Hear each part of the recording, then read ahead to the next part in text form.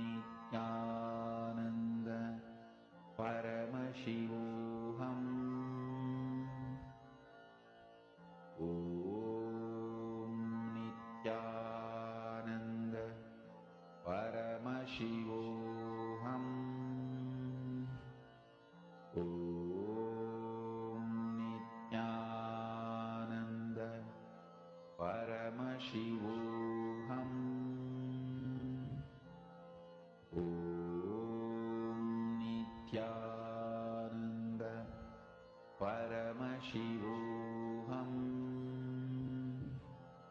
Om Nithyananda Paramashivoham. Om Nithyananda Paramashivoham. Om Nithyananda Paramashivoham.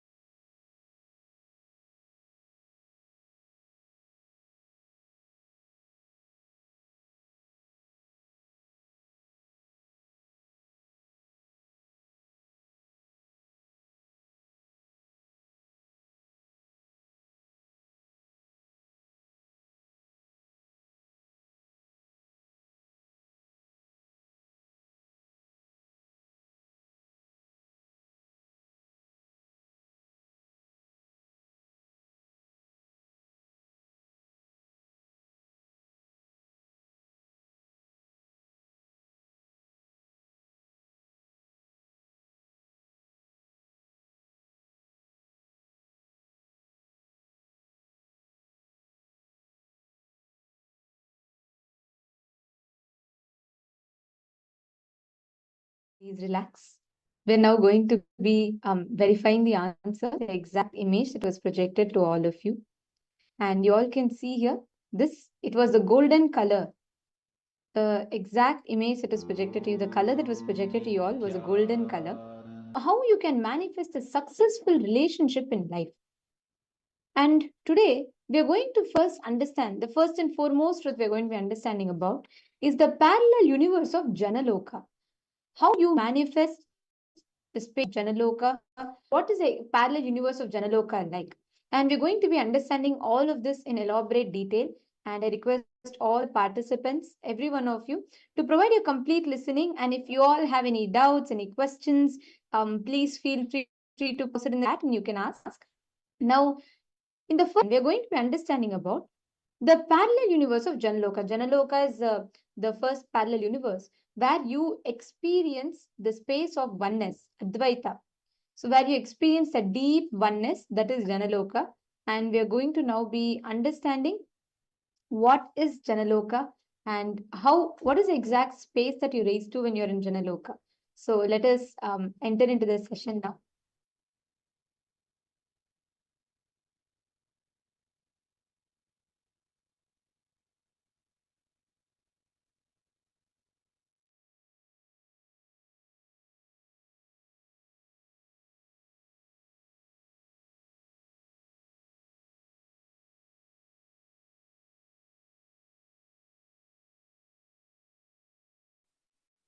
Janaloka is the place where you can exist in multiple bodies at a time. You experience oneness as the super reality. Anyone who experiences Janaloka loses all forms of violence and fear because you know you exist in everyone. Janaloka is centered on oneness expanded into multiple beings.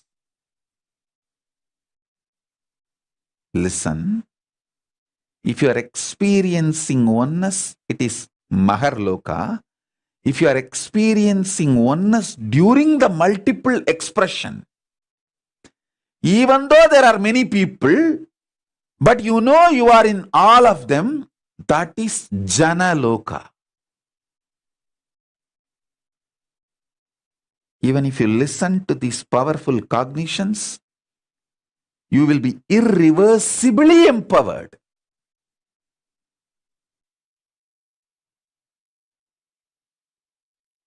Janaloka means where billions of beings exist in complete sync. All of them are in the state of Advaita.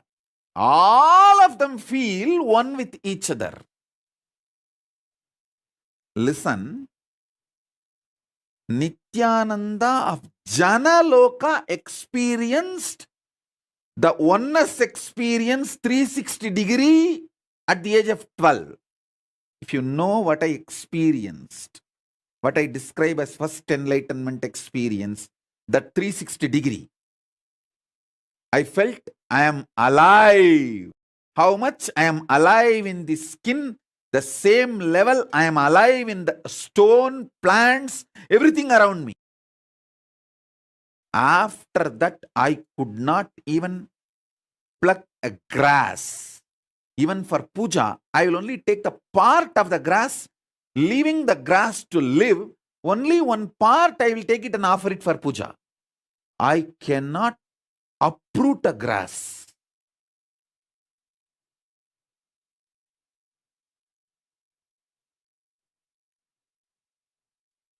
Because I know I exist. I exist. I exist. Nithyananda stationed at Janaloka experienced the oneness, Advaita with everything, and landed into the Nithyananda stationed at Bhuloka. My Gurukul kid, he had a hand fracture. The Advaita with me, how I did not have pain, that same glimpse only I gave for Paramesha. That's why when he had a fracture, he did not have any pain. He was laughing. He was behaving, responding, reacting exactly like me. The Janaloka, glimpse of the Janaloka he had when he had the fracture.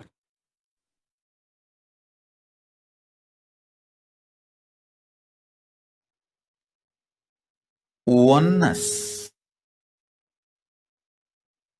decision to live in oneness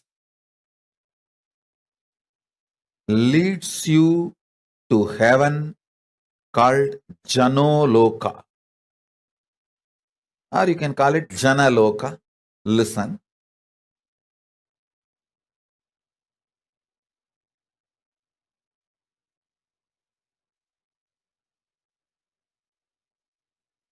I'll give you this example.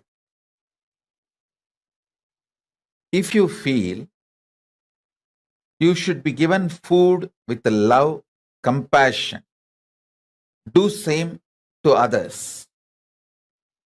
If you feel, even if you feel like taking marijuana, cocaine, drugs, alcohol, people around you should be ferocious and not to give you that, protect you. Do the same to others. If you feel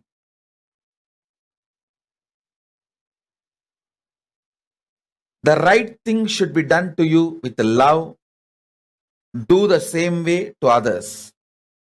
If you feel you should be protected from the wrong things, do the same to others. Listen carefully. There is nothing called right or wrong in Janaloka. It is all about oneness. It's all about oneness.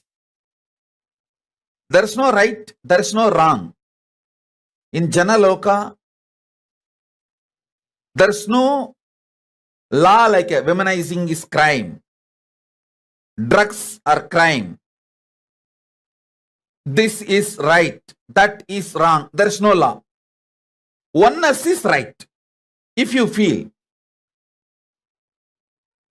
alcohol, drugs are great, you want to enjoy, then share that with others.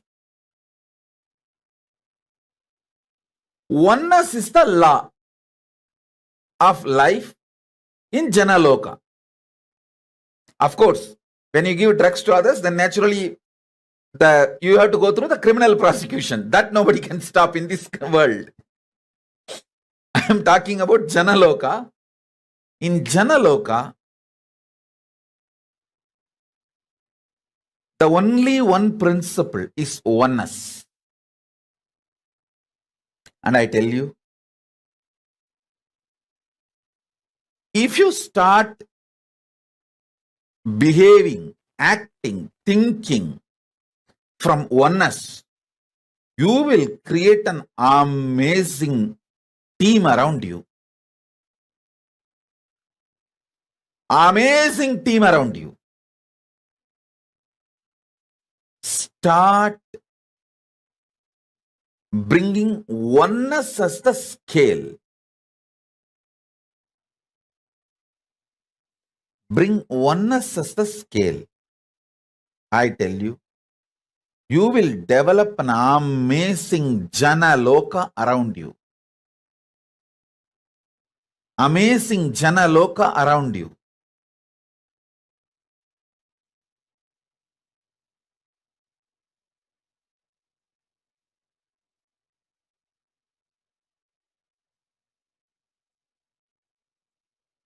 Understanding oneness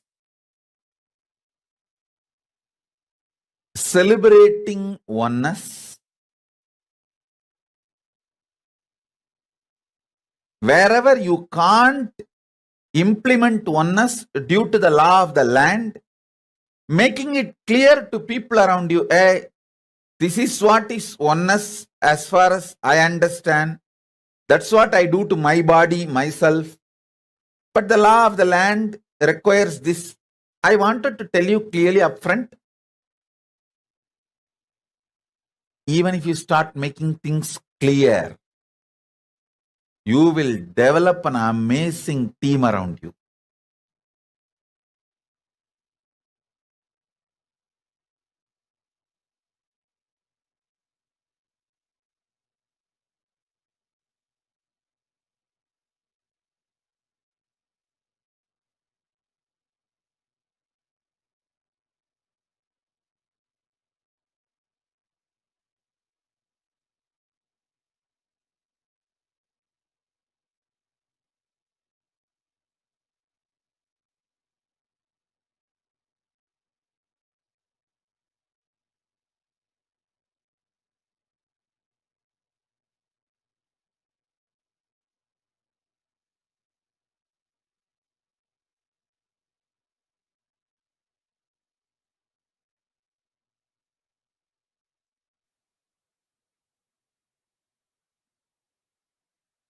Implementing oneness as core strategy of your existence makes you to go to Janaloka and makes the Janaloka manifest around you.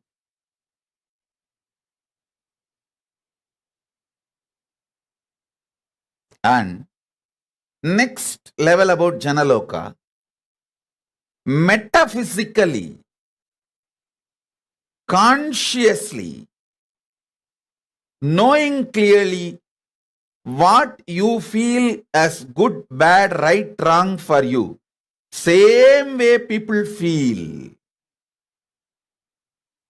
If you want attention, people want attention. If you want to be loved, people want to be loved. If you want to be celebrated, people want to be celebrated. Strategize life precisely with this clarity of oneness, even metaphysically, consciously, emotionally, mentally, physically, mentally, emotionally, consciously, in every level. What you want, people also want.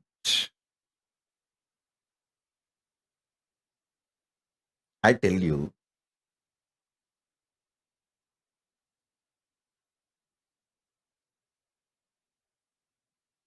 you attract vibes attracts the tribes. The kind of a vibe you are, you attract your tribes around you.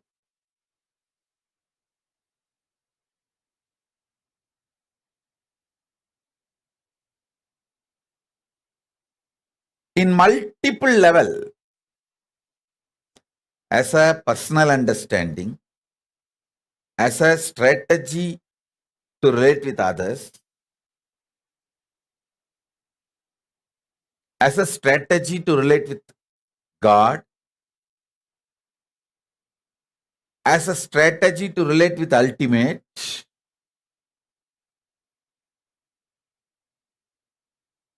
use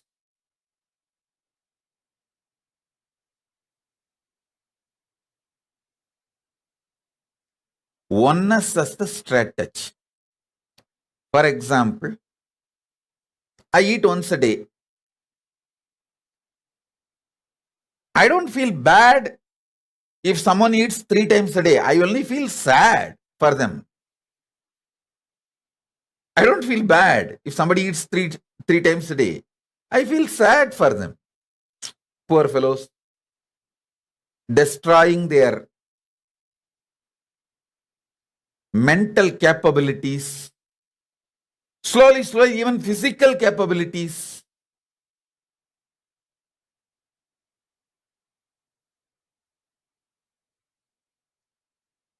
an absolute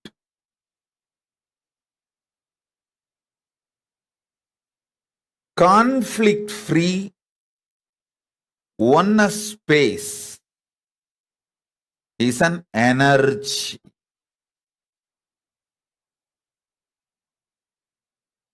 In all these levels, physical level, mental level, emotional level, conscious level, strategy level, relationship strategy level, the way you perceive others, perception level, in every level,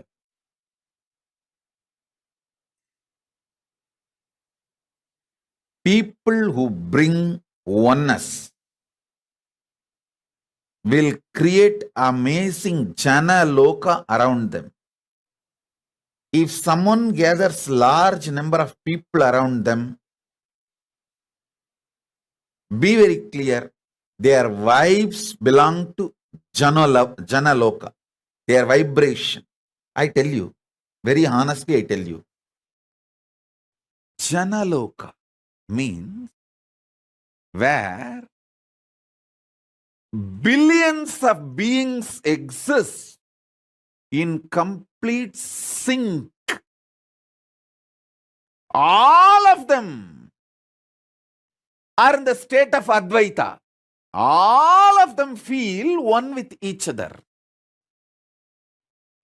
Listen, Nithyananda of Janaloka experienced the oneness experience 360 degree at the age of 12. If you know what I experienced, what I describe as first enlightenment experience, that 360 degree, I felt I am alive.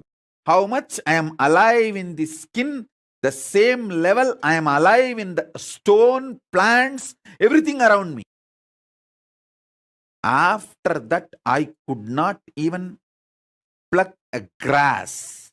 Even for puja, I will only take the part of the grass, leaving the grass to live. Only one part I will take it and offer it for puja. I cannot uproot a grass.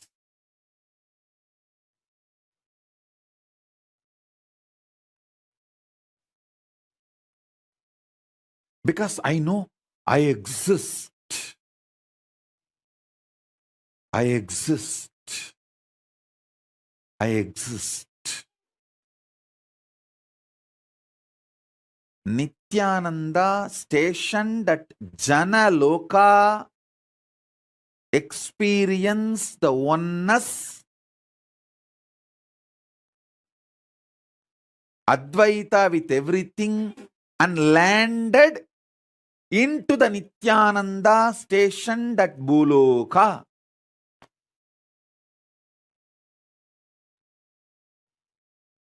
Arunachala hill is connected to the whole, all 14 lokas. He is 14 loka. Embodiment of 14 loka, Paramashiva.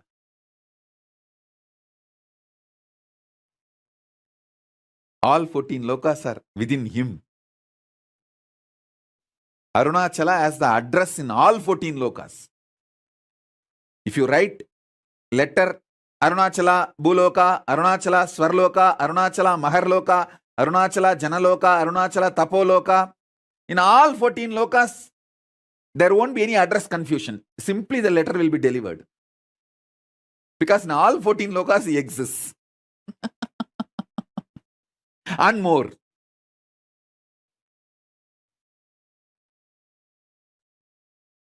Because he is the linga. He is the linga. Not just sangha. Listen. Kailasa is sangha. I am not disrespecting Kailasa. I am giving you the understanding. Kailasa is sangha. Arunachala is linga. Paramashiva himself, deity, actually to tell you honestly, the system, if the body is allowed to function, even if it breaks the bone, there will not be pain. Pain is why me. That's all is pain. Not the fracture. I'm telling you from my experience, I had a fracture, multiple compound fracture. We have videograph from those days I used to go for this horse riding. All right. I was lean and thin those days. So I was going on the horse and we were coming near the Vaidya. Some of my brahmacharis saw me and they got excited and played that Karpuswami song. Karpuswami song is that Kalabhairava's invoking Kalabhairava's song that like a Swagatam means, oh Kalabhairava, please land, come. We usually use that song for invoking Kalabhairava. And suddenly I saw that Kalabhairava was opening up in my body and the body has become triple time heavy. Usually when he lands, it becomes very heavy. And that horse got frightened. It was not actually poor horse's mistake. That fellow, he was... Suddenly, if you see, 3 persons are sitting on you without... See, horses, if they see somebody is claiming on him, he will be psychologically prepared. And that poor fellow is not seeing anybody claiming on him, but the weight has become suddenly 3 times more. He got shaken. He started running, so I fell and I had a fracture. I just got up and said, I think there is a fracture, let's give a medical attention. Morning 7:30 the fracture happened, we have a video. And then I described how in our naval center we have our emergency 911 ambulance. So please understand, all our bodies are equipped to handle all our emergencies. Every medicine needed is in our naval center. Manipatmeham. That Manipatma in the navel is nectar. It has everything to repair our body. So I was seeing very clearly from there all the emergency supply going to that place to repair, and I was describing the whole scene. And only evening they did whatever need to be done, the surgery and everything. I insisted that do it without anesthesia, but they said, no, you are a VIP, we can't take the risk. And all right, anyhow, that story is different. I tell you from my experience, fracture doesn't give pain if you think why me gives pain. At least I have 5 incidents of my kids falling and having fracture. No question of even pain. No, not even the idea of pain.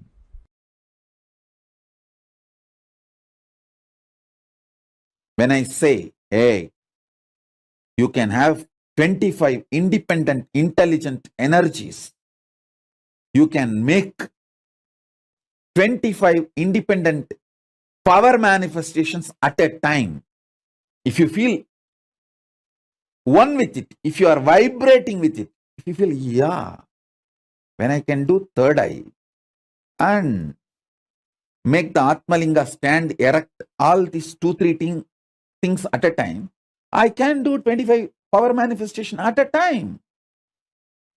If you vibrate with it, you are in oneness with me. We both are meeting in Janaloka. The teleportation of Janaloka is happening into Bhuloka in you.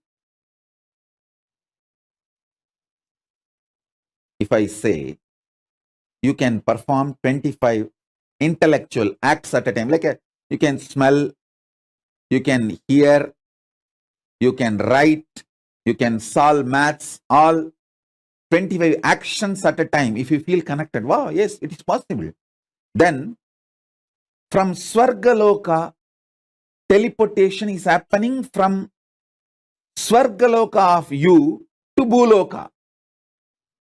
If you understand, 25 powers can be manifested simultaneously at a time. Then, from the Janaloka, the teleportation of you from the Janaloka is happening into the you in Bhuloka. If this consciousness can move these hands, why not the air next to the hands? Why not the stone next to the air? Why not the hill next to the stone? The powerful cognitions have started manifesting. And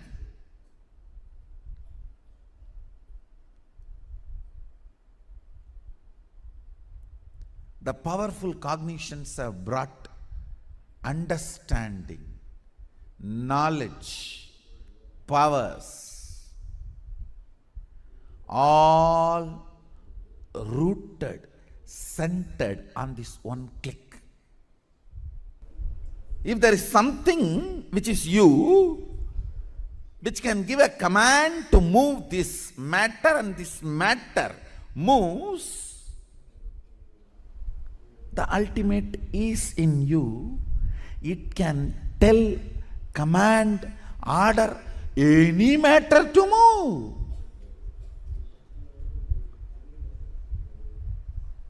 Understand? The moment you decide, it can command any matter to move, manifesting Shaktis starts.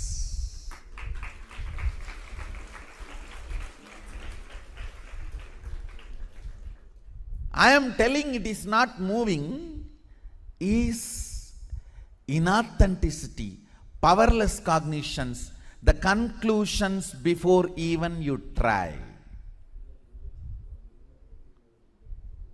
Have you told this board to move and it did not move? If that is the case, you have not told to the board the way in which the board can listen. So change the method of telling till the board listens, not doubt the technology of Advaita, which is the source. Listen, understanding what you experience as you is the same stuff experienced as them by everything that exists is Advaita Satya. What you experience as you in the deepest corner of you when you are listening to you, not when you are talking to you, but when you are listening to you, what you feel as you. Remove the patterns, remove the thought patterns, remove the root patterns. All this is your aggression towards you. Thought pattern is a speaker, root pattern is the mic. If you remove all that, in your pure listening, what you experience as you, that same only is experienced as them by every being existing is Advaita Satya.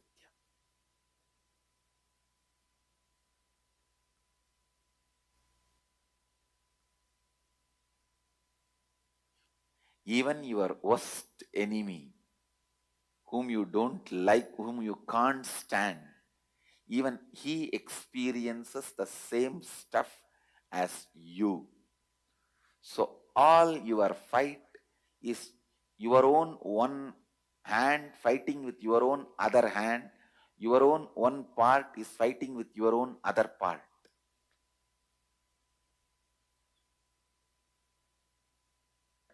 All wars you are waging. It's only one part of you waging with other part. Same way, all desire you have is your own one part having desire towards another part. It's like your own one hand feel so attached to your chin and you are wiping it. That is all attachment. Your fight, your own one hand hates that part of chin and punching it. But the pain and the pained is one and the same. Desire and the desired is one and the same. The person who desires desire itself, and the object which is desired is one and the same. Understand? In the pure listening, what you experience as you is the same stuff every being in the whole universe experiences as itself, is Advaita Satya.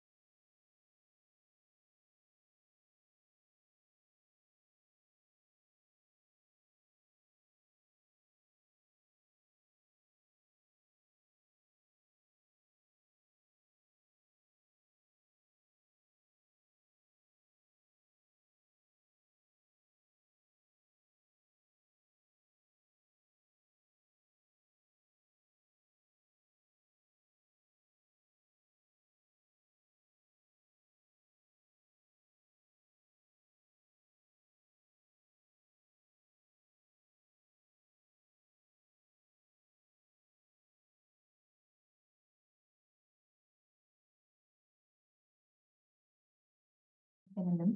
In this session, very beautifully, Swami revealed to all of us about how you experience the space of Advaita in the parallel universe of Janaloka. Actually, listen very carefully. What Swamiji revealed in this session, right, is one of the most important truths, because today, what you all learned right now, the revelations that Swamiji revealed detailedly in the session, this is the exact experience that you are going to be having by the end of your day today. What did each of you understand as oneness? Can I request each of you to post what did you understand? Malchak has posted her click. She said, all the wars you're waging is your own part, fighting with your other part. Absolutely, right? Yes, ma. And all of you listen carefully. In this session, Swamiji also revealed another important truth. Many times, in your inner space, the conflict that you experience, self-conflicting, contradicting, complicating thoughts that you have inside of you. In the parallel universe of Janaloka, all of these thoughts do not exist. Nithyanandam, Yuvan Chungaya, thank you so much for joining. Welcome. And Vu Jechi, Vu Jechi, if you could please post all the clicks. See, I saw you even yesterday sitting sincerely. And I know it's quite late in the night and you still sat through the night sincerely. I would like to request if you could post your clicks. See, interact in the chat. Keep posting your understandings, powerful cognitions, clicks, experiences that you're having. And that will help you to understand deeper of what Swamiji has revealed. Now, all of you listen carefully. Swamiji revealed an important truth about understanding how you experience the space that you experience in Janaloka. All the space where there are no self-conflicting, self-contradicting, self-complicating thought currents that exist in you. How many of you are understanding this? How many of you are cognizing this? Most of the times, whenever anything in your life, whatever you do, most of these thought currents, thought patterns in you, each of them are constantly either competitive, either based on jealousy, either based on greed, either based on fear. Swamiji tells beautifully, if your neighbor buys a AC in their house, suddenly your house's temperature will increase. Because most of the times we are taught to compete. We are taught to say, okay, I need to be equal. I need to have my social status. And because the fundamental thinking is we think we are different. We think there's something different, something not, we think we're some individual apart from all of them, the others that exist. This thinking is what creates all the comparison, competitions, wars, violence, all the atrocities we human beings do. It is the source of it, as Swamiji beautifully tells, is because we do not understand, cognize the principle of oneness. All those that are watching us on YouTube right now, how many of you are clicking with this? How many of you are understanding this? Can I request each of you to please post? If you call this one principle today, you will have an amazing breakthrough. By the end of the day today, all of you who are attending today's session, today is most important because you're going to be learning the sacred secrets to successful relationships in life. So every viewer, all those that are watching us on YouTube, I request all of you to join us on the Zoom room so you can receive all these gifts, extraordinary gifts, you can receive it and you will be able to have a more personalized one-on-one guidance. So all those that are watching us on YouTube, please join us on Zoom. And Lin Yeting, Vidya Rupanaya, and Ma Lin Yeting, and Ma Wen Hui Jing. Are all of you understanding? In Janaloka, see, Janaloka is a parallel universe where you experience oneness. You experience the space where there is no doubts, there is no competition, there is no hatred.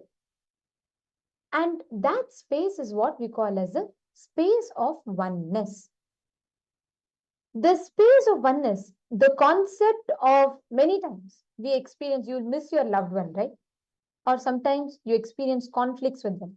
Sometimes you feel you feel like you're lower than the other person. Sometimes you feel, the other person is lower than you.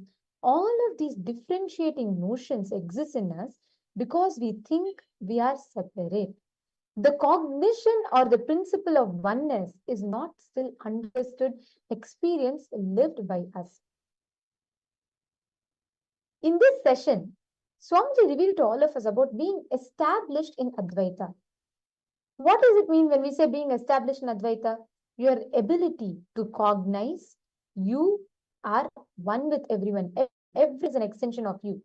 How you deal with you whenever you're irritated. How you deal with you whenever you're frustrated. How you deal with you whenever you feel lazy. Understand? The other person also wants to be dealt with the same way. Understanding that what you experience as you is the same stuff experienced as them by everything that exists is Advaita Satya. You and I, if you understand this one powerful cognition, you will have a breakthrough in your relationship. Just listen carefully. Many times, when we strategize for speaking to people, what do? When you strategize for in your relationships, you start thinking, oh, okay, let me see what I can exactly tell, because this other person is anyways not doing what I'm telling. So what exactly can I tell for them to have a breakthrough? Or what exactly, many times you strategize. For example, you think, definitely, you ask help for your friend, okay, just for example. And your friend says, no, I can't do it. I'm too busy. Somehow you'll think, I'm sure my friend can, but he's just not making the time just because he wants to tell a no because I am asking him help right now. You think like that. But the same thing, maybe someone asks you help, and when you tell a no, you're not available. You may be really busy or you may not be, but you say you're not available. And your friend says, no, of course you can be available, and of course you can make more time. At that time, you say, you expect your friend to be more understanding. You expect your friend that you're not going to simply tell, you have to really do your work. I'm just giving a very broad example, but in every aspect of your life, how you measure yourself, how you operate within you, that scale is different from how you interact with others. If you change this, if you understand this Advaita Satya, you'll have a breakthrough. How many of you are understanding this? Yuvin Chungaya, are you understanding this? Are you catching it? See, just apply this principle. The way how you live, how you experience your relationships will be different. So Yuvin Chung, please apply this powerful cognition. Write it down. Write down what Swamiji has revealed. So you will be able to apply it in your relationships and you'll have a breakthrough in that. Now I'm going to request every one of you to take a moment. Please pen down this principle. This is very, very important. This one powerful cognition. Please write down.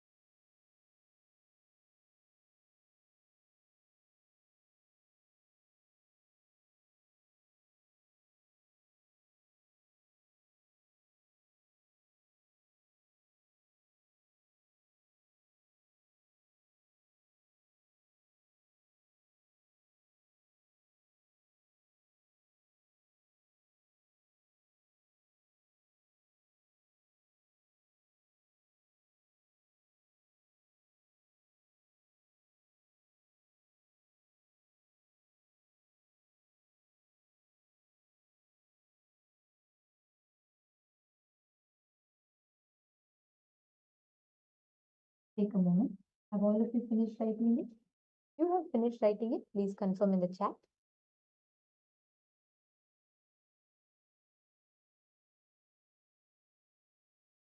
Nithyananda, I request all the participants, if you have finished writing, please let us know in the chat.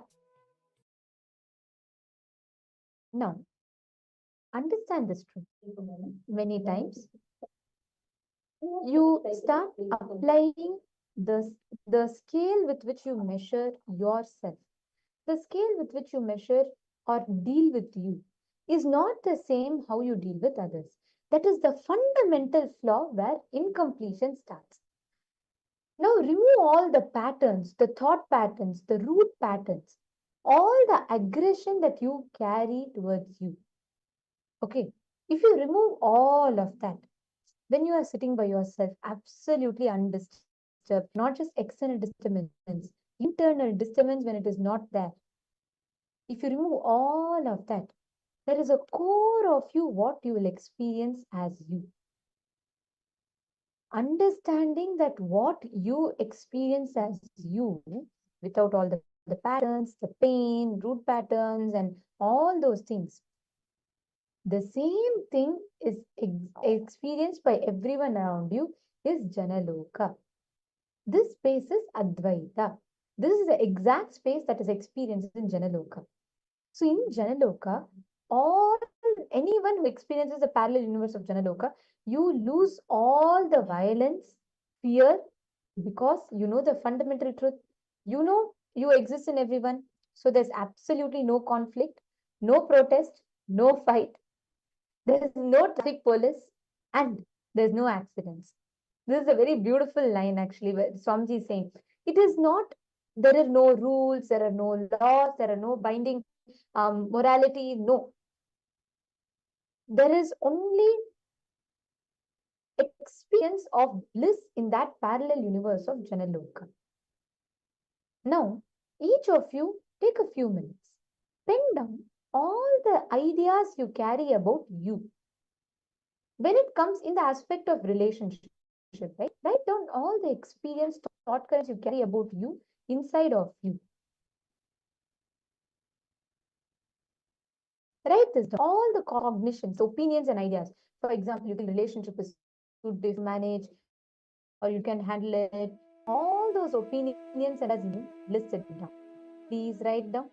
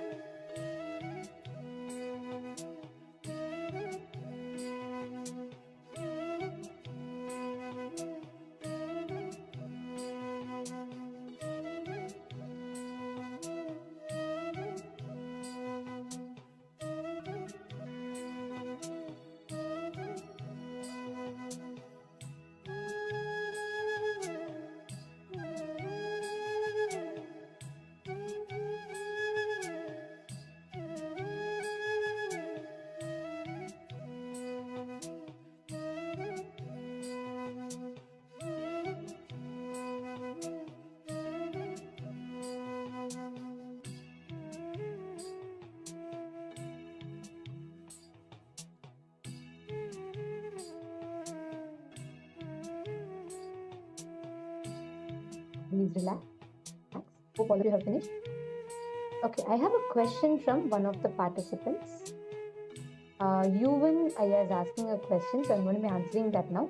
But before that, if anyone else, many of you that are watching this, I actually noticed that many of you throughout the day are consistently watching us on YouTube.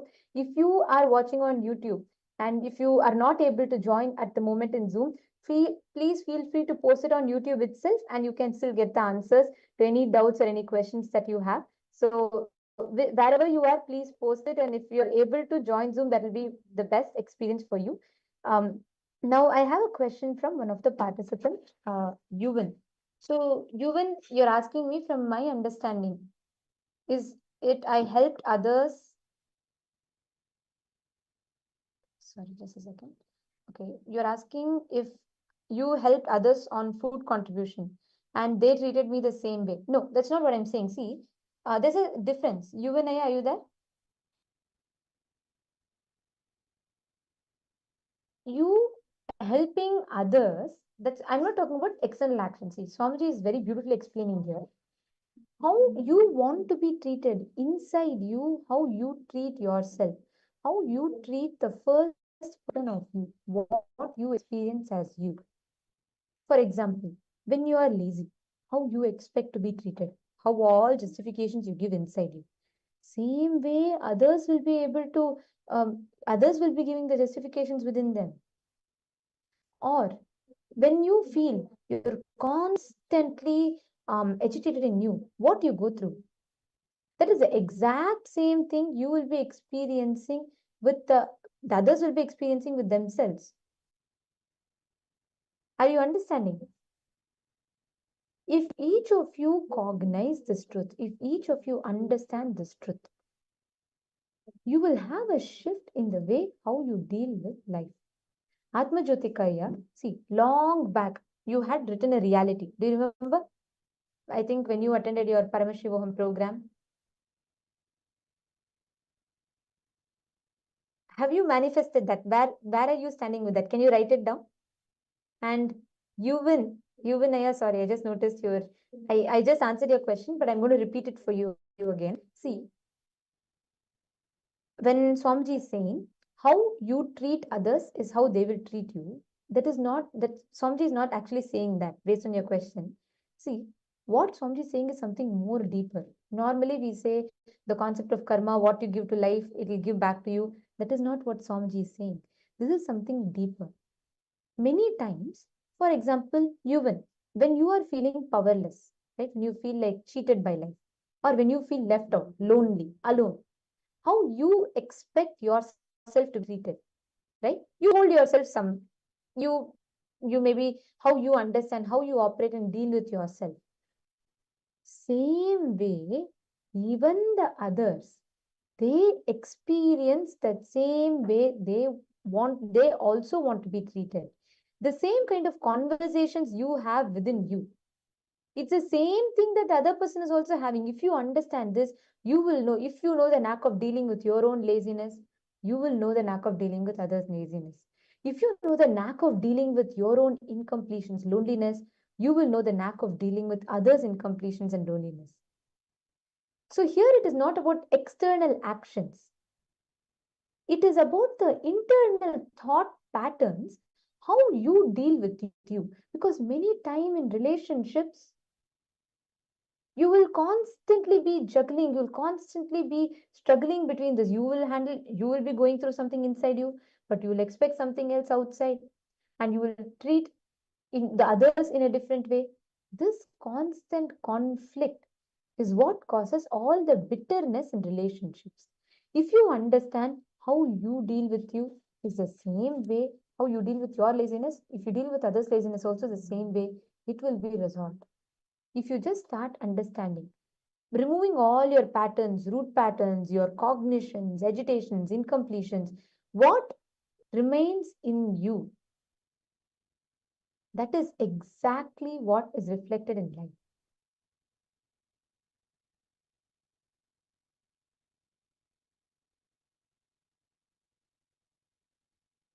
Ma, Dennis, that's totally fine, Ma. You can be on the Zoom and on YouTube, not a problem. And yes, I know if you're living around a Kailasa ecosystem, it's festivities. Navaratri is festivities, and you will be celebrating it. Ma Ananda Lingeshwari, Nithyanandam, yes, I do see your message. You can post all your clicks, questions, and doubts, ma, even on YouTube. And you have posted, ma Dennis, you have posted that yes, that is right. You get what you give. You act arrogant and cocky, that's what you will get. Cause and effect. Ma, this cause and effect relationship in life is only one level understanding. See, the way society understands it is if you give charity, if you give food to someone, someone will give you food back. That is not how life works in it. That's not the complete understanding. I'll not say it's wrong, but I will say it's not the complete understanding because let's say, I'll give you an example. Ma Dennis, listen carefully to this. Let's say I'm meeting someone and I am one of my colleague, okay, just an example. So let's say I'm working at an office, my colleague is there and I am, she's doing very good in her projects, she's getting praised by the boss. So I go to her, my colleague, and I feel inside me, I feel so low. I feel that I'm also putting the same work, but I'm not being appreciated. I'm also doing projects as good as her, I'm not being appreciated. But outside, just to her, when I go and talk, if I just smile to her and tell, wow, you're amazing, you're such an inspiration, you are really beautiful, good, all of that. Don't think life will only reflect that external words of mine. Life will reflect the internal thought currents that I have. We are not talking about, see, when we say this cause and effect relationship is very misunderstood commonly in the society. It is not you get what you give, you get what thought currents you resonate in life, that life reflects back to you. There's a difference between the two. Vidya Rupanaya is asking, how does one's inner space affects oneself? And the same can happen externally.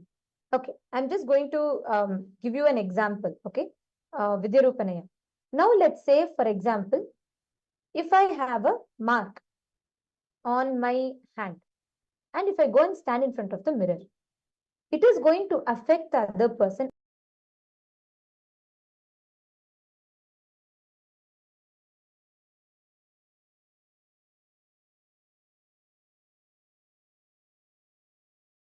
Sorry for that. Yes. See, listen carefully. Vidya Rupanaya, I'm going to answer your question. Listen. Your inner space means what you cherish inside you, the thoughts, the words that you cherish inside you. Outside you, life reflects the exact same thing. It does not reflect the action. It reflects the thoughts, the wounds that you carry inside you. It is not about the words. And many times we are just very normally, we are just constantly, we think, oh, okay, if I just speak outside, if I'm nice to people, people will be nice to me. No, don't feel cheated by life. Later, when you are just acting nice on the outside and you're expecting life to be nice to you, it will not be like that. Society only teaches us moralities and it only teaches us hypocrisy. Understand, what you really need to work on is inside you, the thoughts that you cherish. Now, I'm going to show you, okay? Vidya Rupanaya, listen carefully. Just see this. If I'm having on my hand, okay? If I create a mark, all right? So now the camera is going to reflect the same mark, correct? Right? Now, understand, if I want to change the reflection on the mirror. So let's say the camera is a mirror. You all see the mark on my hand? So I have made the mark. The camera is going to reflect only this mark. Everyone, life is going to see this mark. I cannot say, all of you close your eyes, don't see this mark, and I cannot pretend like there's no mark. As long as I carry this mark on my hand, life is going to keep reflecting that. This is like a wound. Many times in your inner space, this is like one heartbreak that you have, one relationship damage that you have. Each one you create like a mark. It is in you. I'm not talking about external. Here to show you all, I'm showing it externally. But in your inner space, every heartbreak that you have, every incompletion you have sits as wounds. So here you can see this mark is that. But what I try to do, I try to go and put the bandage on the mirror. Is it going to heal? If this is a wound that I have, And if I put bandage on the mirror, is it going to heal?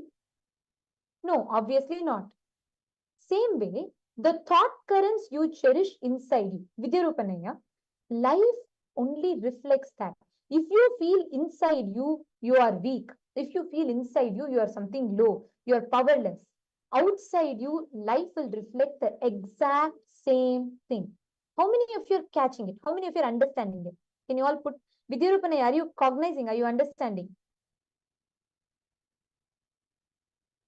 Ma Dennis is asking, it is the tone on how we address people. People let emotions get in the way, especially their ego. So when you have ego get in the way, you edge out God. Inner peace is what I have, but when it is interrupted, you will be called out. See, understand. Ma Dennis, it is correct, but there's some understanding to add to it further. Whenever we address only external, I'll come back to the example. Let's say, for example, my colleague is doing better than me. I am feeling so jealous of her inside me. Then I go to her and I say, you know what? I see all your work and it's so inspiring. Life is not going to respond to me for my words. Life is going to respond to me for my thoughts. It is going to respond to me for what I carry inside me. That words. So, for example, if I want this to not reflect in life, I cannot cover camera. I need to erase this. I need to clean this.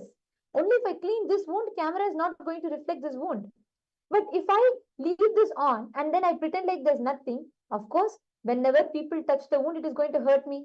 Whenever people touch this wound, it's going to hurt me. So I cannot, just to put Photoshop in the camera and try to hide it. It's not going to work. Only if I heal my wound, I am really going to be free of the pain. Same way, you win. The incompletions heartbreak has created in you. You need to sit and write it down and understand. Okay, so you have posted a question. So you're saying, in my understanding, let's say I broke up a while ago. I feel sad and in my thought, I wanted to get back with her. But I will get back with her, but I don't know why this happens to me. Am I right? Yes.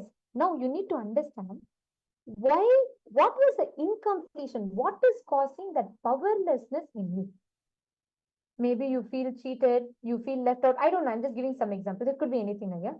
See, whatever you are feeling inside you, look into that first. Forget right now. Listen, you and I, for today, forget about addressing the other person. First, you fix you. For example, I'm coming back to this, right? You and I, your heartbreak is like this. It's like a wound inside you. Okay. Every time you are going back to a relationship, you are carrying this wound. So what happens? Anyone tries to even communicate to you. Anyone tries to even touch you. That wound is paining for you. But the problem is not with other person. You can change any number of person. You can go from one person to another, anyone. But with anyone, the incompletion, the wound that you carry inside you is going to constantly keep being touched. Changing people is not the solution. You healing this wound is the solution. Before you go back to patch up your relationship, first thing, you need to first heal your wound. Means heal which part of you is feeling powerless. What exactly are you feeling? What did you go through when you are having your heartbreak? What did you go through? What was the exact powerlessness that made you break up? You need to sit and write it down. Sit with yourself, pen down. Understand that and complete with it. Are you catching it? Is this making sense to you? Now what you're trying to do, it is like if I am having this wound, so I'm trying to go and I'm trying to put some cover on it. I'm trying to just wrap it around. I'm trying to pretend like there's nothing. And then I'm trying to say it's normal. Nothing is going to happen. But it's not true. Still the wound is inside me. Me covering it up, what you're trying to do is now you had the first heartbreak. So you want to go back to the other person. So you're saying, I will change some actions. I will behave differently. It will not work like that. You behaving differently is like you trying to just put a cloth over your wound and say, I have no wound. I'm perfectly fine. That is not true. So you putting this cloth means you changing your external actions will not help you. You need to sit complete. Address the powerlessness you carry in you. The hurt, the pain, what you went through, what you carry inside of you, address that. When you drop it inside you, outside you, you will experience completion. Is it making sense? Are you cognizing? Now, we've all understood about Advaita, we've all understood about what is Janaloka, we've all understood about this. We are going to now enter into understanding what is a goal of a relationship. When we say a relationship, what is the goal of a relationship? How do you experience that relationship, that breakthrough in a relationship in your life? We are going to be listening to, learning about these truths right now. So I'm going to request all of you to sit now, write down, all of you, so many of you are here today to have a breakthrough in relationship. You are here with the manifestation of Paramashiva. Swamiji is that embodiment of that complete completion, pure love, complete completion. So you're all here. Today Swamiji is going to bestow each and every one of you with that complete completion and fulfillment in your relationships. So when you listen to the satsang, write down every click that you are having. You will start manifesting that powerful cognitions. So now let us enter into the next session where we are going to be understanding about what is a relationship. We all understood now about Janaloka, what is an ideal relationship, meaning what is the space of Advaita, etc. Now we are going to be entering into understanding what is a relationship, what is the goal of a relationship. So let us all enter into the session.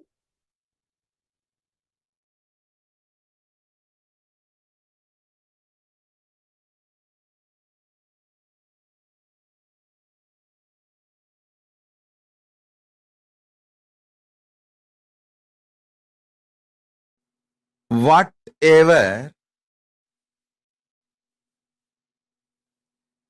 expression you do from the truth you are consciousness, sparkle of Paramashiva, whatever you manifest from this truth is relationship. Everything else, whatever you manifest from the idea you are a body or just mind, just emotion, will all be only situationship, not relationship. Listen. Listen intensely. These two words are the key words. Relationship, situationship.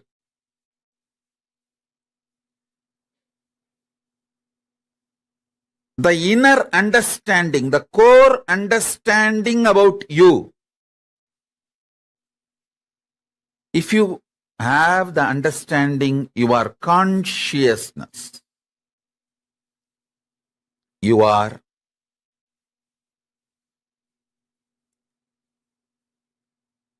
manifestation, sparkle of Paramashiva.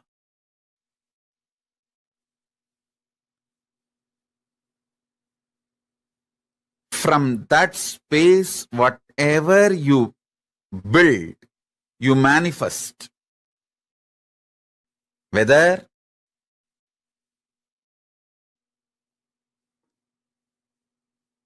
you move towards food or seeing, listening, touching, sexual relationship, anything. Whatever you manifest from the space you are Paramashiva,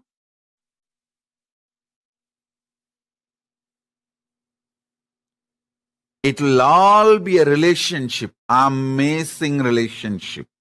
All relationships are good for you. Because from the move, from the space, you are Paramashiva. When you move towards anything, you will only experience oneness. You will only manifest more good.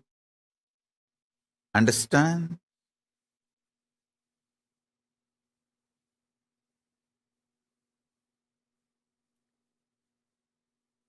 From the space you are Paramashiva, even if you eat, that food will become one with you and you will become one with that food. You will bless the food and the food will bless you. You will do good to the food and food will do good to you. It will all be amazing, auspicious relationship. I am giving the example of food, whether food or any sense, listening, smelling, seeing, touching, including sexual relationship. If you operate from the space you are Paramashiva, if you operate from the space you are Paramashiva, including sexual relationship, all will be auspicious, lead to more and more oneness. This beautiful Ardhanarishwara will be your experiential reality. Ardhanarishwara is the pure manifestation of the cosmic union, Paramashiva and Paramashiva Shakti. Listen. From the space you are Paramashiva. When you operate, you are literally living God. Not God-man, living God. Understand?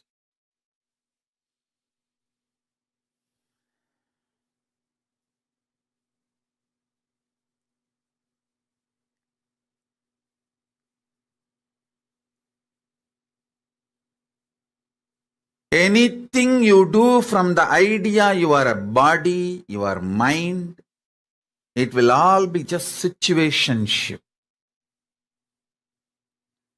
Do not expect any relationship started with the idea you are just a body and mind to be a permanent relationship in your idea. In your life, even the word relationship is wrong. Everything you do from the idea you are body and mind is just situationship.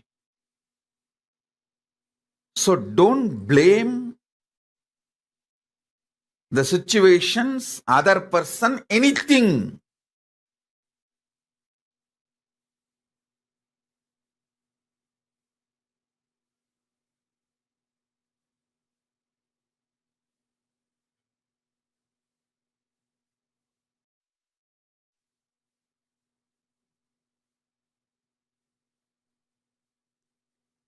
You are trying to get milk, cow milk from chicken, from hen. No, it is not possible.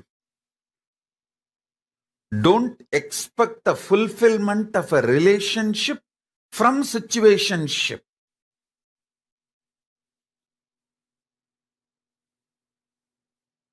Most of you get into so-called relationships because the situation pushed you into it. That's all. Even if it was your willful decision, the will you carry is operated it functioned, it manifested from the idea you are body and mind. See, you operate from the idea of body and mind, but you expect something which can come only from consciousness.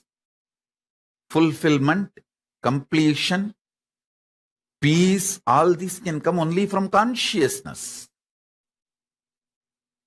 Something which can come only from consciousness, how do you expect it from the operations you did from the idea you are body and mind?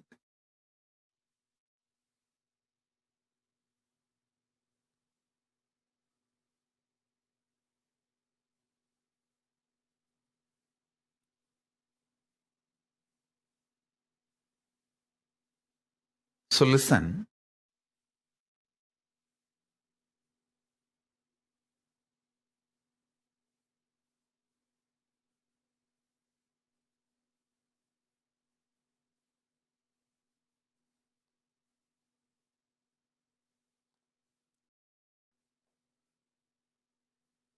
Contemplate and meditate intensely.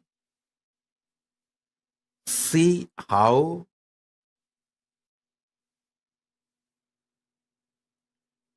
you build situationships in your life, but you expect the results, fulfillment which can come only from relationship. I tell you,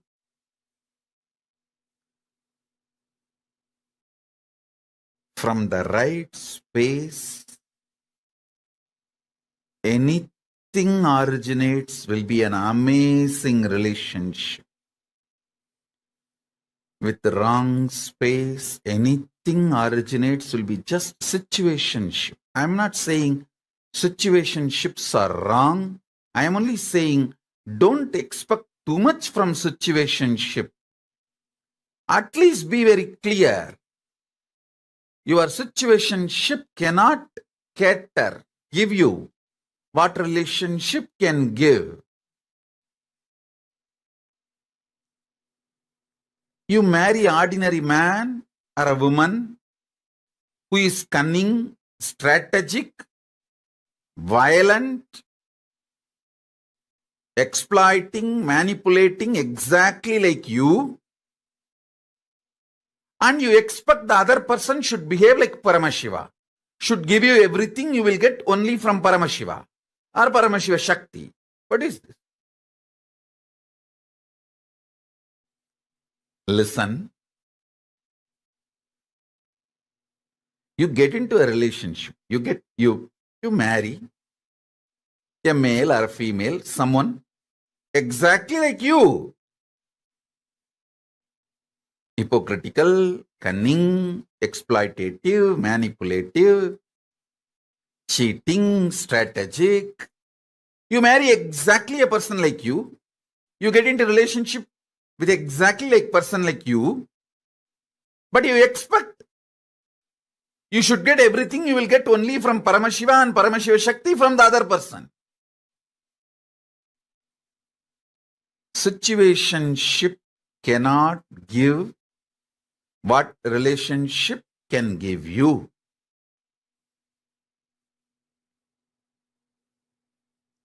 Relationships are different. Situationships are different.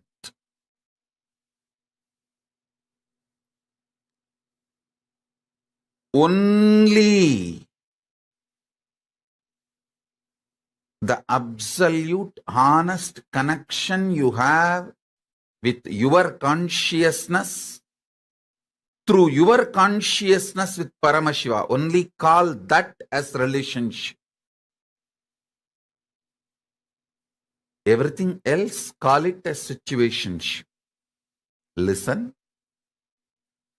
You cognizing, knowing your consciousness, your relationship with your consciousness, that can be called as relationship. Through the realization you are consciousness, the relationship you build with Paramashiva, that can be called as relationship. Other than this, Do not call anything as relationship. Everything else is situationship. Everything else is situationship. Listen. This one truth will solve all your problems of life about relationships. All your relationship problems can be resolved with this one understanding. This one understanding can resolve everything.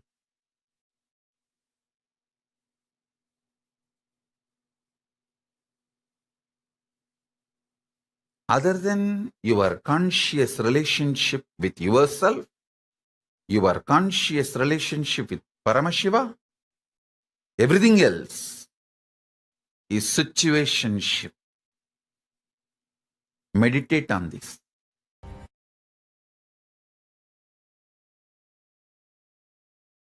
Understand? People cognize relationship in various shades. Sometimes monogamous, sometimes polygamous, sometimes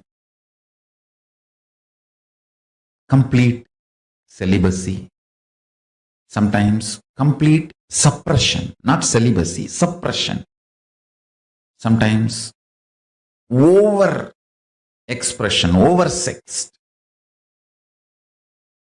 Various shades. First thing I want to tell you, I am not going to tell you what is right, what is wrong, what you should do, what you should not do. No.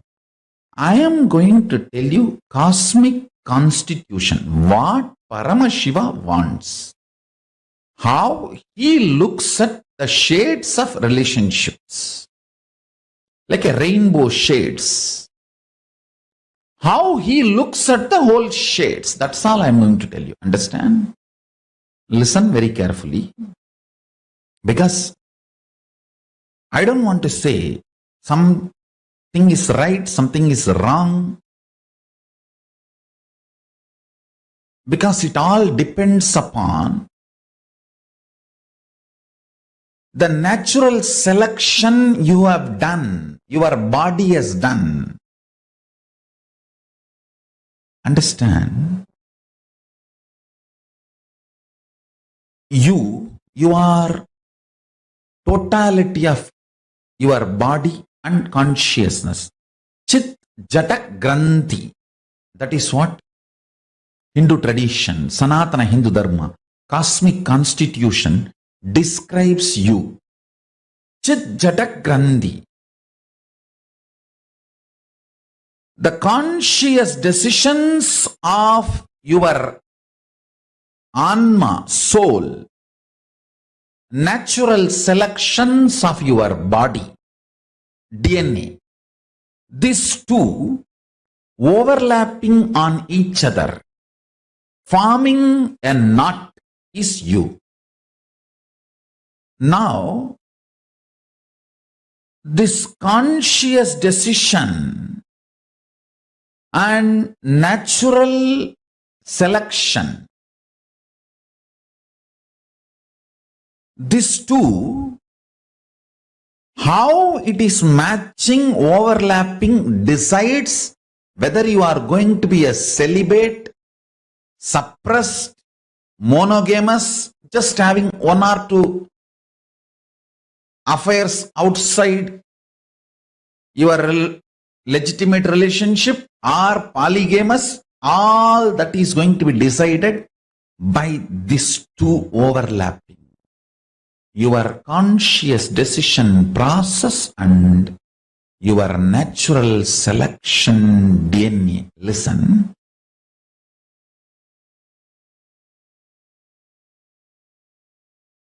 Just because every one of you have a human body, do not think you are all human beings. This generalization is the worst crime done against you. Each one of you are unique. Because your conscious decision process is not measured by any so-called rational scientific methodology till now. Only the natural selection, DNA evolution, natural selection is studied. Only that part is studied and understood. Understand? Just because the science has not yet evolved to study something, you trying to deny that is a mediocre mentality. Be very clear. Do not accept authority. Blind faith on so-called rational system. Listen. Blind faith on so-called rational system and bowing down to the authority of the rationality never allows you to see the reality. Please understand.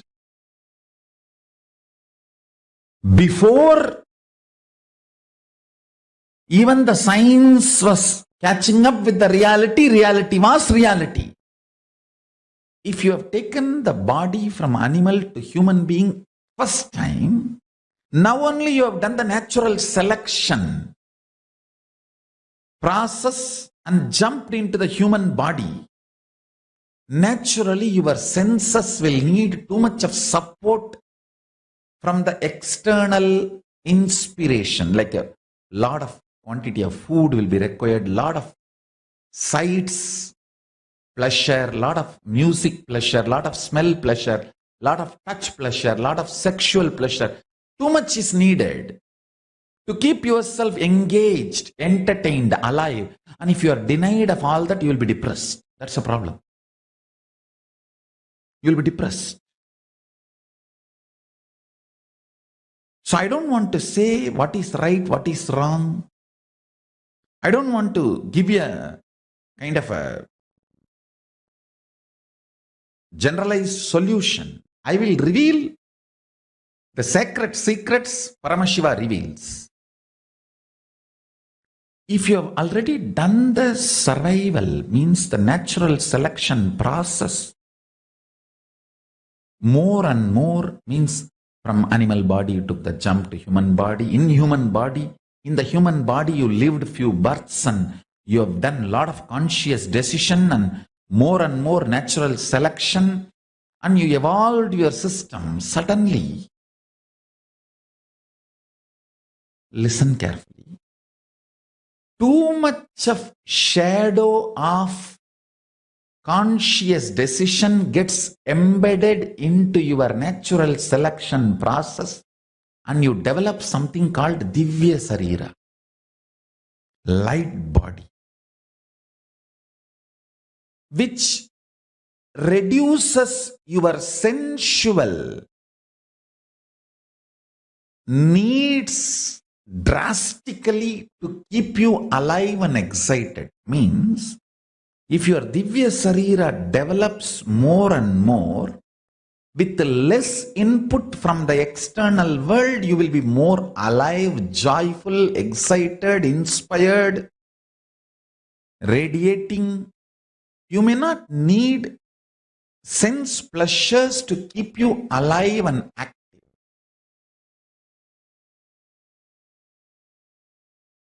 Now, you need to look in and see where you are standing in your natural selection process and where you want to go using your conscious decision power. Natural selection is not prison if you know to use conscious decision. If you don't use conscious decision, the natural selection DNA you evolved can be a prison. Understand? If you know how to get out of a room, that room is a room for you, not prison. If you don't know how to get out of a room, then that room itself is a prison for you. Understand, 5 times planet Earth has gone through complete extinction. But life comes back. That life you are carrying inside. That life you are carrying inside. Understand?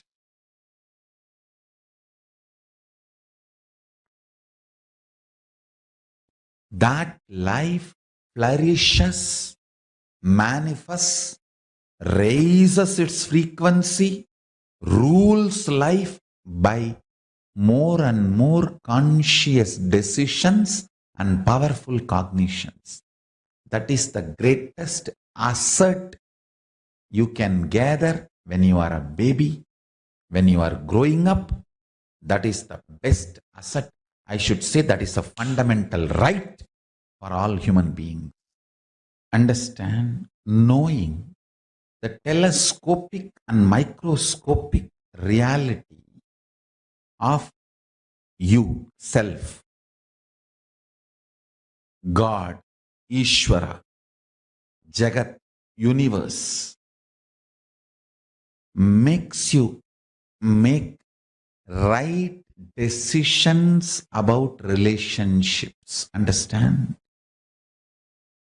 Don't think I'm giving an impractical solution for your simple day-to-day problems. No. No band-aid solution can help you in your relationships. You think just a plastic smile can help you completely be happy with your family and relationships? No.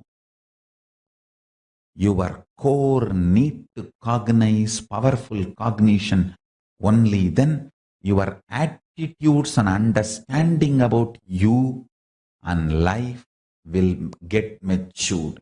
Maturity means having the telescopic and microscopic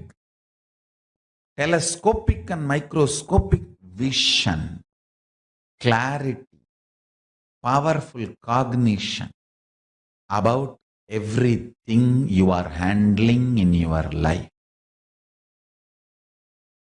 Everything you are handling in your life, having telescopic and microscopic vision, is what I call enlightenment.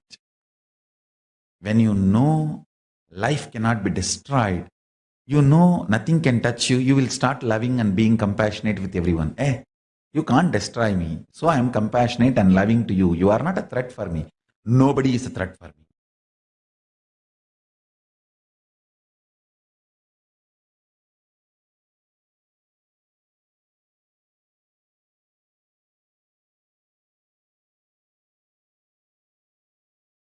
Nobody is a threat for you. From that powerful cognition, when you love, that's a real love. Understand, whether love or life or laughter or dance, everything has to be from powerful cognition.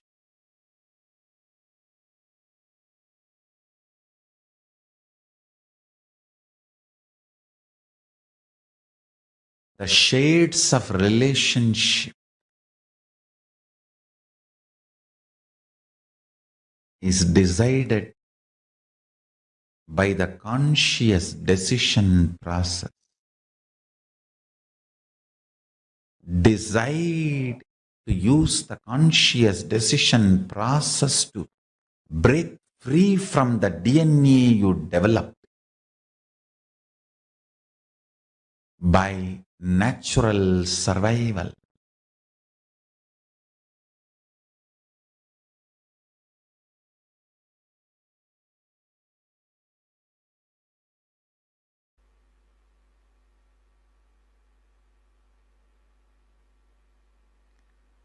The more and more completion happens in you, you will see everyone around you feels complete with you. That is why I am saying, whether they have body or they are disembodied, in the deepest corners of your being, deepermost layers of your being, deepest parts of your being, you experience such powerful awareness, such joy.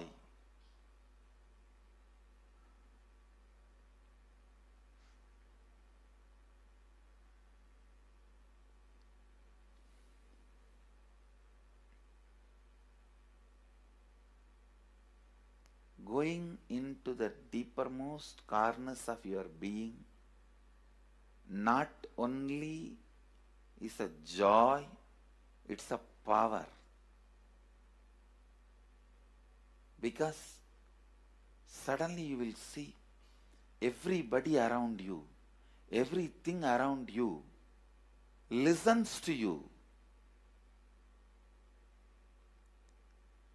It really becomes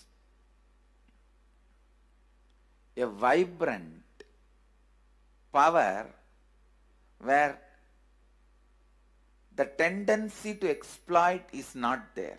Listen, that's a very important thing. Power without the tendency to exploit.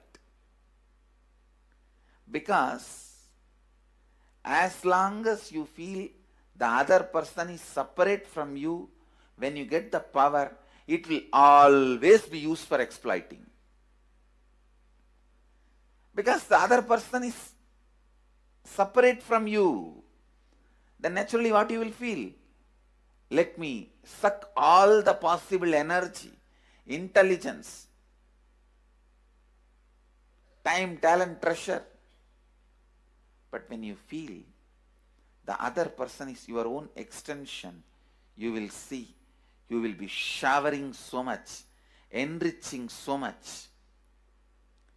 The power you have will not be exploiting, it will be enriching. Understand? When you feel everyone is your extension, the power given to you, the power you gain, see, any living is power. Living is power. When you go into the deepermost core of your being and start living based on completion, I tell you,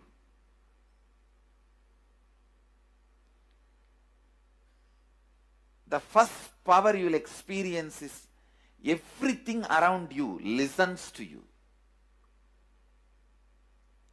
That power will simply make you enrich everyone.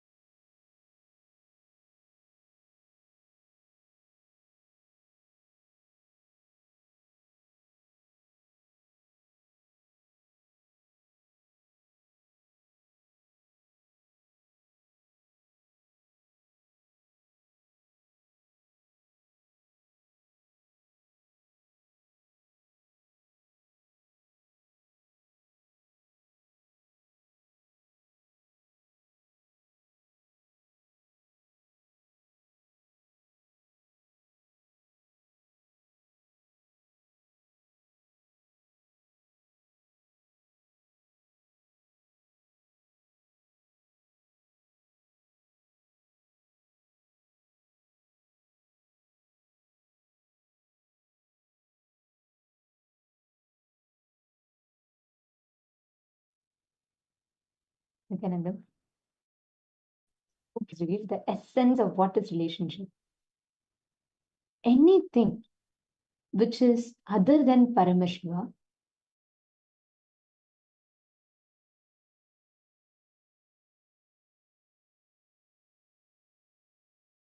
you use another person the exact same thought currents, patterns, exact same responses to life just as you, and you expect that alone to behave as Paramashiva. This is precisely what is called situationship. Understand, you have anger, jealousy, or you may have patterns, comparison, hatred, incompletion, stress, whatever. And the same way how you strategize for life. You also choose another person who's also end of the day, we're all human beings who are made of complex patterns and thought currents and whatnot. So you're also going to choose another person who's also having the same patterns. They also strategize in life. They also want to behave based on situations just like how you do. But once you choose other person, you expect the other person alone to behave as Paramashiva. You expect the other person alone to be absolutely loving, selflessly loving you. This is unfortunately the Instagram ideal couple goals. What it has said is it has taught us all this same hypocrisy in relationship. Actually, recently I was reading the statistics when I was listening to the satsang now, what Swamiji was revealing. I'm reminded of a news that I was recently reading. The statistics that was published on how after TikTok and Instagram Reels grew, right, when its growth rate went high, they did a study on few demographies where studied and analyzed how the people who follow the couple goals, the couple trends on Instagram and TikTok, they tend to break up more, feel dissatisfied with their partners. They tend to go through that whole incompletions because the truth is, in each of these, you tend to have your incompletions and patterns. You operate from your incompletions, your patterns in each of these situations. And the life in front of you, other also operate from their own incompletion, their own patterns. Yuvanaya is asking, when I'm ignored, I feel I'm being not needed. At the same time, I feel sad. Listen, Yuvanaya, you have to address yourself from what Swamiji revealed now. Anywhere where you do not operate from the space that I am Paramashiva, you are in a situationship. That is not a relationship. If you feel I am Paramashiva, I am not going to feel loved or unloved by the other person. See, right now, you are depending on someone else outside for you to feel confident about you. No, then it is not relationship, it is only situationship. You are looking, all of you understand this. Everyone that are here, Ma Yan Hui Jing, I'm seeing you sincerely listening. Cognize this, you will have a breakthrough even in your relationship. Ma Dennis Bell, Vidyarupanaya, Ma Wonkalili, every one of you. Listen carefully. When you operate all your relationships, every one of you, can you all put what do you seek from every relationship? Can I request each of you to put, you all have some relationship that's close to you, right?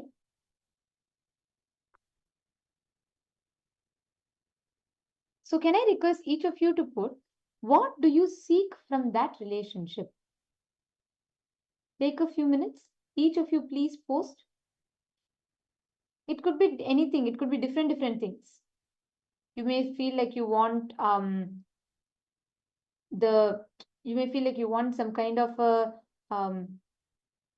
fulfillment, and you may want some kind of a like love, attention, care from the other person.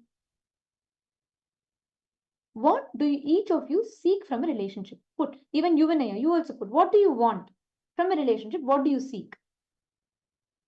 Each of you please post in the chat, take a moment.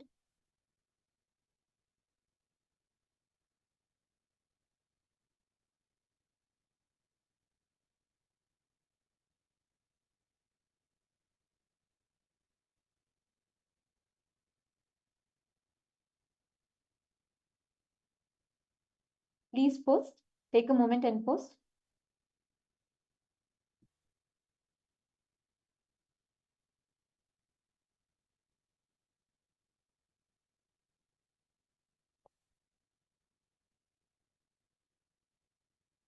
Now, each of you have posted different things, right? Each of you have posted different cognitions, what you expect, right? Now, listen carefully. Any situation where you feel you are looking for something, you may be looking for love. Exactly. You and I, listen now. You have posted, look for company. You companion, look for love. Understand that is precisely the problem with relationship. Listen carefully. If you feel you are half and you go and try to search for the other half from outside, you are making sure you're heading to a path of failure because you're having an incomplete understanding about you. You feel you're half, the other person also feels they're half, and the other person is looking for their other half. You're looking for your other half. Both of you impose your incompletions, what you are looking for on the other person. Unless you sit here, first, unless you experience a completion, the truth that you are Paramashiva, and if you cognize that you are Paramashiva and operate from that truth, each of you will have a breakthrough. But without that, it's only a situationship, not a relationship. I request each of you to pen this down now. Can I request all of you to write what do each of you seek from a relationship? What is what is a goal? What is it that you're looking for as a goal from a relationship? Each of you write down. Vidyarupanaya, write down. Ma Wong Hui Ling, please write down. Ma Dennis, write down. And Wing J Me, yeah, please write down. I request every one of you to write down. You all can even write down in your own mother tongue. If you're comfortable with writing in Chinese, write it down in Chinese. Write down what you seek as in a relationship. In every relationship, what is it that you seek for?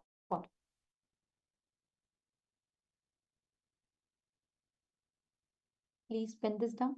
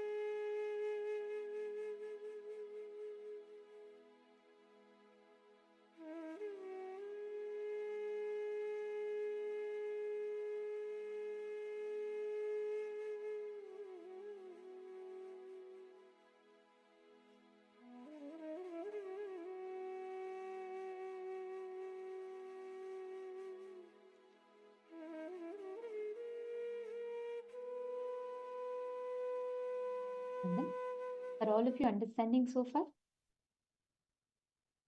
See, the problem is, now I'll explain to you a little bit more. Yuvanaya, you are looking for love, right? And Ma Lin Yi has posted, able to have a relationship of mutual understanding and mutual respect. And Hai Hu Chen has posted, seeking recognition in relationships. Okay.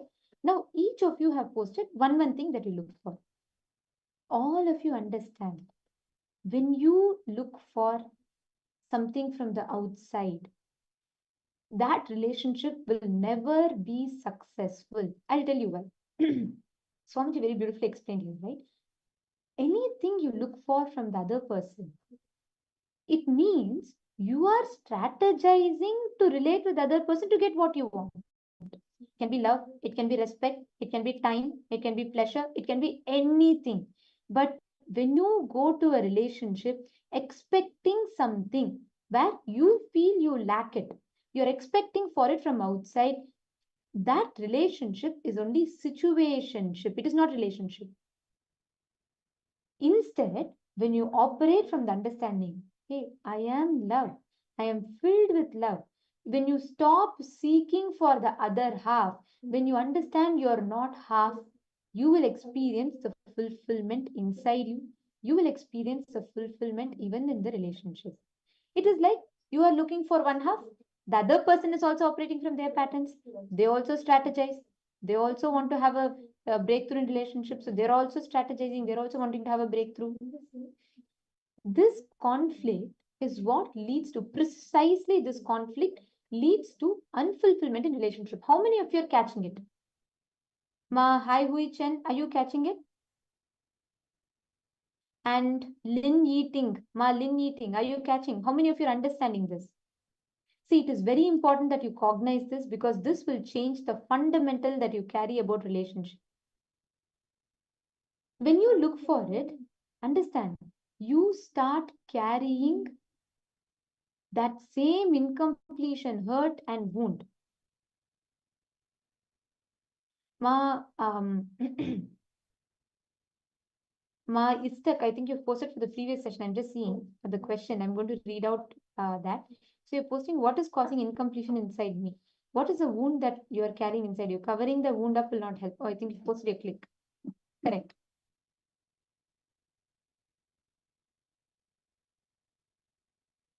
No, that's right. What you have posted is correct. Now listen, ma, all of you listen carefully. Many of you have posted, you are looking for something in relationship. Anything that you're looking for in relationship, you're only going to operate to get that from the other person. You will, yeah. When you're looking for love, when you're looking for a companion, what do? You will strategize every conversation of yours to the other person to get that company, to get that love. When you feel the other person is not giving you company, you fall into insecurity, you fall into incompletion. Same way, even your partner, she will be looking for something in you. Maybe she's looking for your time. Maybe she's looking for your attention. When you don't give her that, she will fall into incompletion. That is why the fundamental problem in relationship starts with both of you looking for something from the other person to fulfill yourself. But you need to understand the truth. You are full. You are complete. See, either be intelligent, take sannyas. You will never have any incompletion because you will just experience that fulfillment in you. Or if you are in a relationship, understand this one truth. You don't need to seek for the other half because you are not half. You are yourself caught up in the conflicts, in the incompletions inside you. You feel you're lonely. You feel you want a companion. Then what you do? You strategize every relationship only to get what you want. How many of you are understanding how you strategize in relationships?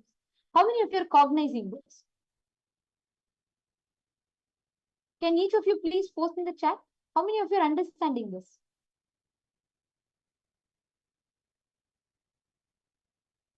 Vidyarupanaya is saying, I can understand that the relationship with Paramashiva is the true relationship. So, do I have to deal with interpersonal relationship? Vidyarupanaya, it's a choice. See, there are two aspects. You can deal, it is possible to have blissful relationship, but it takes a lot of effort because there is going to be a lot of conflicts and everything. You can complete it, but human relationships are bound to fall back again and again and again and again into this pattern until you experience that enlightenment. Or you can take sannyas, where you declare your only relationship is Paramashiva. Your only person who can fulfill you is Paramashiva. That means you drop all the kind of dependency that you have. Currently, each of you depend on something from the outside. You depend on someone for love. You depend on someone for communication. You depend on someone for respect. Limiting. When someone doesn't respect you, what happens to you? You collapse, right? Ma Lin Yeating. Listen, you have posted that you seek respect in relationship. Understand when you are depending on someone from outside for respect.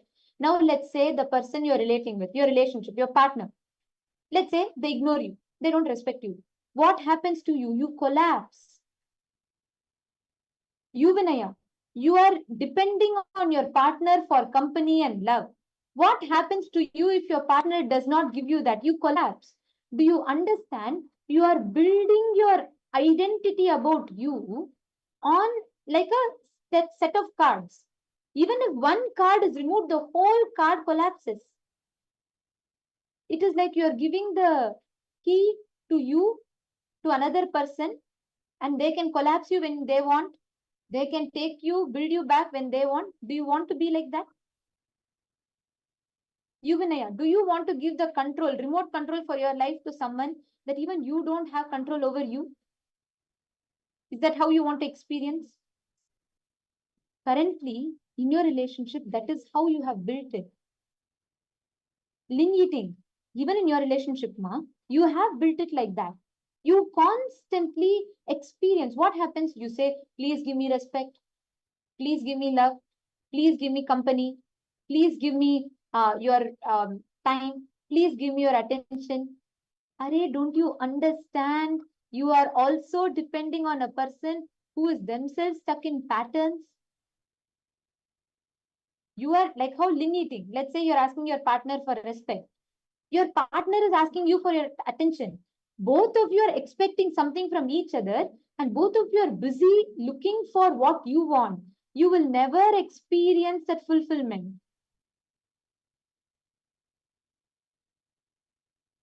Each of you look in, see what you are depending on. Only when you break from that, you will have a breakthrough in life. Even now, many times, you and I are asking what you should do. First, you need to understand and complete with the powerlessness. What part of you is depending on someone from outside? Complete it. You cannot be so weak. Understand. If you are like this, then you will only feel exploited in every relationship. And if your partner is also same way weak, where they are depending on you for something, they will also only feel exploited by the end of the relationship. That is why today divorce rates are increasing. That is why today breakups are at the peak. You go relationship after relationship, relationship after relationship. You say, give me, it's like you carry a notebook. You say, sign off that give me love, give me the signature that I'm the best partner, I'm the best husband, I'm the best son.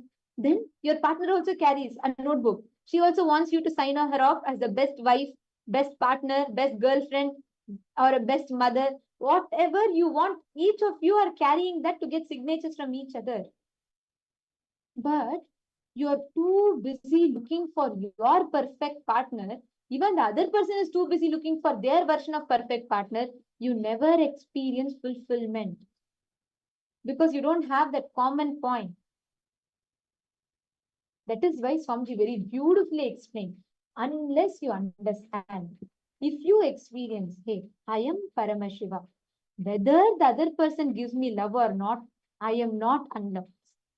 Whether the other person gives me respect or not, I cannot be disrespected because I am Paramashiva. Ma Ling eating. Understand this. If you bring inside yourself the understanding that, hey, I am Paramashiva, I am ultimate consciousness, I don't need respect from someone to feel respected. If you understand this, see, all if you listen, if you see Swamiji's life, right? Swamiji in the year 2010, there was a major persecution. There was an attack. There was an attack on Swamiji's life. And from media to everyone, they all were so, there were so many, when all of this was happening, Swamiji was not, his state of him being Paramashiva does not change based on the number of people that worship him or whether people attack him. That does not change the truth that Swamiji is Paramashiva. The best example, if you want to learn how you should be, you should only learn from Swamiji. Just see Swamiji. You will see that Swamiji does not depend. See, just because millions of us worship him, we all, like there are millions of us who say, with just one blink of Swamiji's eye, we are ready to even give our lives. But that doesn't, Swamiji does not depend on that for his state of Shiva. Or even when people are all attacking and abusing Swamiji, does not lose his Paramashivatva.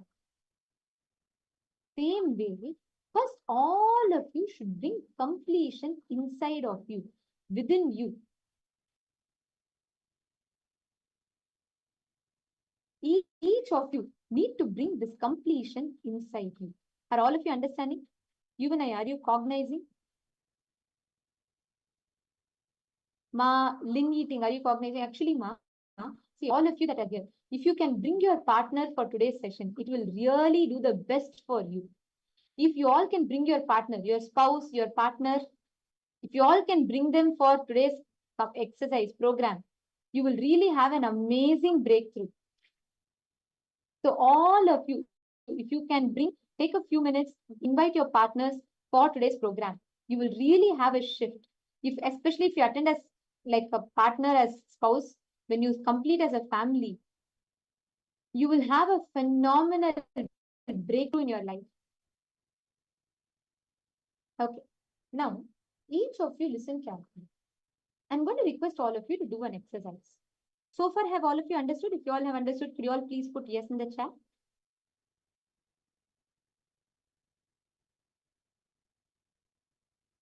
See, if you understand, the other person is nothing but a reflection of you.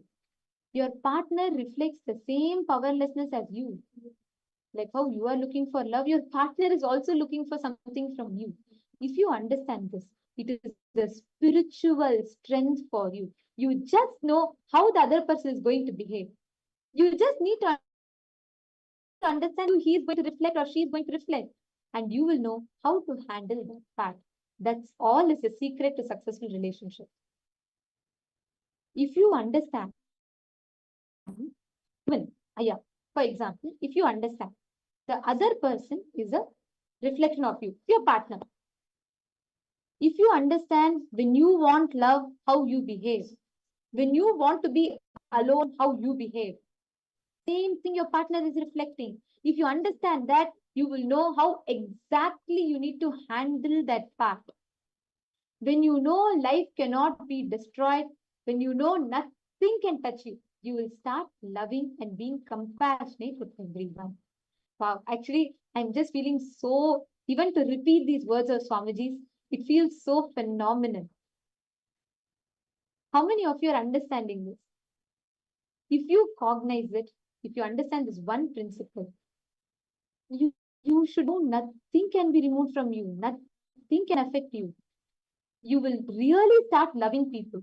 You want to give true love, right? You will. You had asked, you want to give true love, right, Aya? Listen, sit now. Come to the understanding that nothing will be destroyed. Your life cannot be destroyed by anyone outside you. You cannot be collapsed by anyone outside of you. Come to this understanding first. Just because your partner breaks up with you does not mean you're collapsed. Just because your partner is loving you does not mean you're really loved. You are Paramashiva. Come to that understanding. Atma Jyotikaya, you also sit and write this exercise on. Vidyarupanaya, for the click that you had, you should by now take sannyas and you should be only in relationship with Paramashiva. You should not be stuck in human to human relationship. Come on. You've already understood the truth. You've already clicked with the right point. From all the points Swamiji told you, click with the right point. So don't wait for the next 50 years for you in human relationships and trying to gain fulfillment from that, and only to realize then you only wanted Paramashiva all your life. Vidyarupanaya, take sannyas. Experience sannyas.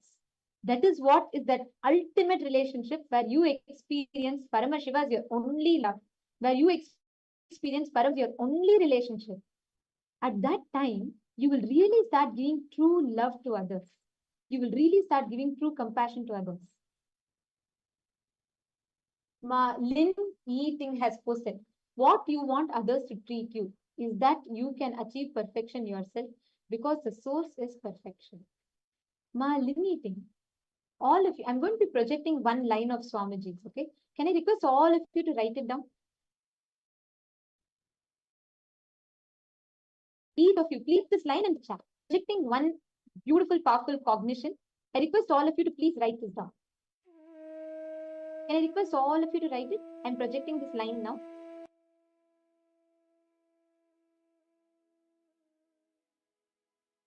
Please, can I request each of you to write this down?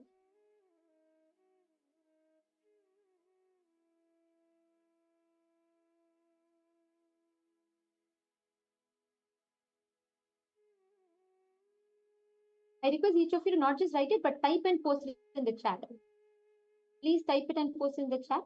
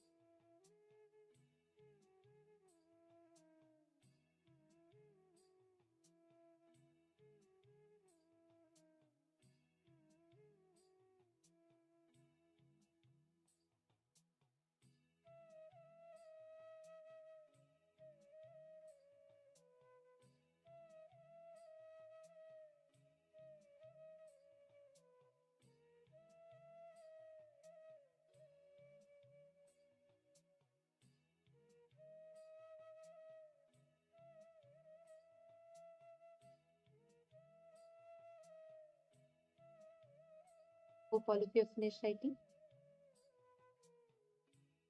You all could.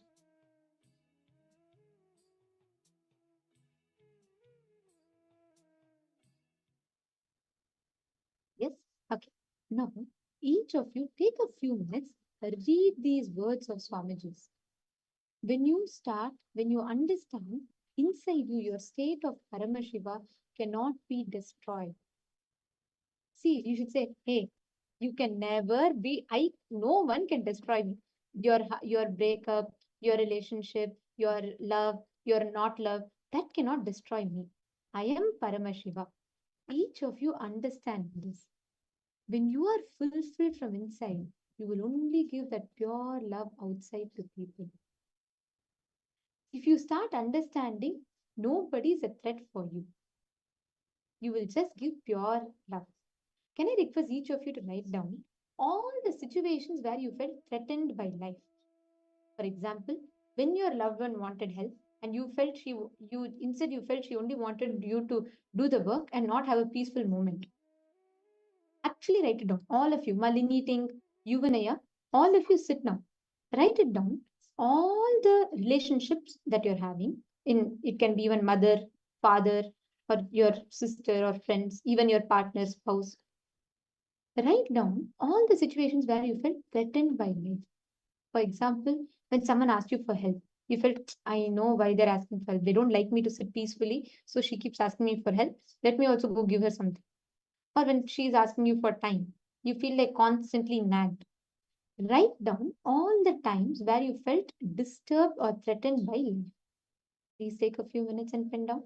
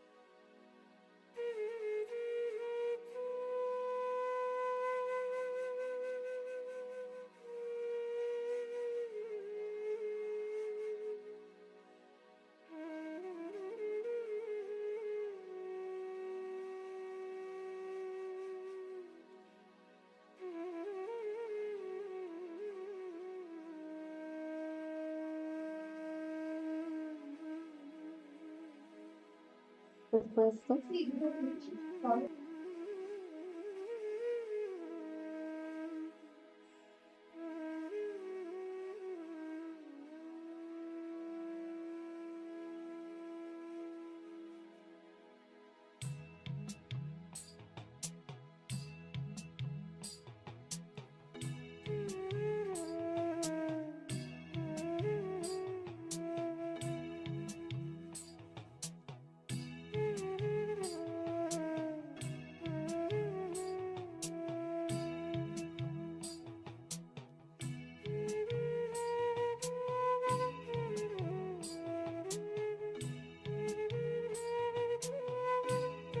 Hope all of you have finished writing.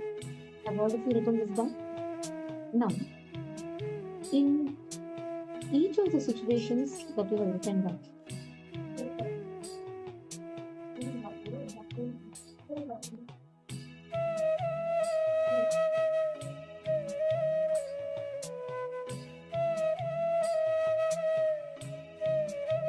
I request all of you sincerely to look in and complete in every situation that you have written down, wherever you feel threatened. Look in and complete all those aspects. Now I'm going to walk you all through what exactly is completion. See, when we say completing with all those aspects, what does it mean? In everything that you've all written down, see how exactly, because of that feeling of threatened, constantly work to get the approval from others outside. For example, if you feel your partner is not really loving you, partner is not really spending time, you try to grab that time and love from the person. You will try to grab that love, time, and that attention from the other person. This is how many times you work. How many of you are cognizing it? You start strategizing in your relationships to grab that. If you understand, if you cognize in your life how you lived, go back to the earliest incident where you first felt threatened by life. Pen down the earliest incident where you felt threatened. Sit and bring completion consciously inside of you. Revisit, go back to that earliest incident. Please take a few minutes.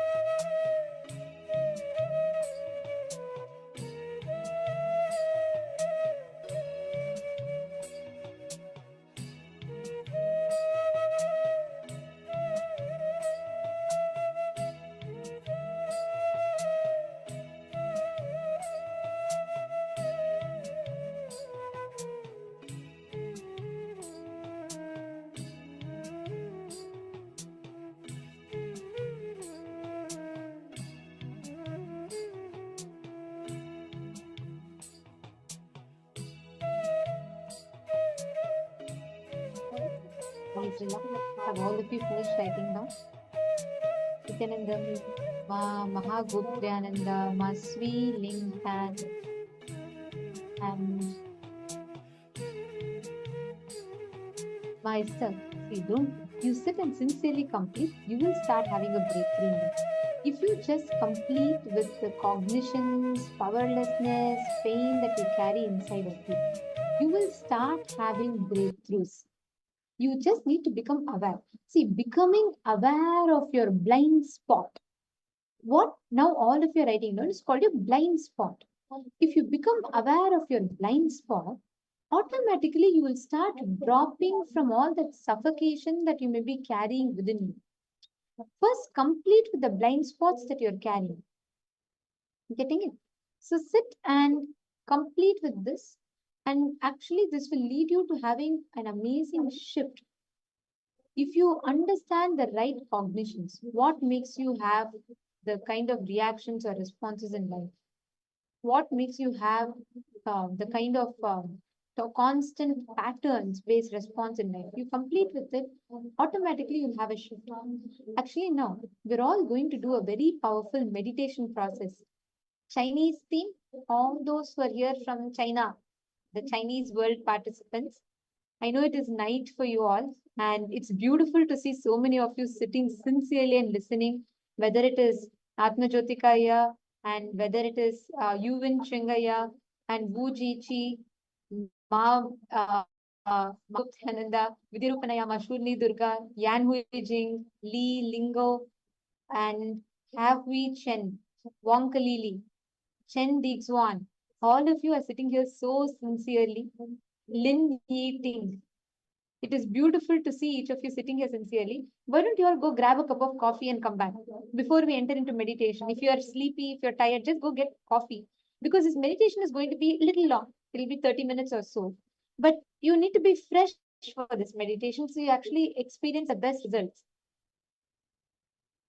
And Atma Jyotikaya, how is your dance school happening? How is your dance career and dance school happening? Have you manifested what you wanted to manifest? I remember you came a few Paramashivoham seasons back. So how are you manifesting your dance school, the dance career? How is it happening for you?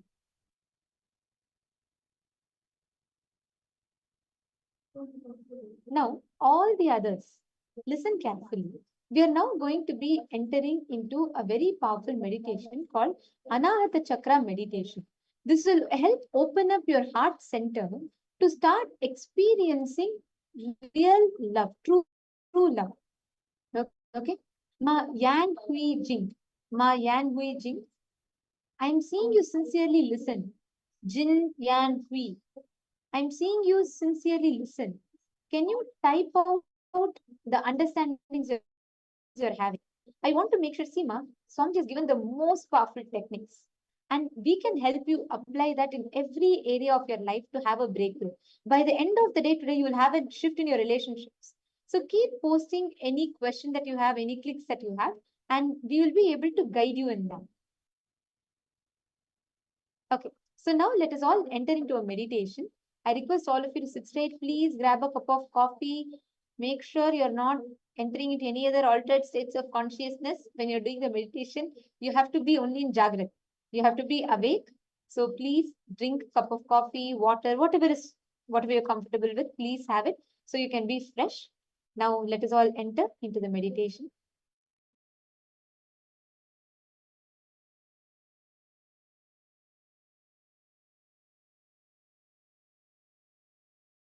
So now let us work on the Anahata Chakra, the heart center, to center yourself into the being. It's a beautiful meditation technique from Tibetan Buddhism. Let me explain this technique, then you will start doing. 4 instructions. Listen properly. 4 instructions. One is sitting straight. Sitting straight means your neck, head and the backbone should be in one line. Next instruction, let me finish all the instructions, then you do it. Next instruction, closing your eyes. When I say close your eyes, I don't mean close your eyelids. I mean something more. Now, as of now, when you open your eyes, you see all these things. When you close your eyes, you see all these things inside TV. Inside there is a TV going on. You see everything inside TV. Don't do that. When I say close your eyes, I wanted you to shut the visualization portion. I wanted you to shut the visualization or seeing the things inside. How to do that? Whenever you close your eyes, you can always see the eyeballs will be slowly moving. The movements of the eyeballs will be there. Don't do that. Just give pressure from inside so that the eyeball movement stops. Feel, visualize as if both eyeballs are becoming like a stone. Just for 60 seconds, not more than that. Just for 60 seconds, feel both eyeballs are becoming like a stone. Understand all the 4 instructions. First, sitting straight. Next, closing the eyes. Third, humming from deep stomach. You need to hum. Just do the humming. Let your lips be closed. Just do the humming from the navel center, from a deep stomach. Let me show you how to do.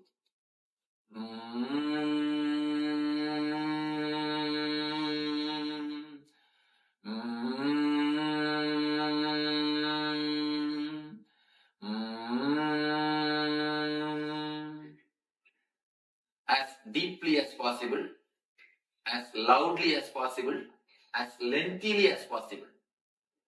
Just give pressure from inside so that the eyeball movement stops. Feel, visualize as if both eyeballs are becoming like a stone. Just for 60 seconds, not more than that. Just for 60 seconds, feel both eyeballs are becoming like a stone. Understand all the 4 instructions. First, sitting straight. Next, closing the eyes. Third, humming from deep stomach. You need to hum. Just do the humming. Let your lips be closed. Just do the humming from the navel center, from a deep stomach. Let me show you how to do.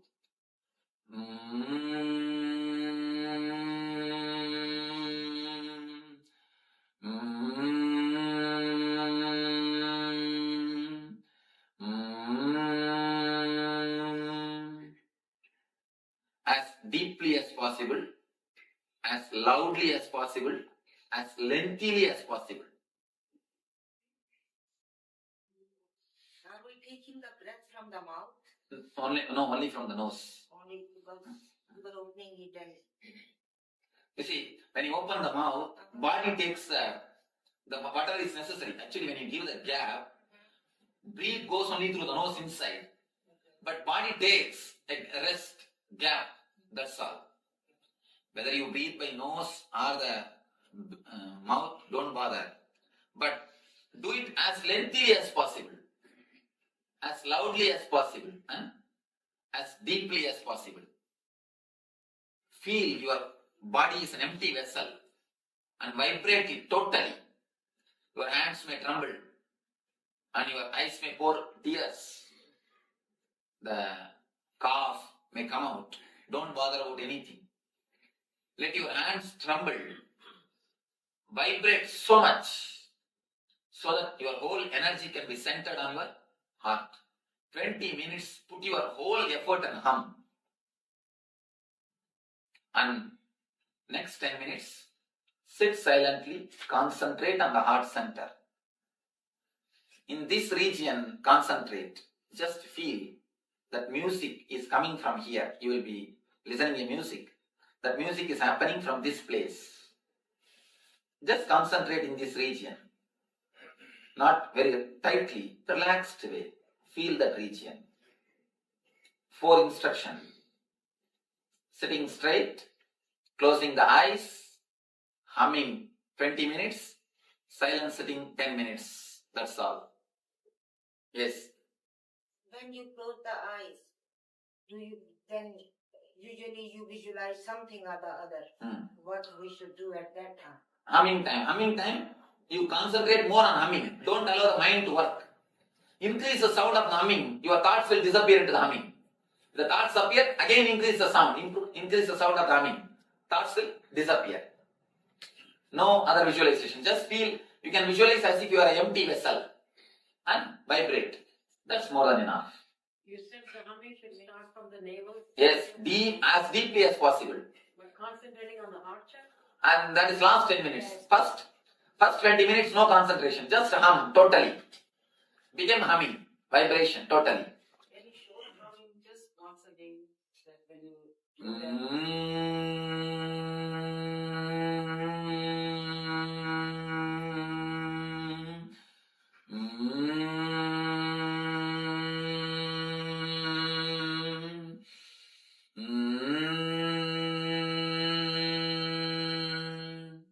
Is it similar to the way we say Om? No, not Om. It is much deeper than that. Any doubt in the instruction? Yes. Swamiji, is it starting from the navel? It will start from deep, much more deeper than the navel. Don't bother about from where it starts. Do it totally. We don't have to focus on breathing. No. Breathing just goes on. Breathing just, yes. Does the success of it depend on how forcefully you do it? How? How forceful? Yes. I wanted you to do it aggressively. I get a headache when I do it. I get a headache when I do it. Headache. Don't worry about it. First, if you have the potentiality to get the headache, once or twice it will come out, it will erupt out. You will never get it back. So, start chanting, start humming totally. Let us start the meditation. First tie the ribbon.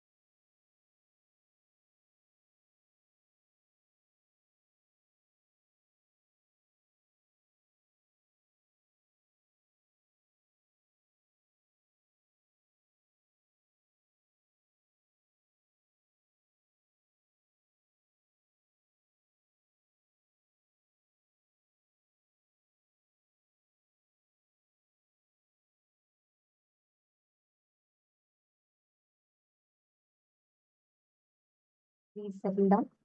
If you can slowly relax. How do you all enjoy the meditation? How is the meditation process for you all? Settle down, you all can relax. Higzin Vengaya and Vuji Chinnaya. How do you all enjoy the meditation process?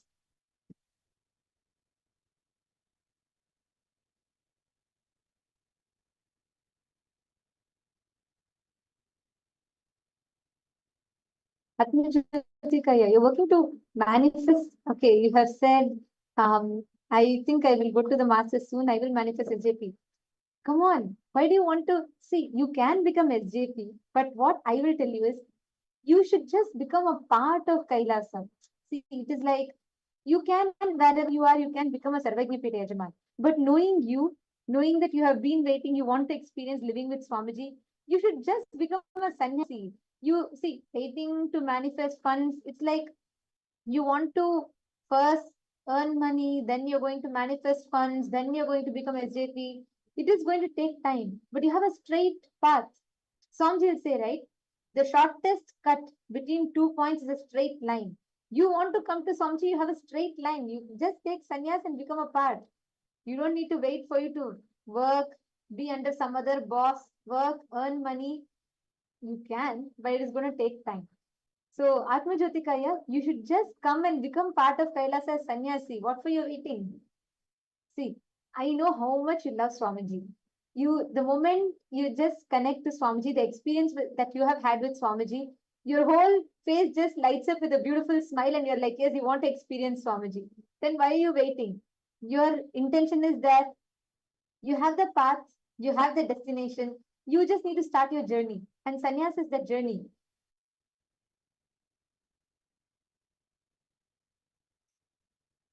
So, Atma Jyotikaya, don't have you're right now having a complicated desire.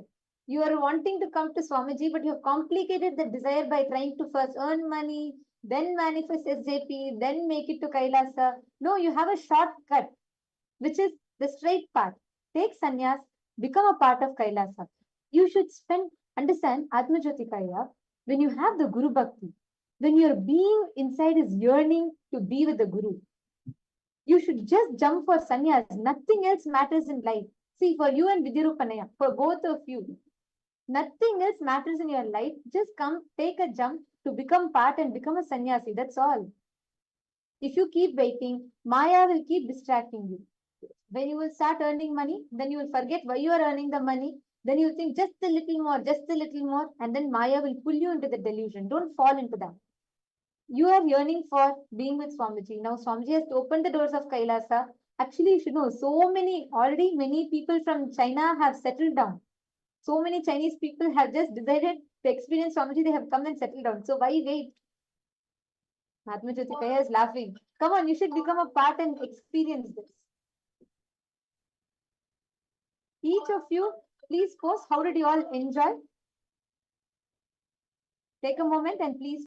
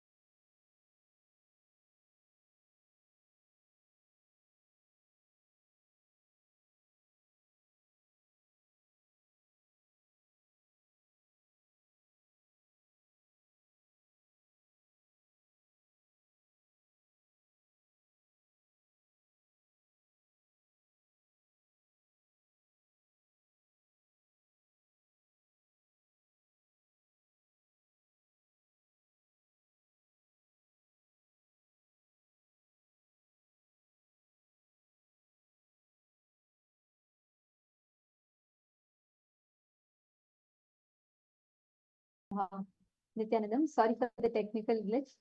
Okay, with Vidyarupanaya and Atma Jyotikaya, both of you tell. What are you both waiting for? You both should take the jump and you should be a part.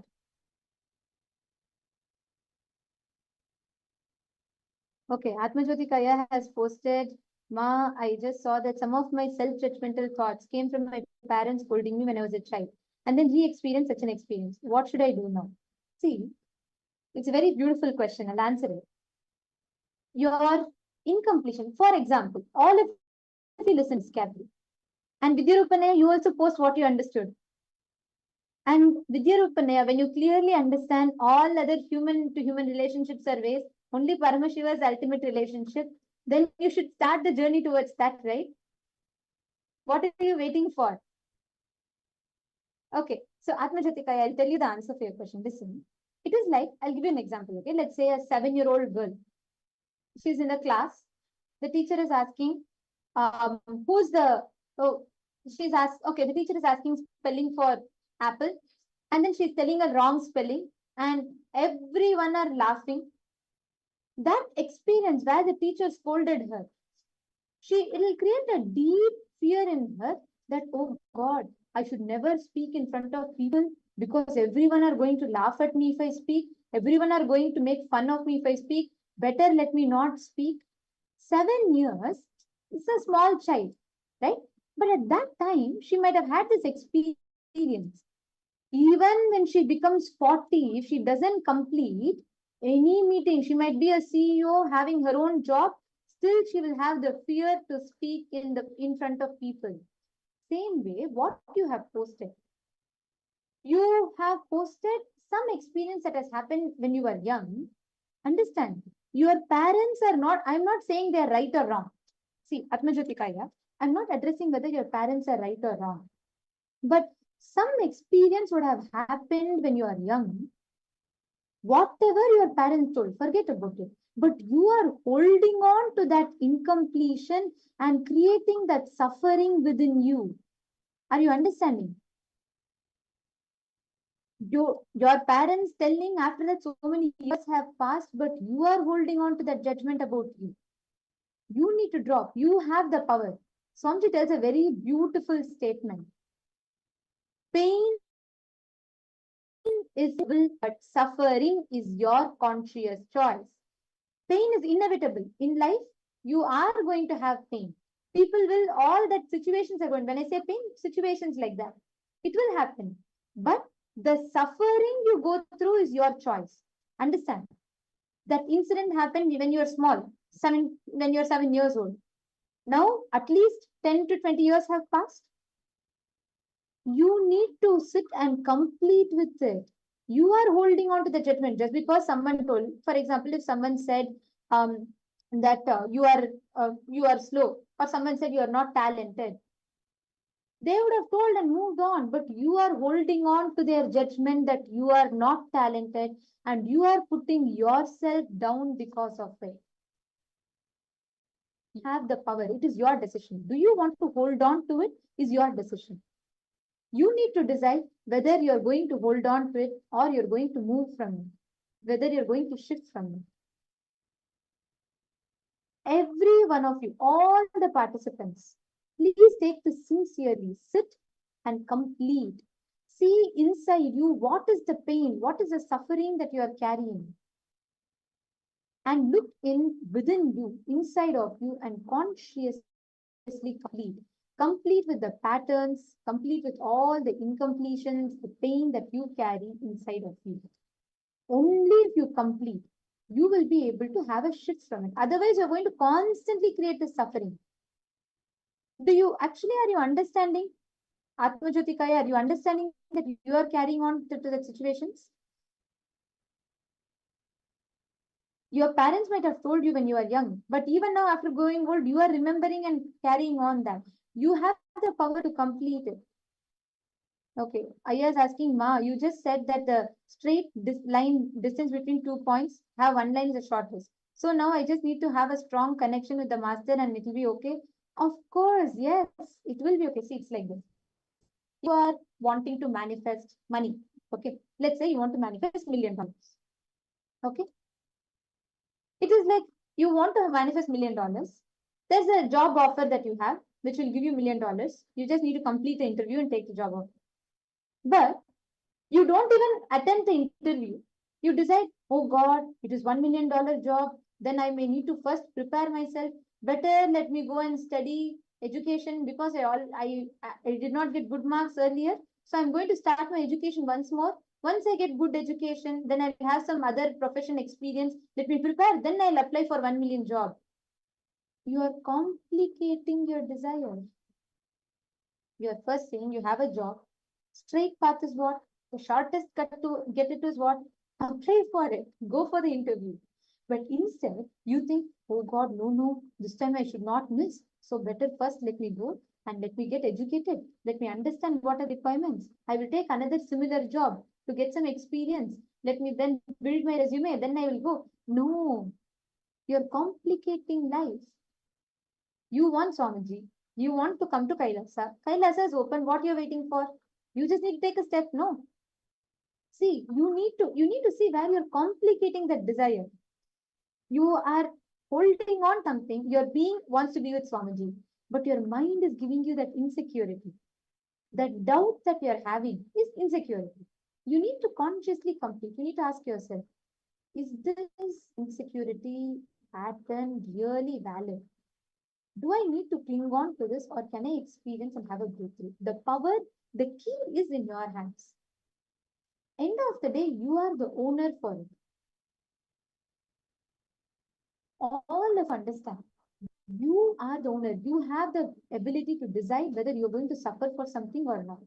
Ma Hai Hui Chen is asking, my sister has been suppressing and slandering me. Why is that? Understand? Ma Hai Hui Chen.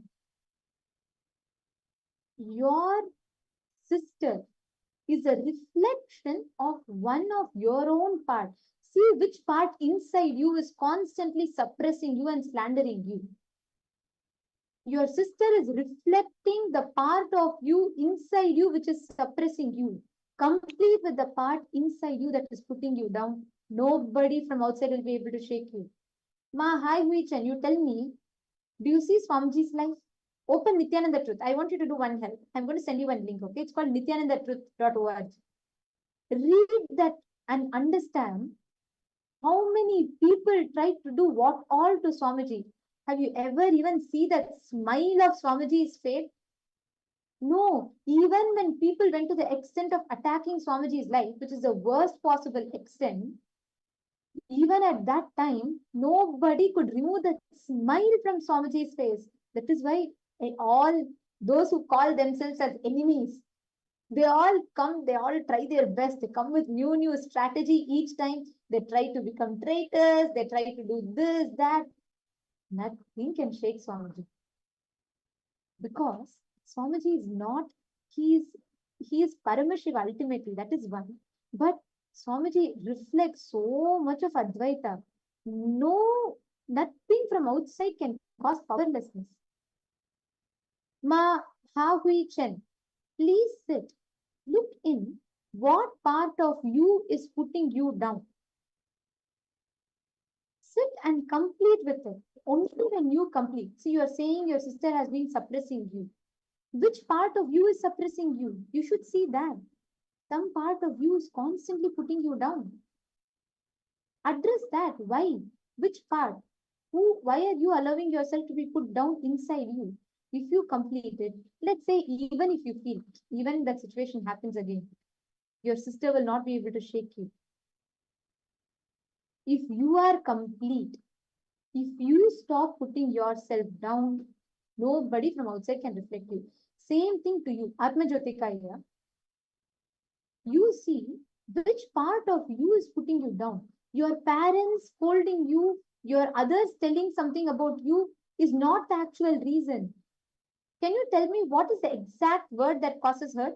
Like what exactly is the incident? If you can tell, Atma Jyotikaya, since you're asking for detailed help, if you can tell me the exact situation where you're feeling down, I'll be able to help you complete with that. Because Swamiji has given clear techniques for it. So if you can post it, I will guide you more detailed in that. Ma Mahal Chen. Are you understanding? Does that answer your question, ma? Is that clicking with you?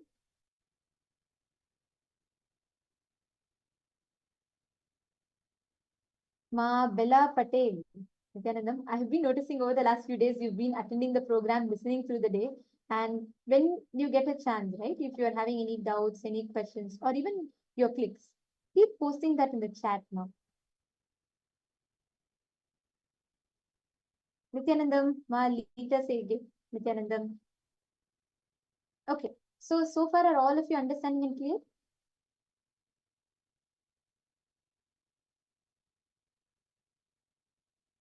Oh, you went Shungaya, you missed this because you went to translate. Actually, if you attend fully, just see if you can have someone else for today, because I really want you to attend the session. This is something you have been seeking for, right? You want to have a breakthrough in relationship. So don't miss anything from today's session. If you are able to arrange someone else just for today, then it will be good, Aya. Because today Swamiji has given amazing gifts. You can never learn about relationships from anyone else other than from Swamiji. He'll give you oneness as the experience. So you should not miss. Okay, Atma Jyotikaya has posted, in my self-evaluation, I feel that I cannot do well. This is my stuck point. I'm afraid that I'll not be able to do well now. Okay, understood.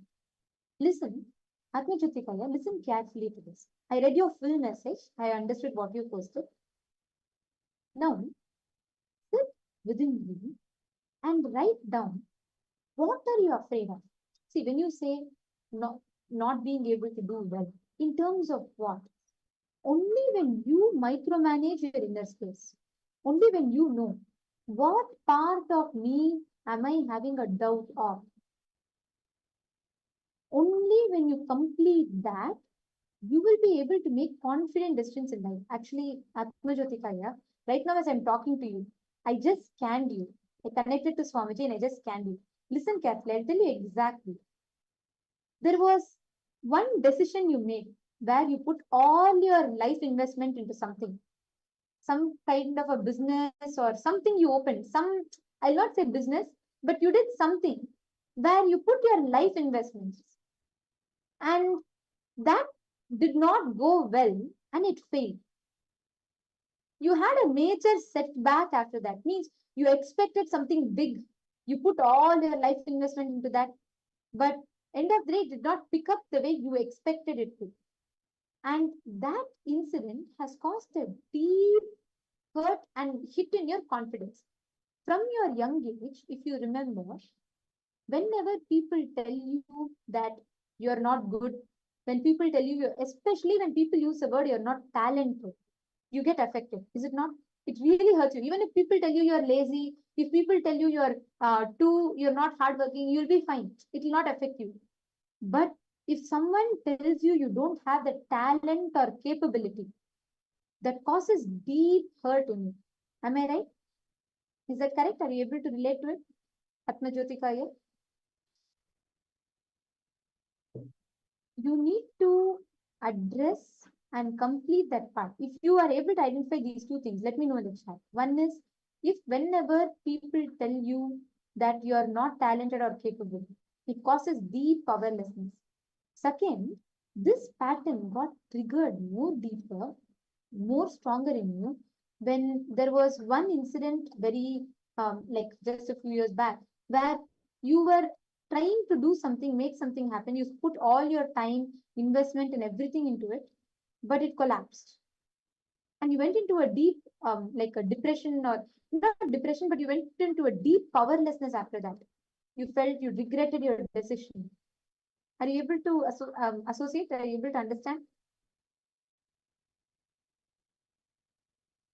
Actually, if you can sit and complete with it, and you will really be able to have a breakthrough. You will really be able to have a shift in that.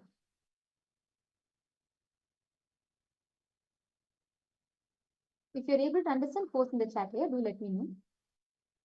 And understand, today in the exercises through the program, sit and consciously complete. When you complete with it, you'll be able to have a shift. First, forget. See, listen. Sannyas is not something that happens by logical planning. When you take a big decision, always your mind will give you insecurity. But first, what you need to do is you need to sit and write down, complete, complete with the pattern of feeling insecure. What is making you feel like, oh God, what if this is happening? What if that is happening? This is not meant, and what if I fail? There is always going to be a what if, but you cannot make your life decisions based on that. Now, you're actually struggling with deep self doubt and self denial because you believe you do not have talent or capability.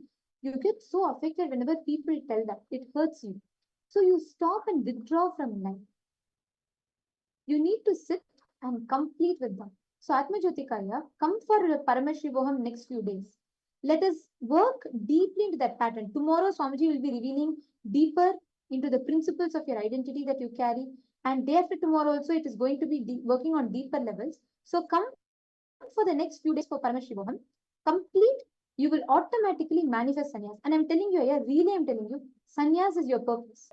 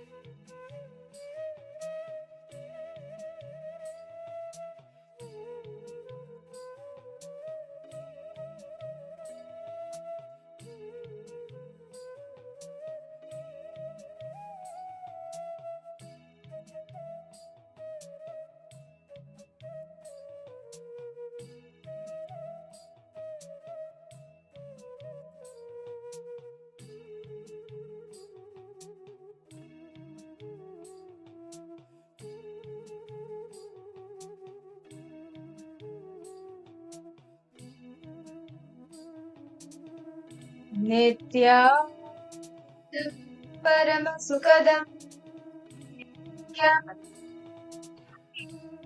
Dvandva Sadrisham Tattvamasham Ekam Nivanamachalam Sarvadi Sakshibhutam Bhavam Tribunarhitam Sadgurum Namah.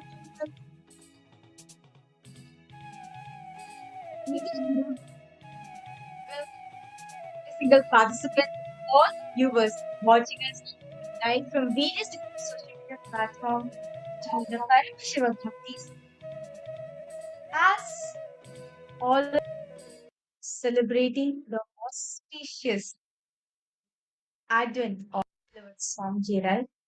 And we are, as all the Paramashivoham participants, and all of you had a very big day today where all of you were learning various secrets of relationship. How do we manifest a good relationship in our life?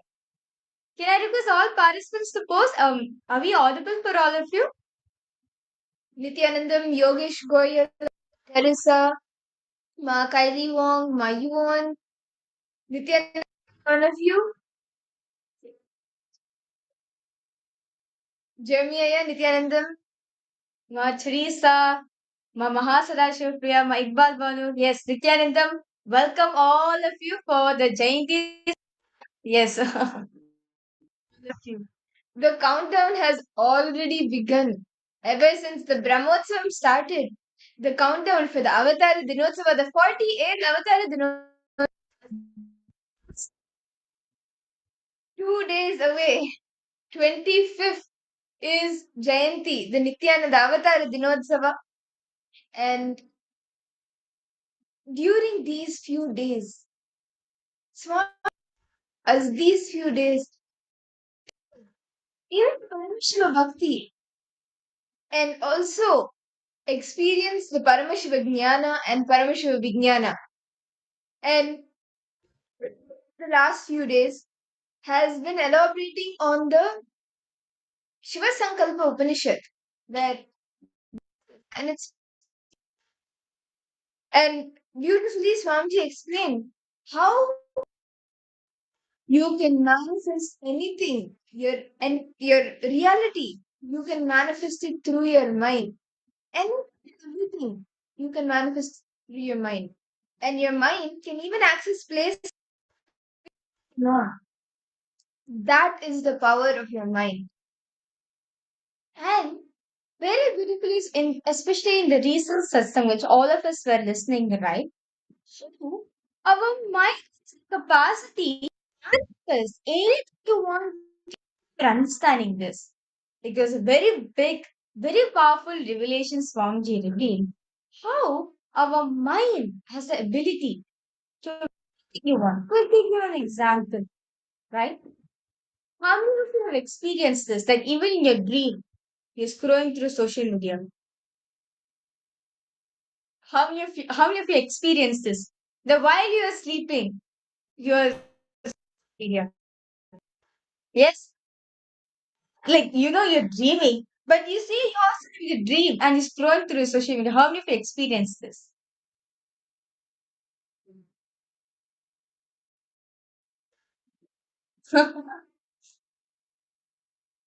or or you're able to fantasize something in your dream, like some kind of stories or anything, fantasies coming to reality in your dream. How many? Anyone? Can you see yourself in Spotify? Okay. Yes. Matarisa, Maipal Gano, Makaidi Wong.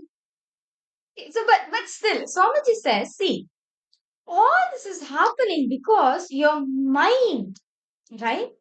The mind which you're carrying, because of this, Swamiji says, our attention span, because of which an ancestral addictions you're having, it's not yourself to your mind. Well, especially with the AI revolution, right? Literally. all your fantasies, anything you want to manifest with the help of AI, you can manifest it. Like, yeah. Understand, your mind has the capacity. Association, you're able to experience. You visualize you are in a you're going for trekking and you reach the top of the mountain and it starts raining and you enjoy the whole breeze over there,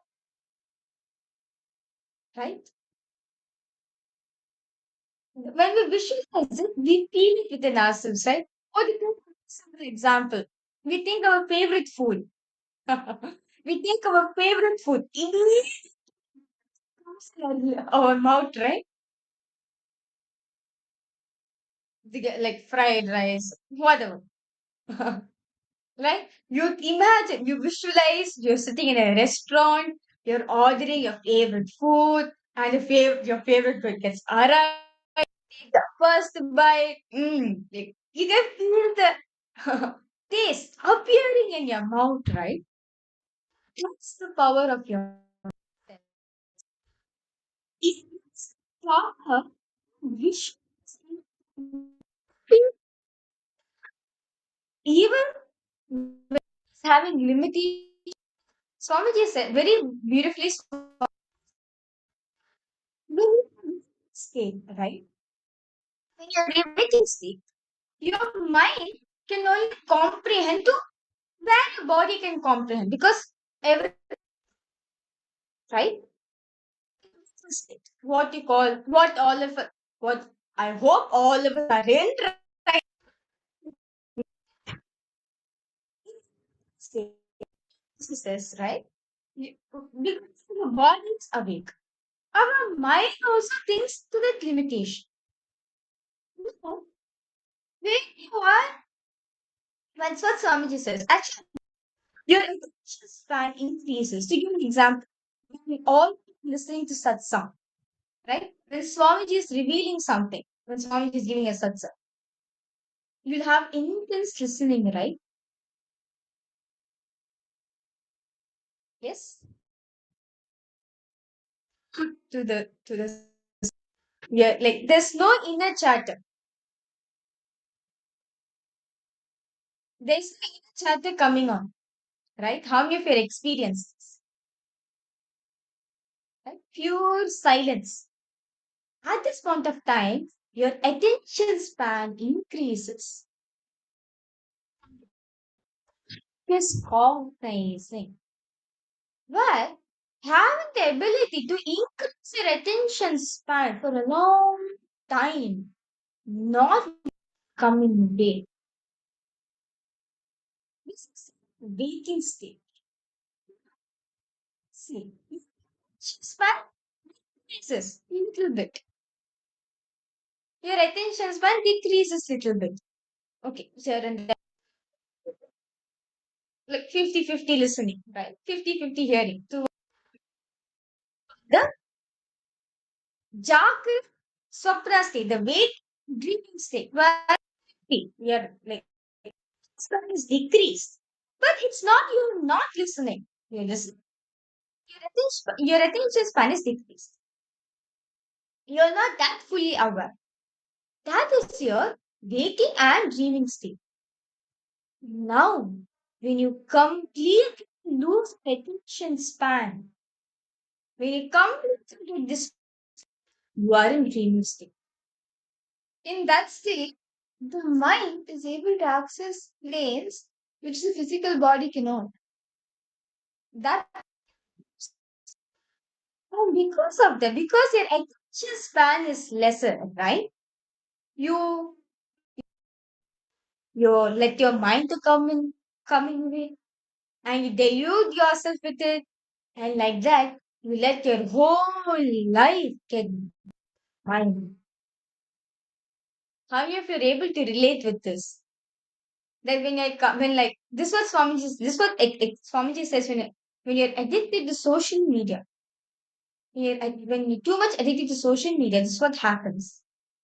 Like when you're so addicted to social media, look at social media thing is the latest thing which is being trending on. And because of that, Swamiji said, because of that, we let our mind to take our whole, we bind ourselves, we tie ourselves to your mind. How do you correct? If any one of you have any doubts, do feel free to post in the chat section. That's why lately, many researchers have studied children or young who are getting addicted to social media from very young age, to gadgets, functionality of the brain, due to which they fall into too much of depression and anxiety. But this is all of us to understand has the power to manifest any reality you want. Okay. Okay, Jeremiah asked, when attention span decreases, you go to different planes. You go to plane. Right. You go to lower plane. When your attention span decreases, you go to lower planes. When your attention span increases, you go to higher states. State, your attention span is one level. Below that, in the dream state, your attention span is much lesser. And that is when, in that time, your mind acts, even your body cannot. And all of that is yes, dreams, nightmares, and everything else. Fortunately, we bind ourselves in this and we suffocate ourselves. That is what Swamiji is saying us to come out of, to stop suffocating ourselves by having conscious cognizing, by having conscious cognitions. How Swamiji revealed to do the samyama for conscious cognizing, going to the space beyond the atmosphere where there is no gravitational pull and experiencing the sound, dhvani, the cosmic sound. How many of you are able to do that? Do the samyama. Yogesh Goyalaya, Jai Shivapriya, Ma Kylie Wong, Ma Iqbal Bano. Were each of you be able to? Were each of you able to do the samyama?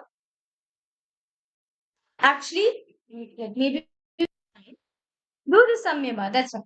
When you have time, do the samyama.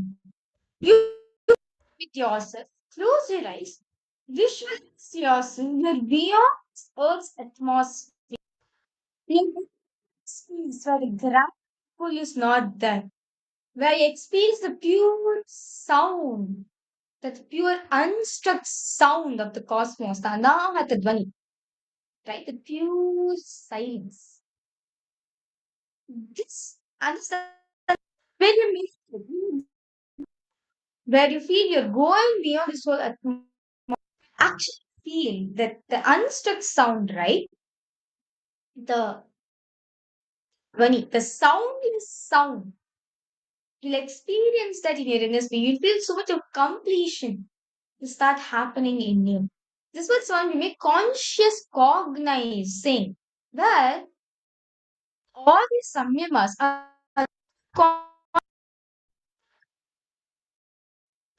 increase your attention span. You're actually you're cognizing in your life. Okay, if a thought comes up while you are listening, no, you're getting distracted. You're letting your mind to come and play. Just completely see. Answer Swamiji says, just the pure space of unclear. Beyond, just feel you're beyond this earth. Everything. You're beyond the gravity pull and sound of the anahata dhvani. That sound in you. Okay, see, Jeremiah, you've asked yourself, if a thought comes up while listening, continue to do the process. Yes.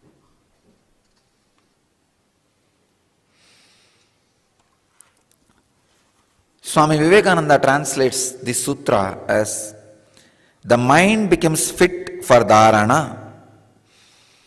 Swami Prabhavananda translates as the mind gains the power of concentration. Swami Sachidananda translates as and the mind becomes fit for concentration. And Osho translates this as and then the mind becomes fit for concentration.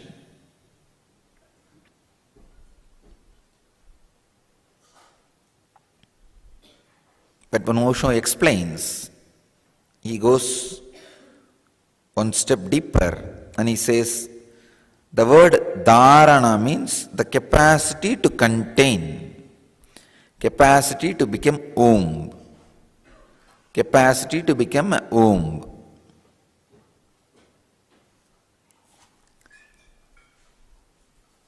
Let me try to give my experience, my version of this great sutra, this great truth. Taranasu cha yogyata manasaha. Now, after the inner covering is removed, after the veil which covers the inner light is removed, your mind becomes capable, it becomes ready, it becomes fit to express all it carries inside. Please understand.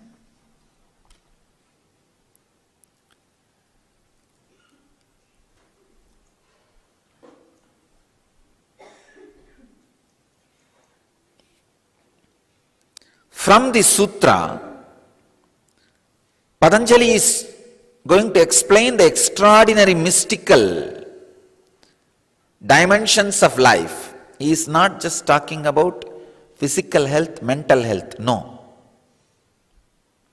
He is talking about now extraordinary capabilities expressing through your body and mind. So he is taking us to a non-return mystical zone.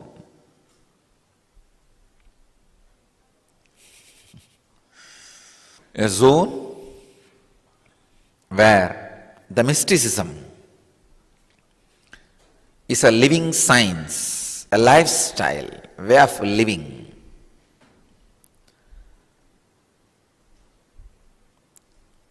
So first,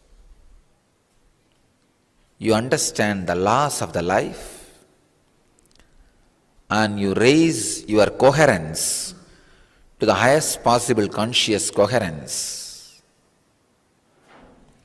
Then balancing your body, preparing your muscle memory to radiate consciousness, then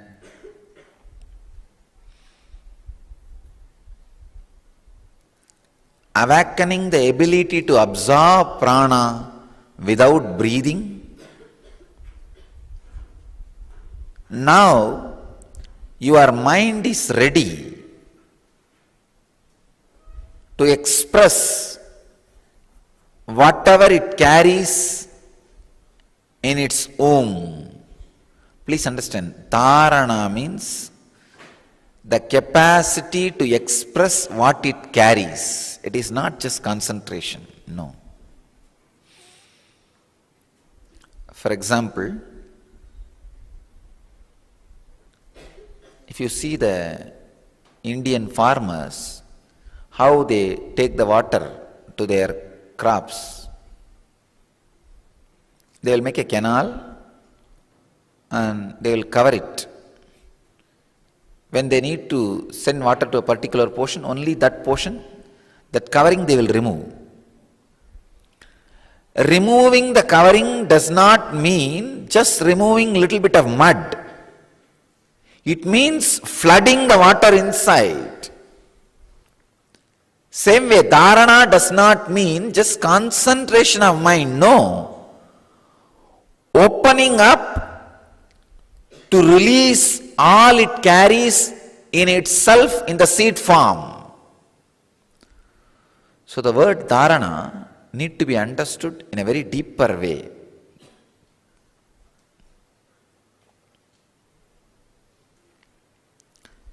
If you are able to absorb energy without breathing, breathing without thinking, the inner cover which covers your inner light, that veil is lifted, removed. Now your mind is capable of expressing all it carries in seed form in itself. Your mind is everything. Please understand, your mind is everything. You do not know the powers of your mind. Your mind can just like that create any world you want, just like how it creates any dreams it wants within few seconds.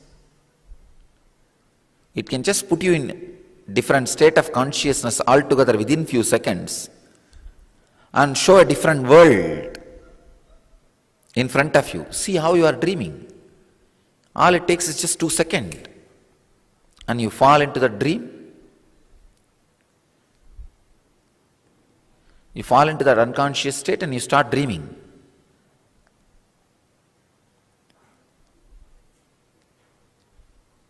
Yesterday one of our brahmacharini was asking, Swamiji, how do you raise us to such high states just like that and awaken the kundalini?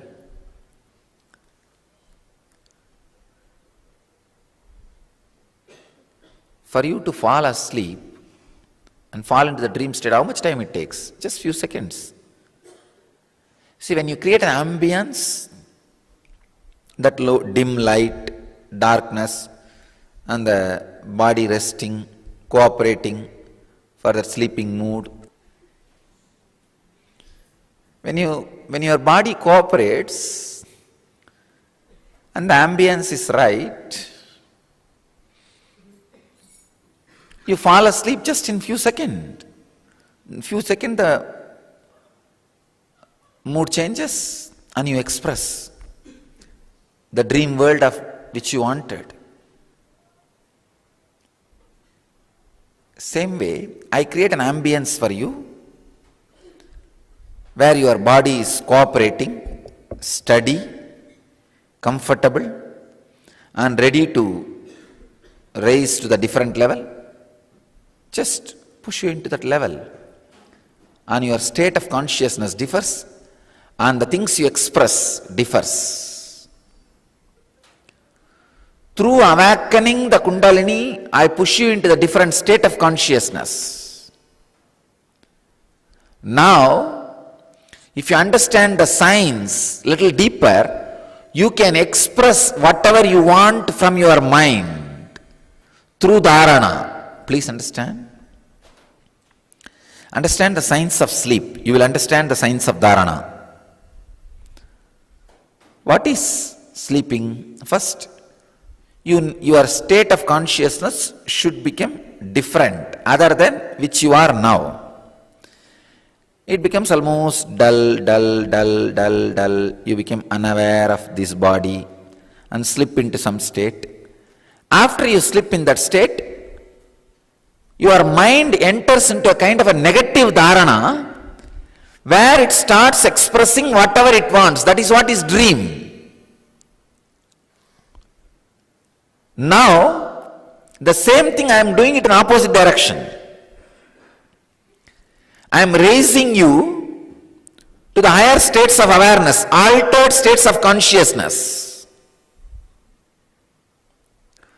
In that state, if you consciously decide, you can take out anything you want from your mind.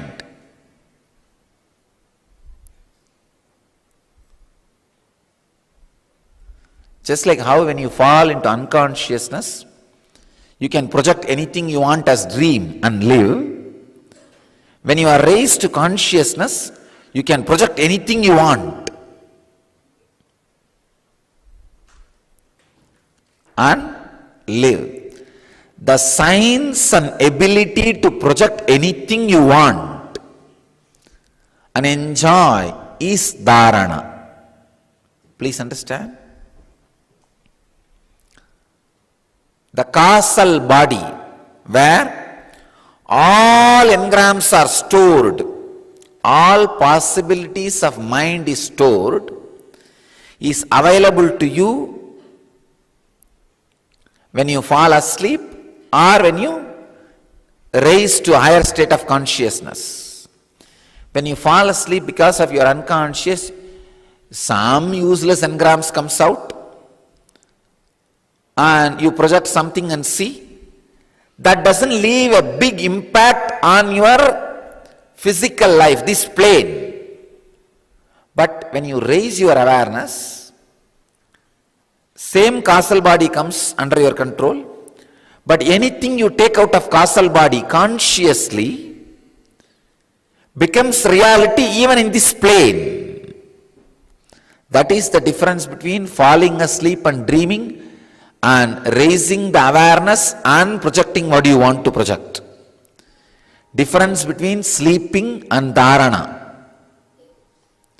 We may think, if sleeping is useless, then why should we enter into dharana? In sleeping and dreaming, when you come back, it doesn't leave a much big impact on your real life. Or what do you think as real life? But when you raise the consciousness through Kundalini and awaken those dharana powers and come down, that creates a tremendous impact on your whatever you call as real life.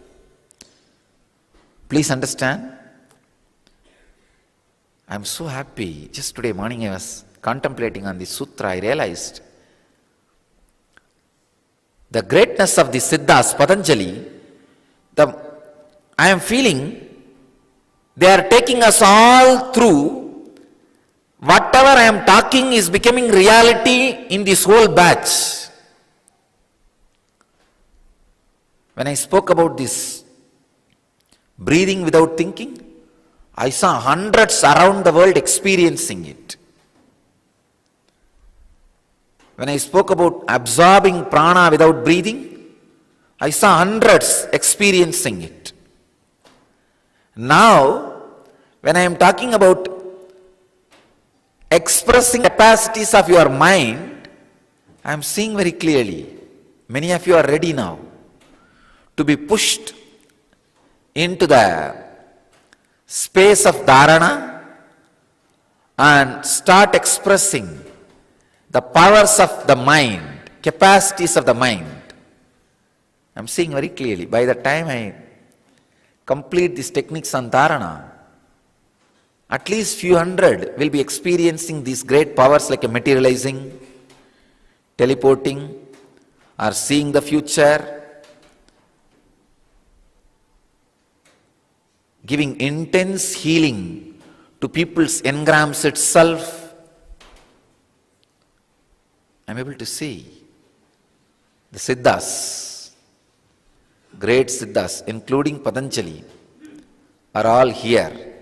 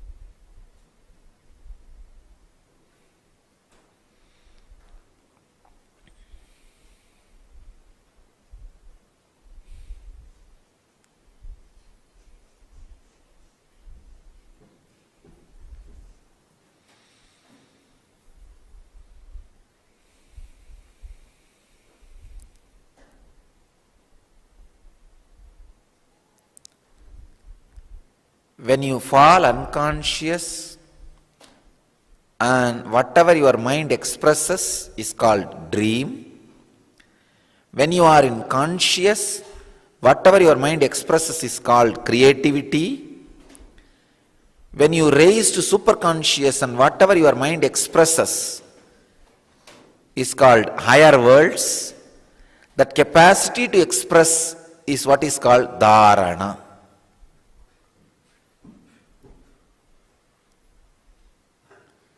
Patanjali talks about hundreds of techniques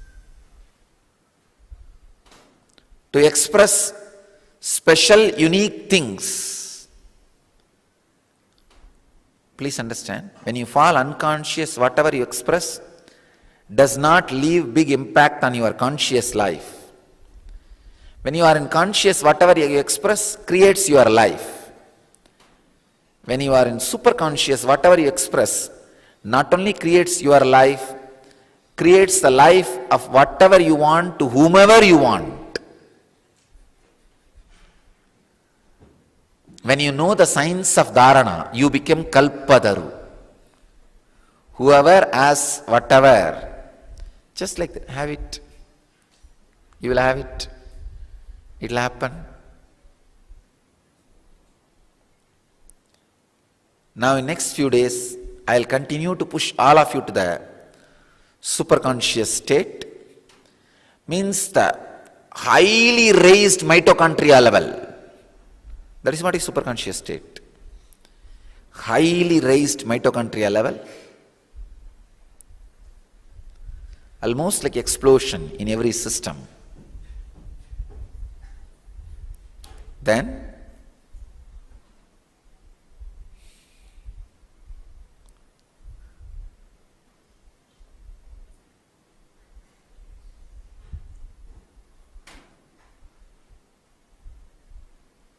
you will learn the science of dharana, expressing whatever you want.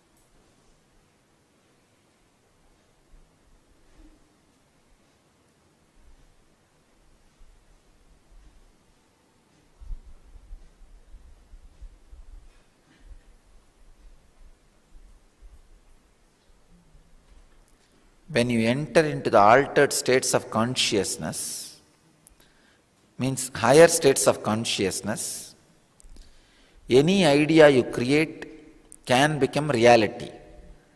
The capacity to create the right idea and making it into reality, that science is what is called dharana. Dharana is not just concentration. Concentration is like removing the mud. If you say that, the example I gave, that farmer who floods the water into his land, he removes a small mud. If you say, farmer removed the small mud, will it do true to the whole action happened? No. Same way, if you say dharana is concentration, it will not do true to the whole action happening. It's only a poor translation of one dimension. You will have to say, farmer is flooding his land with water by removing that small obstruction or removing the little mud. Only then what has happened will be told, translated, properly conveyed. Same way, dharana should be translated as the capacity to create, express and make into reality of the extraordinary capabilities of your mind, which is there in it in seed form is dharana.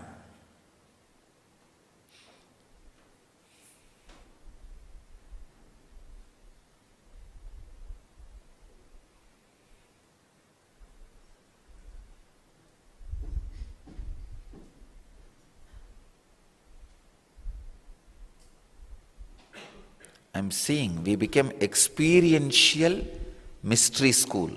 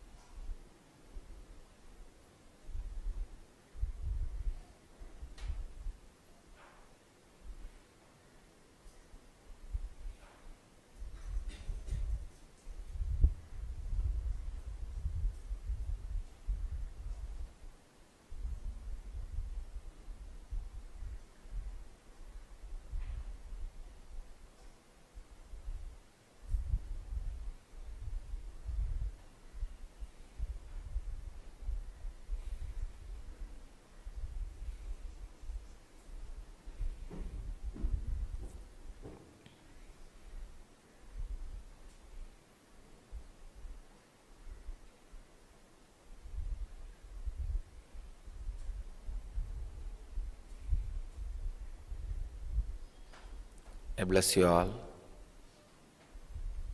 to achieve, experience, live, radiate, express and share the eternal bliss, Nithyananda. Thank you.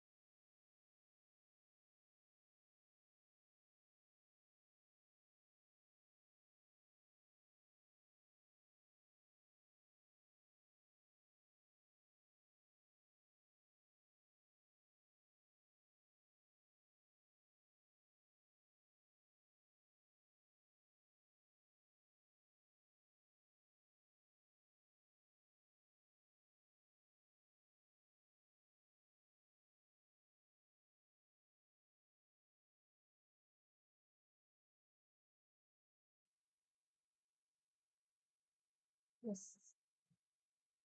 Nithyananda to all the participants. That was a beautiful session where all of us understood more on how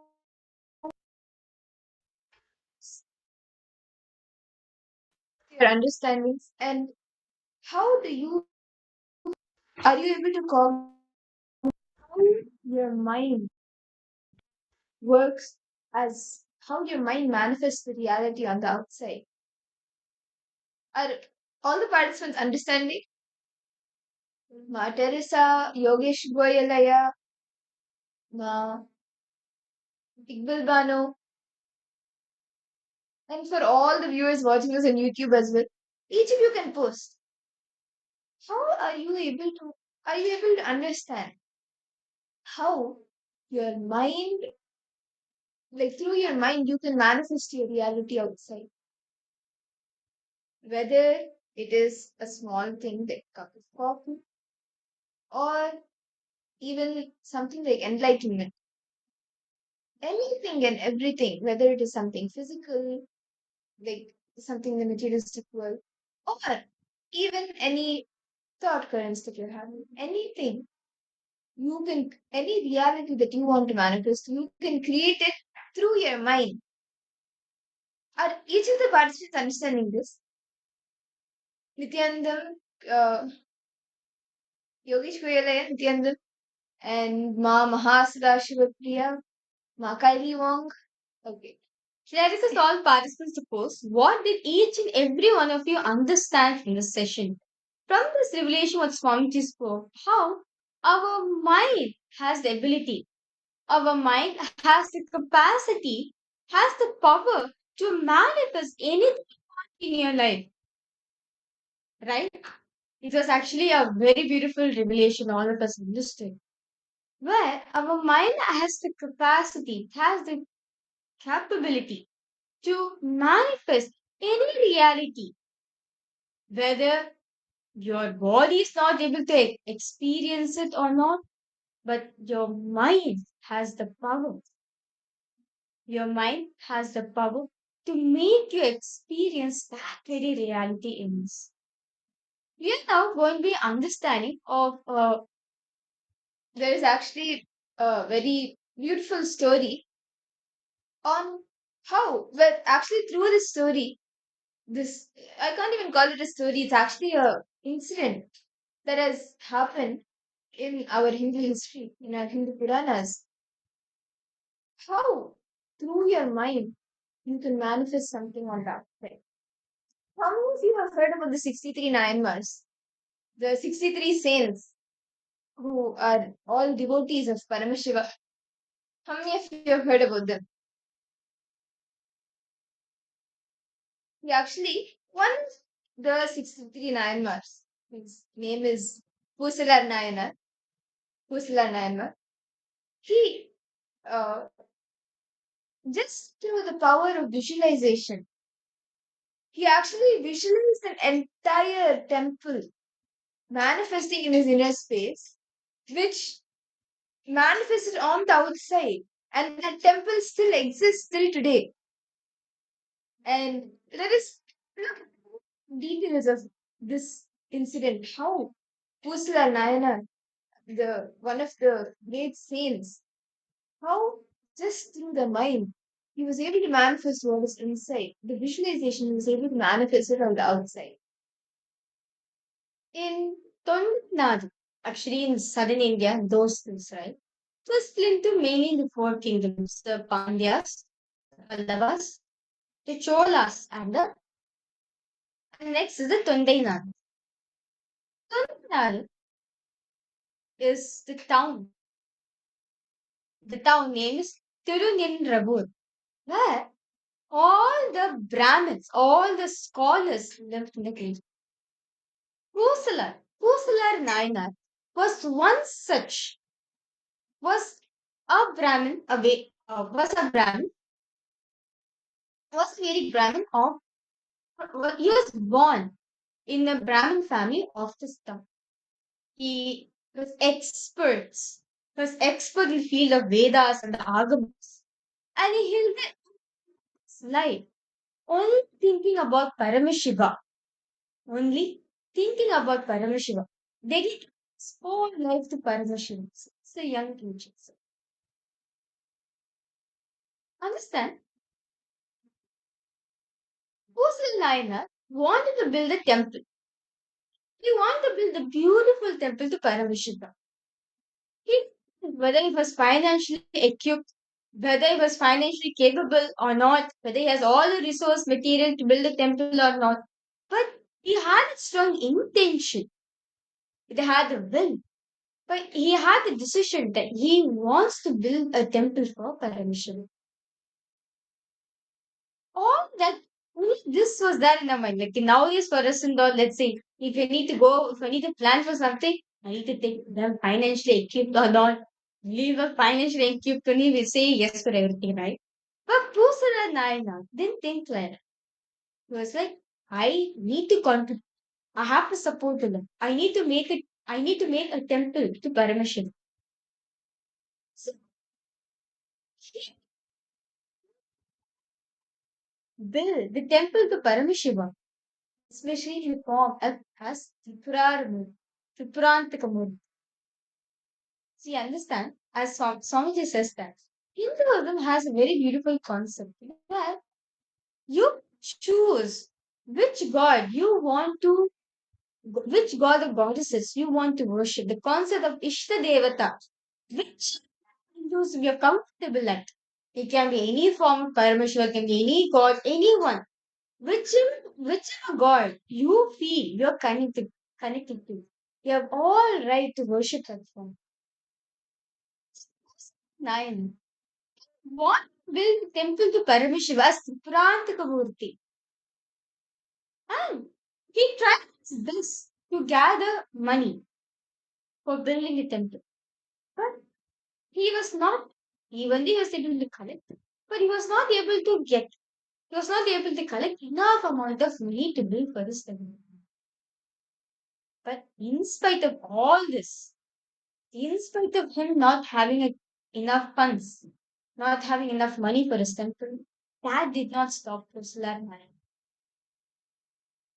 Pusala Nayan never dropped his plan to build the magnificent temple to Paramashiva. So, the servitor with a wealthy heart collected all the money needed for his work and on to the last penny in his he brought the best material. Understand, Pusala Nayanar? He tried all the materials in his work, in his thing. He says all the best material for build to magnificent temple. He went and got. In his thoughts, he employed highly skilled mansion. So he decided that even though he didn't have any money, he decided, let me build in my inner space. Understand? For the Swamiji would say, Pusala Nayanar is not that he didn't try anything. He tried stone, he tried granite, he tried everything. Soapstone, he tried every single material on planet Earth. He tried every single material to build this temple. But he decided the best material out of which I can build this temple is on an inner space. So what he does is he Agama book and he visualizes in his inner space the best material foundation is being laid. Then the workers are starting to build the temple. And understand, once, like he on selected day, so basically in his inner space, he searched for the best material and also the best workers to help him in. On auspicious day, as per the Agamas, he laid the foundation stone of his temple in his heart. From then on, well planned for a long time without a break, he completed the temple all in his inner space. First, completing the altar, completing the structure of the temple, then the structure, then the gopuram, the temple towers and everything. and the Garbha, the Sanctum Sanctorum, where the deities will be. He visualized it in this space. He even like in his nest space, he even saw he dug a pond and he raised the temple tower, decorated with clay statues, and then he dug a pond for the bath and the pond is filled with water and it's taken for Paramashiva, and he raised huge walls in his nest space. And this whole temple was made out of his love for Paramashiva. And he found a day that was good for the installation, for the doing the Kumbabhishekam. For this wonderful temple, Kumbabhishekam was like officially you are opening a temple with all the rituals in it. So Kusla Nayana built everything in his inner space. Understand? The temple is in his inner space, not yet outside. It's in his inner space he built it. And he found an auspicious date for the Kumbabhishekam to happen for this temple. At the same time, the king, who was also an ardent devotee to Paramashiva, who is in Kanchi. In consultation, he also built the temple. In construction, he consulted the astrologers. He also sued. He also decided the best day for concentration for the Kumbhabhishekam to his temple also. But to know, unfortunately, both of them fell on the same day. See, the day when Pusalar Nayana decided to open his temple, to do Kumbhabhishekam for his temple, that's the same. The Pandit, what he did Kumbhabhishekam to his temple, Kanchi. Now, these 2 days were following, these two events were happening on the same day, and both of them, like Pusalar Nayana, he invites Paramashiva, and even the king, he invites Paramashiva. The Paramashiva tells the king that tomorrow there is actually another place that I need to go to.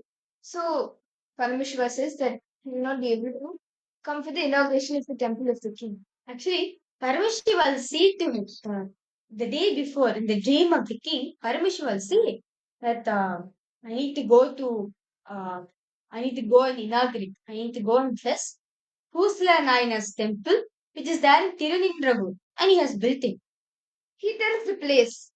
And Paramashiva tells the king to fix one more day for his temple later on. Of course, Paramashiva knows everything, right?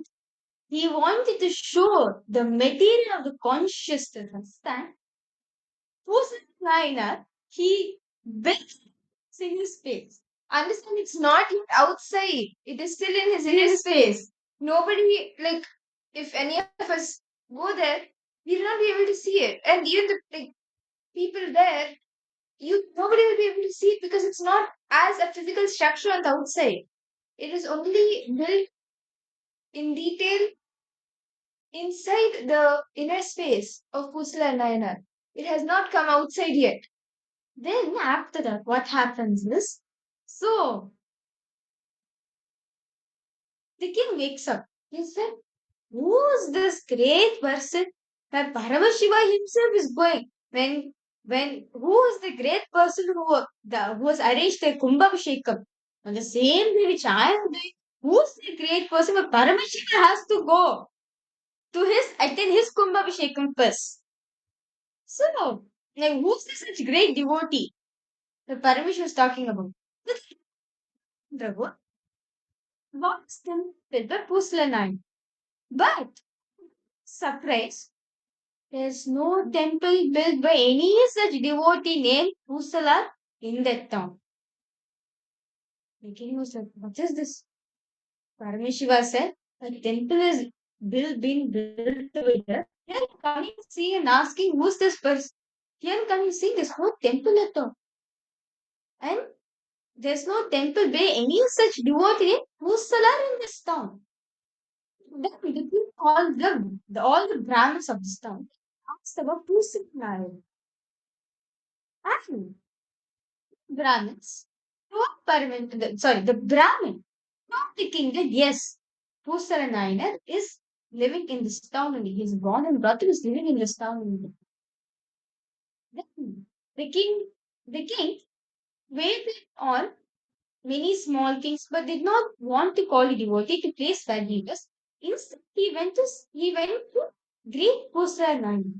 So at the end, he saw Pusanayana. So he went to Pusanayana with utmost reverence.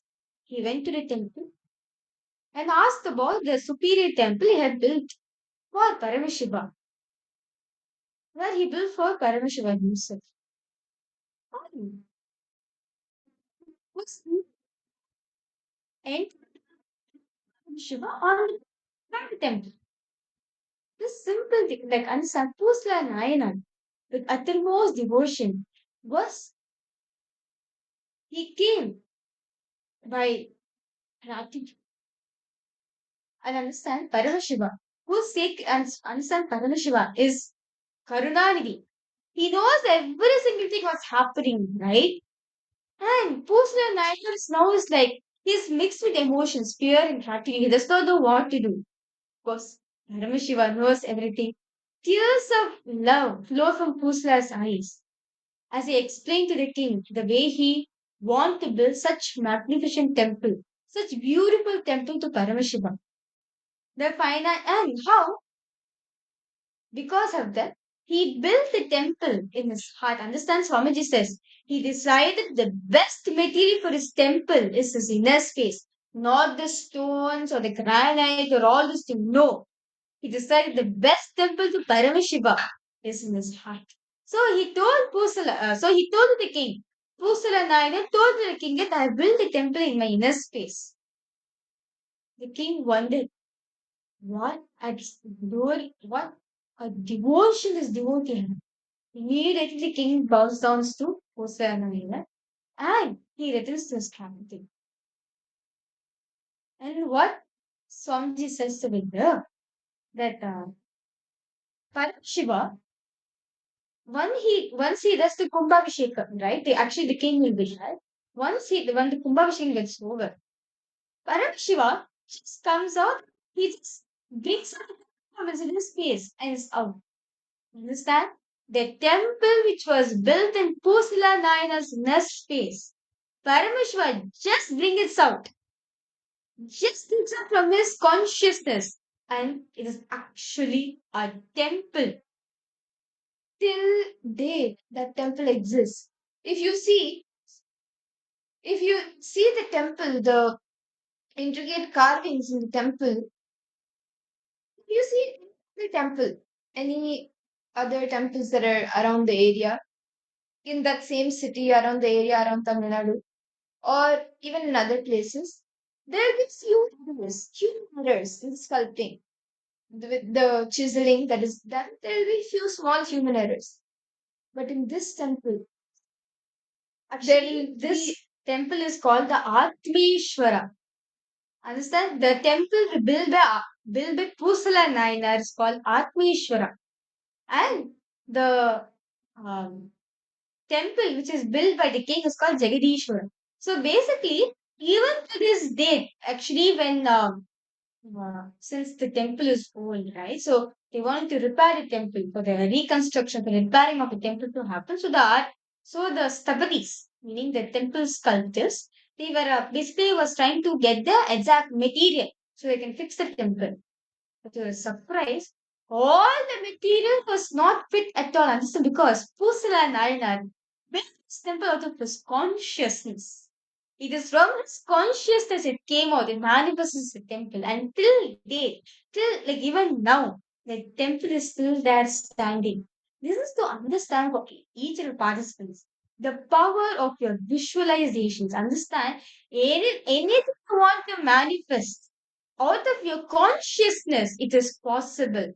It can for example, if you have an obstacle, or you'd say you want to manifest enough funds for you to become a Sarvanya Pita, or you want to attend the Paramashivoham program, you have some real difficulties.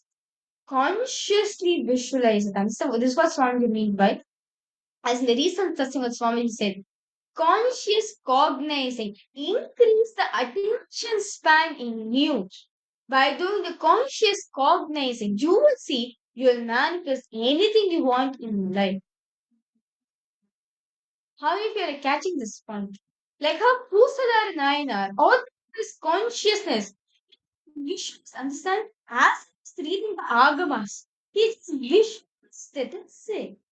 He consciously visualized each of it. For example, Paramashi was saying, now place the fourth brick. No, sorry. Now place the fourth brick of this. He visualized him placing the fourth brick in his inner space.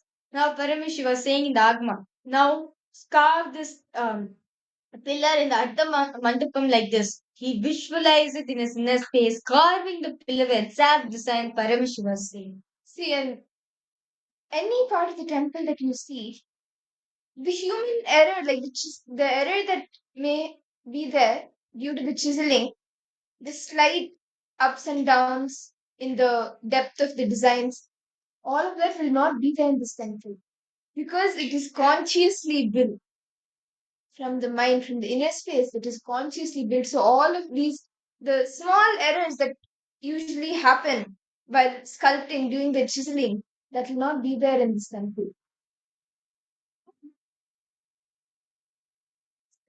The chance to visit India, you can actually visit the temple as well.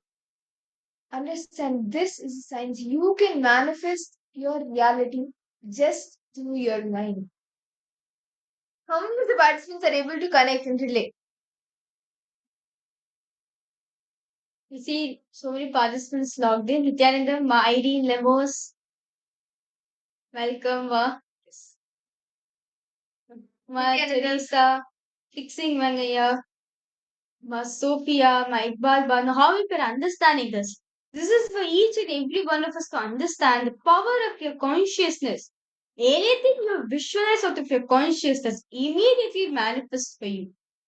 And understand, you will manifest the best of it. The best of it will manifest. And not just that, even in Swamiji's own life also, when Swamiji was actually with Anigiri Yogeshwara, right? When Swamiji was spending time with Anigiri Yogeshwara, point of time, Anigiri Yogeshwara gave a clay to Swamiji saying, make Ganesha out of this.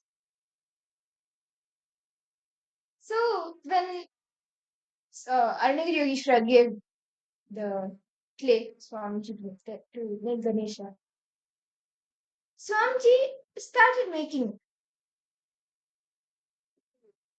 After a few minutes, suddenly, see, actually, Anigiri Yogeshwara gave the clay to Swamiji and told to make the Ganesha.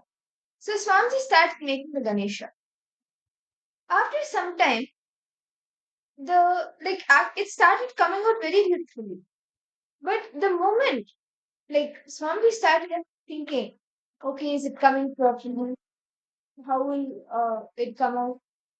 The moment these thoughts start happening, Swami actually describes how the Ganesha actually started dissolving. It started, the form was not holding. So Swamiji was again trying to put it back into shape. It was not coming. Swamiji tried attaching the hand, attaching the legs, making the face. But still, the Ganesha deity that Swamiji was making, it kept getting out of shape. So Swamiji was wondering why it's happening, and that space that Swamiji was making it in. Anandi Yogeshwara was seeing Swamiji, and Anandi Yogeshwara told Swamiji, visualize it happening within you. First build the Ganesha within you. Manifest the Ganesha within you, and then make it on the outside. So what Swamiji did? Swamiji visualized the entire form of Ganesha within him. As he visualized, Swamiji made the Ganesha. And many of you may have seen how Swamiji teaches how to make Ganesha. Understand, the first time Swami made Ganesha was at this point of time when it was during these 9 months, 9.5 months when Swamiji was with Arunagiri Yogeshwara. And Arunagiri Yogeshwara was teaching Swamiji all the different sciences, and this Arunagiri Yogeshwara was teaching Swamiji about the conscious manifestation. So Swamiji visualized Ganesha happening in his inner space and manifested the same outside as the Ganesha deity. And what the same material that just a few moments ago, just a few minutes before that, was not holding shape, started forming shape. It took form into a beautiful Ganesha deity, a clay Ganesha deity. And that is the same thing Swamiji is initiating us all into, the conscious manifestation. And giving us the understanding that through your mind, you can create anything, visualize it within you, create it in your inner space, manifest it on the outside. See, Swamiji himself, in this beautiful happening, Swamiji himself demonstrates to us that yes, just through the visualization, through your mind, you can create your reality on the outside. What can be a better example, a better Leela than Swamiji's to understand this great science, right? All the participants, all of you have an opportunity to manifest your reality. Whether it is to, like, the day after tomorrow, we have Jayanti coming up, the Avatara Dinotsava. And on January 13th, we have the Paramashivoham, the next batch of Paramashivoham starting. The next batch of the Paramashivoham program is starting on January 13th. All the participants, if you want to take that step and manifest this, you can manifest it for yourself just through your mind.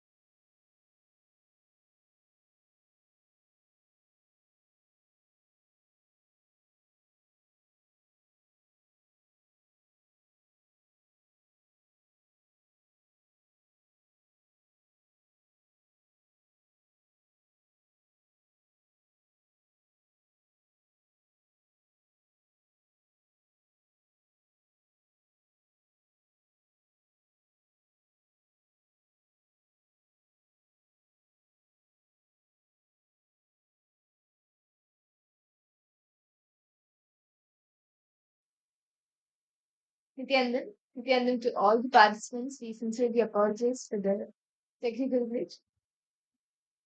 How many of you were able to relate or understand from the story of Narayanam and from the incident from Swamiji's very own life? How many of you were able to understand?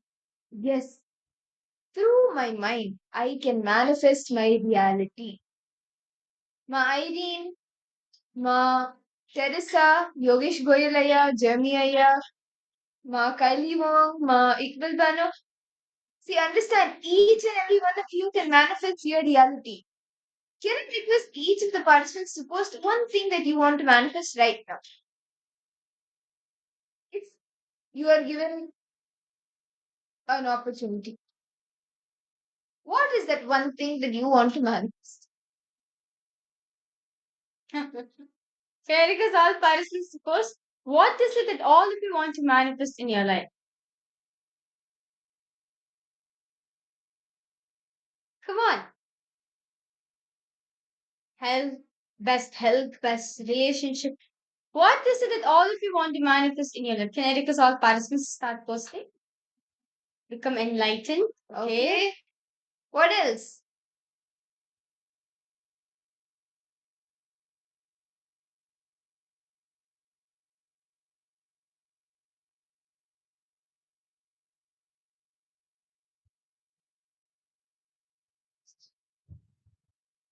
Yogesh Goyalaya, Kixing Wangaya, Jeremy Aya, Ma Iri, Ma Shermaine, Ma Teresa, Ma Yvonne, Ma Kylie Wang, Ma Sophia. Can I request all participants to post? What is it that all of you want to manifest in your life? What is it? Can be anything. Okay, a plane ticket to LA for the Paramashivoham program. Okay.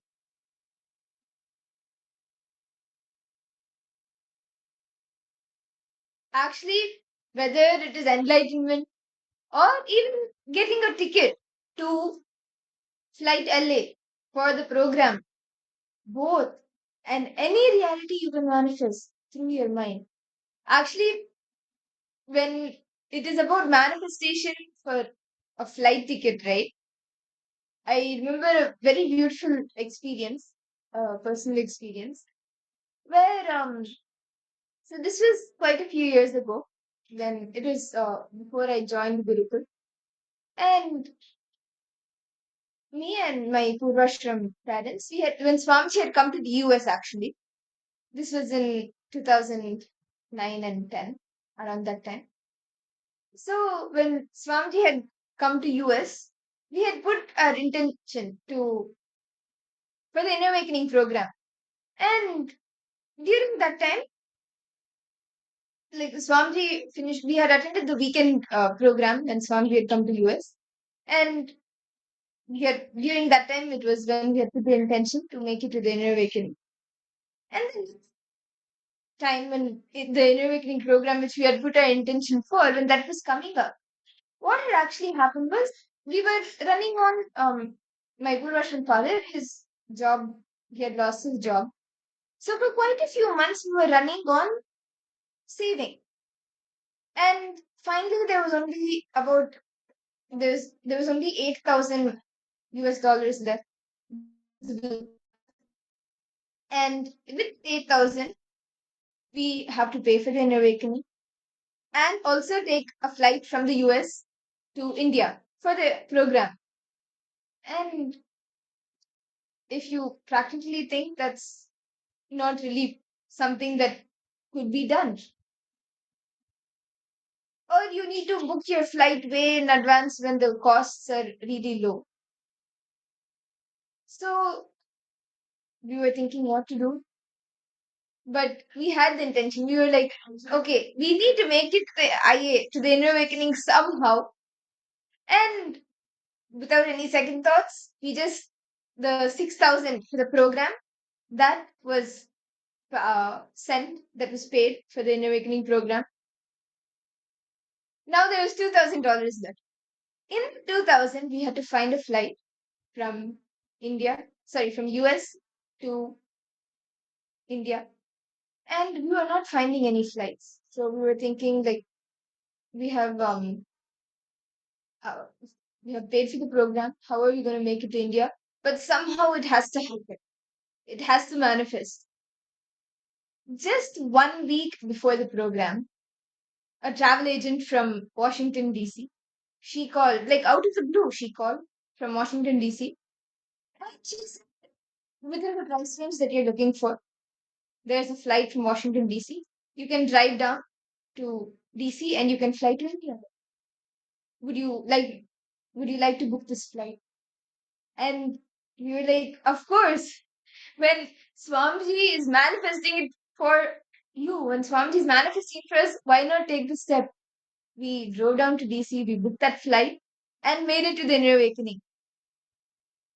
So whatever you want to manifest, just have the intention. Swamiji will manifest the rest. When you make a strong declaration with a strong intention, Swamiji will come rushing to you. When you make that strong sankalpa, strong declaration, Swamiji has to come rushing to you. Swamiji has to come. He will manifest. How many of you have heard the story of Prahalada? Yogesh Goyalaya, Jeremy Aya, Ma Irene, Ma Sharmain, Ma Kailiwang, Ma Iqbal Bano. How many of you have heard the story of Prahalada?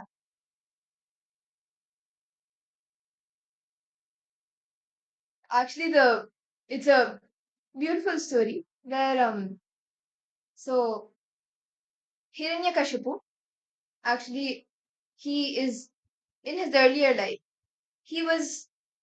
There were two the Dwarapalakas of Vaikunta, Jaya and Vijaya. They were there doing they're the guardians of the Vaikunta. They were there.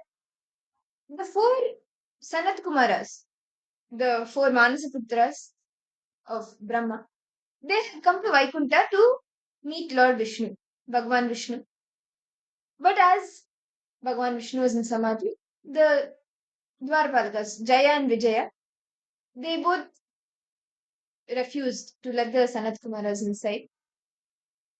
And during this time, because they were not let inside and they really wanted to go and meet Vishnu, they cursed the Dwarapalakas, Jaya and Vijaya, to do three births where they will forget their they will forget their devotion to Lord Vishnu. They will forget that they are a part of Bhagavan Vishnu. They will forget their actual reality. And Lord Vishnu only will come and kill them. So they got this curse. And after this, Jaya and Vijaya, they are born as three demons. Like in the Asura clan, they are born. And one of those three births is Hiranyakashipu and Hiranyaksha. So Hiranyaksha is actually killed earlier, like he is slayed earlier by Bhagavan Vishnu in Bhagavan Vishnu's form as Varaha, as the boar. And that is a different story as well. That's also another beautiful Leela of Bhagavan Vishnu. And Hiranyakashipu, his son was Prahalada. As the curse was told, they will not remember Bhagavan Vishnu and they will be like enemies. They will dislike Vishnu. So, and so Hiranyakashipu was like, everyone has to worship me. And he does tapas. For many years, he goes and he does tapas to Lord Brahma. And he's boon. Not be killed by any animal or human in the day or in the night, in the sky or on the ground, outside or inside, by a weapon or by hand. Like this, he gets a boon, a very elaborate boon that he cannot be killed by this and that. So he now thinks he's like all powerful, nobody can kill him. He goes and he starts creating ruckus everywhere. Like everyone should worship him, not Vishnu. During the time when Hiranyakashipu was doing tapas, his wife, Hiranyakashipu's wife, was pregnant with their son. And during this time, because the Devas, they didn't want another demon like Hiranyakashipu to come. So they decided, okay, when the child is in the womb itself, let us do something. And Indra comes and is taking Hiranyakashipu's wife to Svargaloka. That time Devarshi Narada comes. He tells Indra, no, it's okay, we can, let's, the child, it's unborn child, we can educate. And so Devarshi Narada takes Hiranyakashipu's wife, and of course, Prahalada is growing inside her womb. He takes them both. Narada continues to tell the stories of Narayana and the name of Narayana.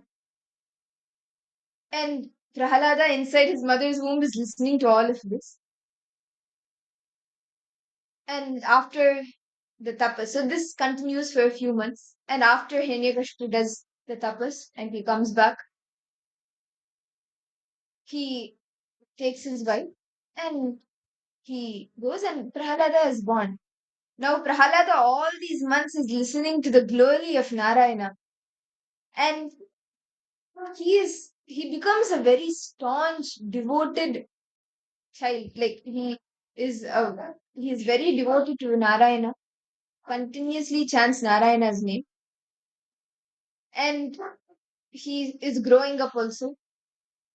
He becomes 3, 5. He is growing up. And as he's growing up, the way he's telling Narayana, Narayana, he's chanting the name and he's telling Narayana stories. He continues. This angers Hiranyakashipu. Even when he goes to Gurukul, he tells all the kids also to chant Narayana's name. This angers Hiranyakashipu. He's like, how can you chant Narayana's name? I am only God. And he tries punishing Prahalada in many ways. He tries sending a snake to bite Prahalada, but as Prahalada is chanting Mahavishnu's name, the snake doesn't do anything to him. And then he tries sending wild elephants. Instead, once the wild elephants reach Prahalada, they bow down to him. Hiranyakashipu tries feeding tries feeding poison. But the moment he drinks it, it becomes nectar. So there's so many different tactics Hiranyakashipu does to try to kill Prahalada, because after trying to explain Prahalada with patience, with scolding, with everything, Prahalada still continues to chant Narayana's name.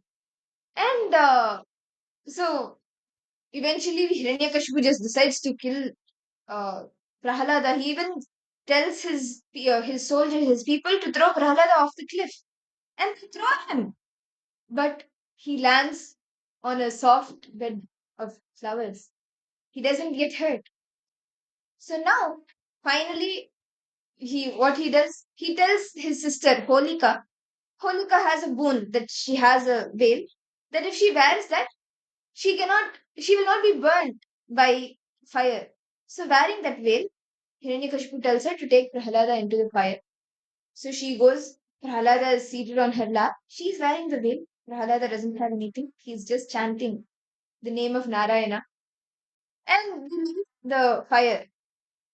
But as he's chanting Narayana's name, the veil comes on Prahalada. Holika gets burned. Prahalada is saved. Nothing happens to Prahalada. He doesn't get harmed. Now Hiranyakashipu is so angry. He's like, how can this be? You're continuously saying Narayana is everywhere. Where is Narayana? Is he in this stone? Is he in this air? Where is he? If he is there, show me, where is Narayana? That time, Prahalada lifts his finger and he's showing where Narayana, he's going to show where. The moment Prahalada says that Narayana is here, and he is lifting his finger. That time Narayana is like, he gets up from Vaikuntha to rush to Prahalada. And in Vaikuntha, Lakshmi is asking Narayana, where are you going? Suddenly, why do you get up? Narayana is like, by the time Prahalada's finger stops, I need to go and be there wherever he points his finger. Because the space with which he made his declaration that I am there, I need to be there. So by the time his finger stops to point where I am, I need to be there, I need to rush, I will explain as I'm going. And he leaves Vaikuntha. And by the time Prahalada points at the pillar and tells that, like, Narayana is there, Narayana manifests there, and Hiranyakashipu, he comes, he breaks the pillar, and from that pillar, Narasimha, Mahavishnu, Bhagavan Vishnu manifests. And after this, the entire, like, Narasimha manifests in the form of a half man, half animal. So it does not contradict the boon that Lord Brahma blessed Hiranyakashipu with.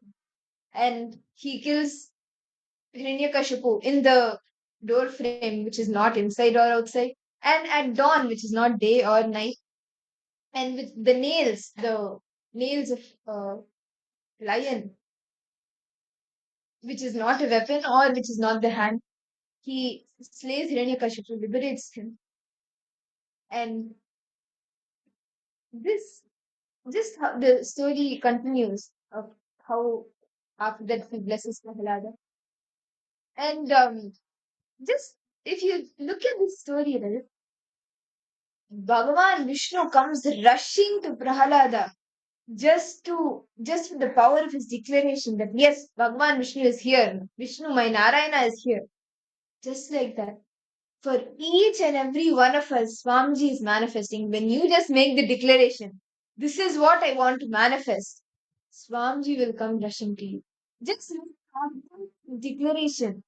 Put your intention and make an authentic declaration. This is what I want to manifest. Swamiji will come rushing to you to manifest your reality. So, Ma Iqbal, Ma Kylie Wong, Jeremiah Yama, Irene, Ma Sherman, each and every one of you, reality you want to manifest. Put your intention, make a declaration. Swamiji will take care of the rest. He will come rushing to attend to you to manifest that reality for you. And understand, on the auspicious day, understand, we are just like less than 24 hours to like the exact time when Swamiji appeared, Swamiji advent on the planet Earth. And so for those who are participants, if you want to share your love and gratitude to Swamiji for him manifesting, for Swamiji manifesting in your life, and if you want to say, Swamiji, thank you so much for manifesting whatever in my life, you can go ahead and offer the various different sevas which has been offered. Like we having the Pratiksha Pada Puja. Understand?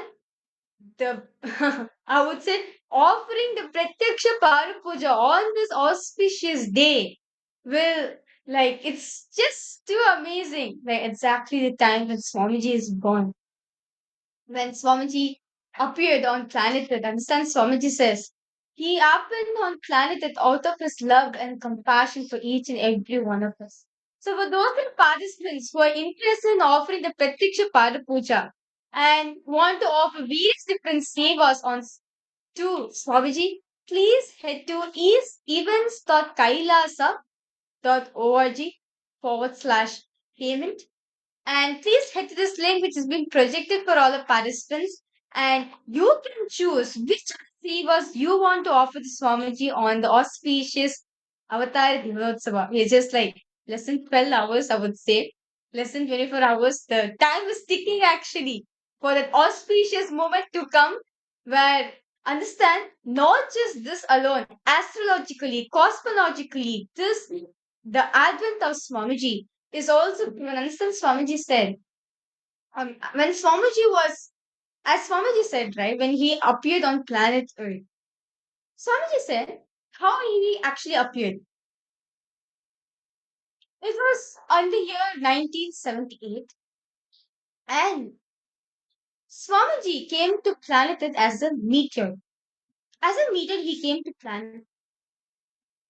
When he's come from space, there was a light in southern India, what is known now in southern India. There was light over there. And Swamiji entered into light. And Swamiji knew when Swamiji entered it, like he knew he entered Arunachala. The first I in Swamiji.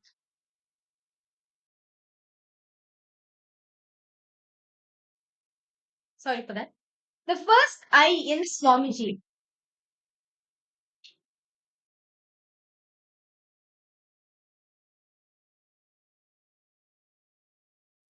Sorry for the technical glitch. So now, that first I in Swamiji, right, was like, Swamiji realized he was in Arunachala and he has taken his brew. And this whole thing actually was as records as great scientists actually, astronomers see that on this day, the supernova named Akila was in its peak. So the scientists record this day as 1978, where the quadrant meteor. You can actually see tomorrow on the auspicious day. The quadrant meteor will be hitting like you can see from planet Earth. And like so many auspicious things going to be happening tomorrow. So those are the participants and all the viewers, if you're interested in offering any of the sevas, we have the Pratiksha Parapuja where you can offer the offering your gratitude to Swamiji. So if you're interested in offering the Pratiksha Parapuja, please head to events.kailasa.org/payments. The link is being projected for all the participants below.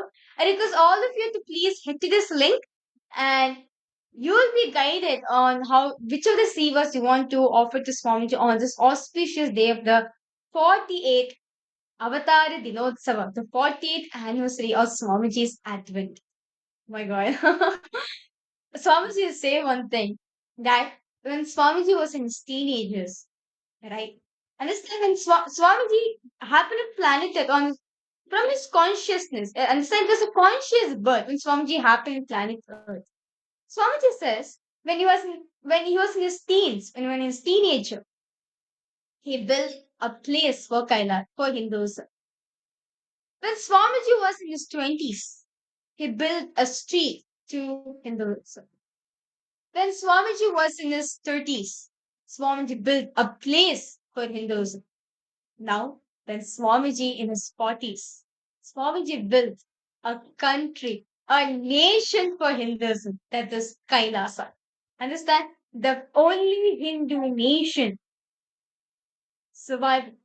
being revived once again is Kailasa. And understand, as Swamiji says, all the best sciences of Hinduism, in every field, whether in the field of astrology, astronomy, Ayurveda, or in any biology, chemistry, physics, botany, agriculture, economy, in any field you take, the best juice of Hinduism you can experience in Kailasa. Then understand? So, of course, all of us are going to be celebrate tomorrow. Actually, tomorrow's the time where exactly on the Chitra Nakshatram, the time, exactly on Chitra Nakshatram time, Swamiji will be increasing all of us on tomorrow as Swamiji was born. Swamiji happened on planet Earth on the Chitra Nakshatram when the moon was in Chitra Nakshatram, the constellation of Chitra Nakshatra, and Kanya Rasi, the zodiac sign of Virgo. So Chitra Nakshatra, Kanya Rasi. This is the exact time Swamiji happened on planet Earth. So those are the participants. This is a rare happening, and this if you want to experience, if you want to offer your gratitude to Swamiji for what you need, for whatever Swamiji has done in your life, we have so many different sevas, rituals which you can offer. First is the Pratiksha Pada Puja, offering to Swamiji's divine lotus feet. Understand? One thing I would say, like, the greatest thing, if you want to be freed, understand Swamiji says, Guru Gita, actually the Guru Gita, Paramashiva very beautifully says, if you want to be relieved the ocean of samsara, meaning if you want to relieve yourself from all the mysteries and everything, just by doing the Pada Puja, doing the puja to hold for the divine lotus feet of the Master, of Guru. Understand? Just by drinking the water, sorry for that, just by drinking water which is used to wash the divine lotus feet of the Guru and sprinkling that in your head. Because even after you taking bath in 7 holy rivers, and when you're offering your gratitude at Swamiji's feet, understand? When you're worshipping the feet of the Master, it is considered you are worshipping the Master itself. When you're worshipping the Guru Paduka, the Guru Pada of Swamiji of Guru, it is even you're worshipping Guru itself. So understand, if you want to experience that blessings, the gratitude, if you want to offer your heartfelt gratitude to Swamiji, I request all the participants and all the viewers who's joining us from various different social media platforms, please head to events.kailasa.org/payments and you can choose which of the savers you want to offer to Swamiji out of your gratitude. Understand? Each of the savers being each of the savers over here. It is for how you offer your gratitude songs. I see some of the participants have asked, I want to offer Pada Puja, where can I do the payment? I think it was Jeremy Maxfield. I think you were the one who asked for this. Jeremy, if you want to offer the Pratiksha Pada Puja on tomorrow, do you want to offer tomorrow? Yeah? Tomorrow is actually a most auspicious day. Tomorrow is the best day actually. Yes, you can head to events.kailasa/payment and you can you can sign up for the Pada Puja. And we have so many other sevas happening where every day during the darshan we see Swamiji coming in so many forms, right? Wearing the different alankarams, different jewels, clothes. All of you have the opportunity to even do the Rajashlingara Seva, where you can offer this Seva and offer the different, you can express your gratitude by offering the different Shringaras in this Seva, the different adornments that Swamiji does will be offered to Swamiji. In answer, Shringara. Shringara in Sanskrit means actually one of the most beautiful seva. Shringara means like dressing up, adorning. This is actually a very beautiful seva where you get to offer for Swamiji's own dress of the Raja Shringara seva. And through this offering, we can express the gratitude to Swamiji, who is the remover of delusion, Maya, who bestows true enlightenment and reveals us to our higher self. And the cost for this beautiful seva is $1,501 US.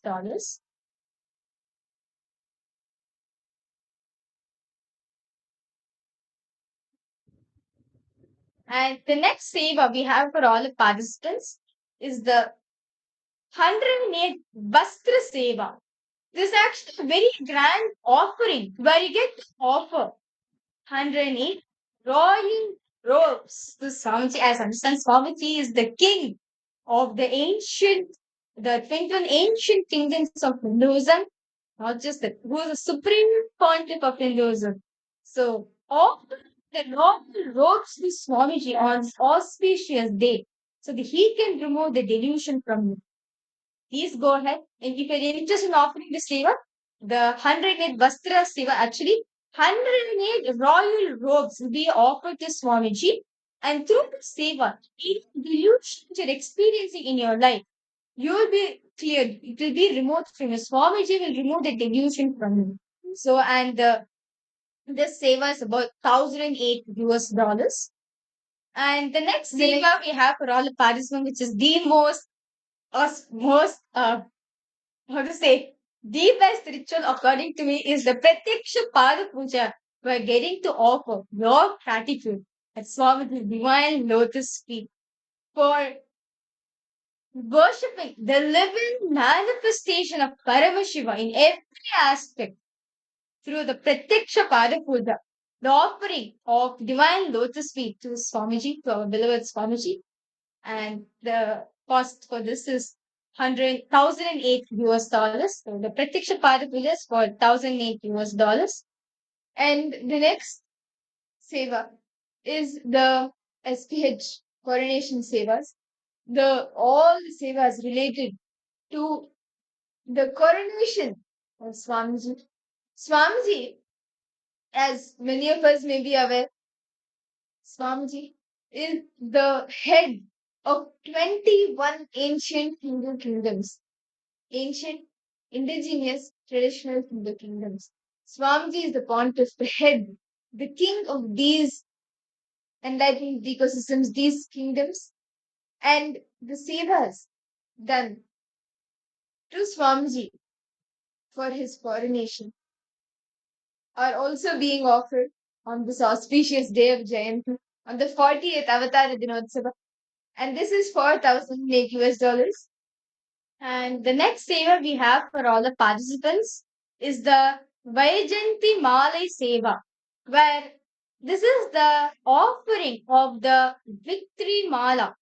As Swamiji said, right? In those days, when the kingdom was under, when the kingdom was in war, right? At the time, the king did not wear garlands.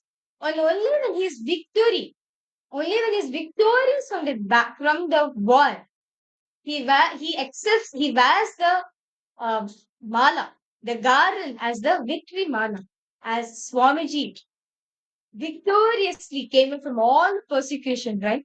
So this is actually very beautiful offering where you can offer the Vaijanti Mala Seva, the victory mala being offered to Swamiji, offering just any mala, but victory mala to Swamiji. Understand? This is not just any normal mala and everything. No, but this is the offering of the victory mala to Swamiji himself.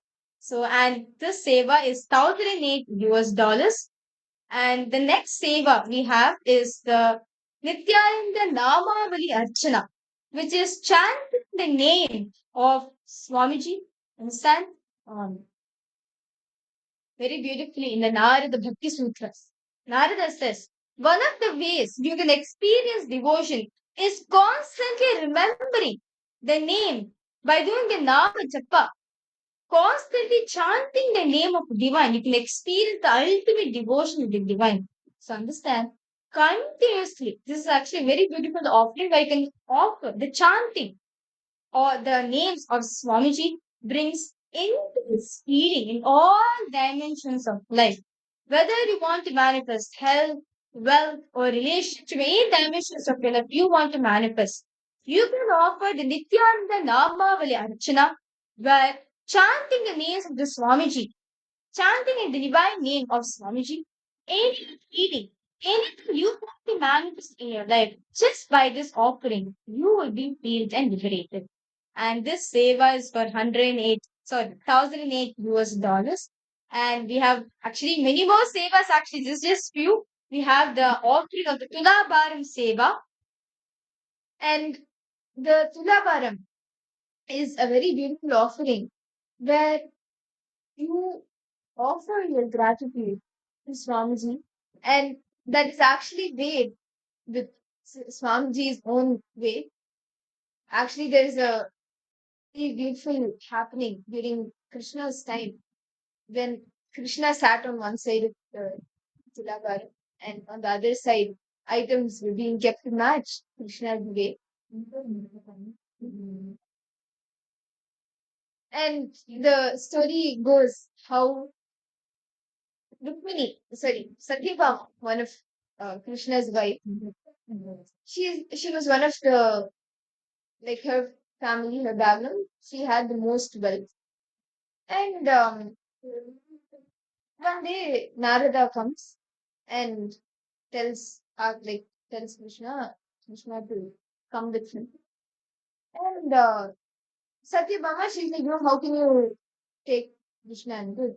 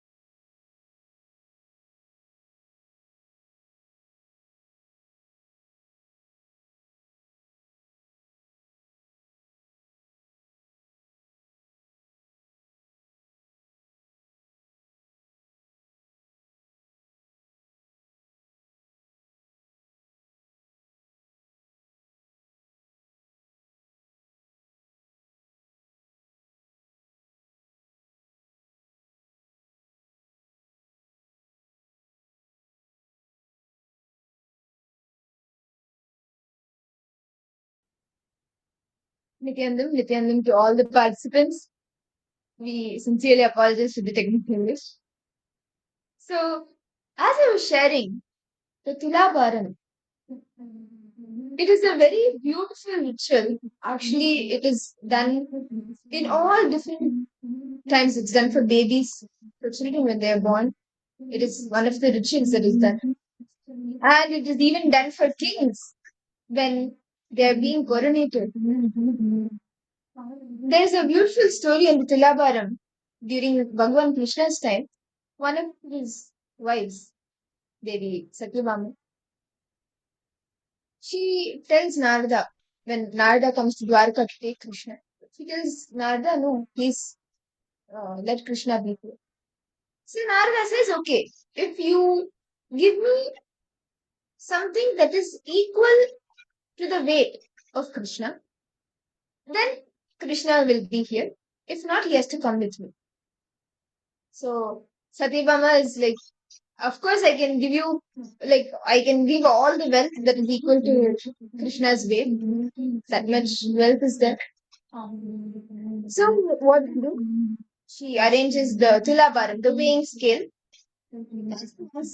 She requests Krishna to sit. And on the other side, she starts putting the jewelry.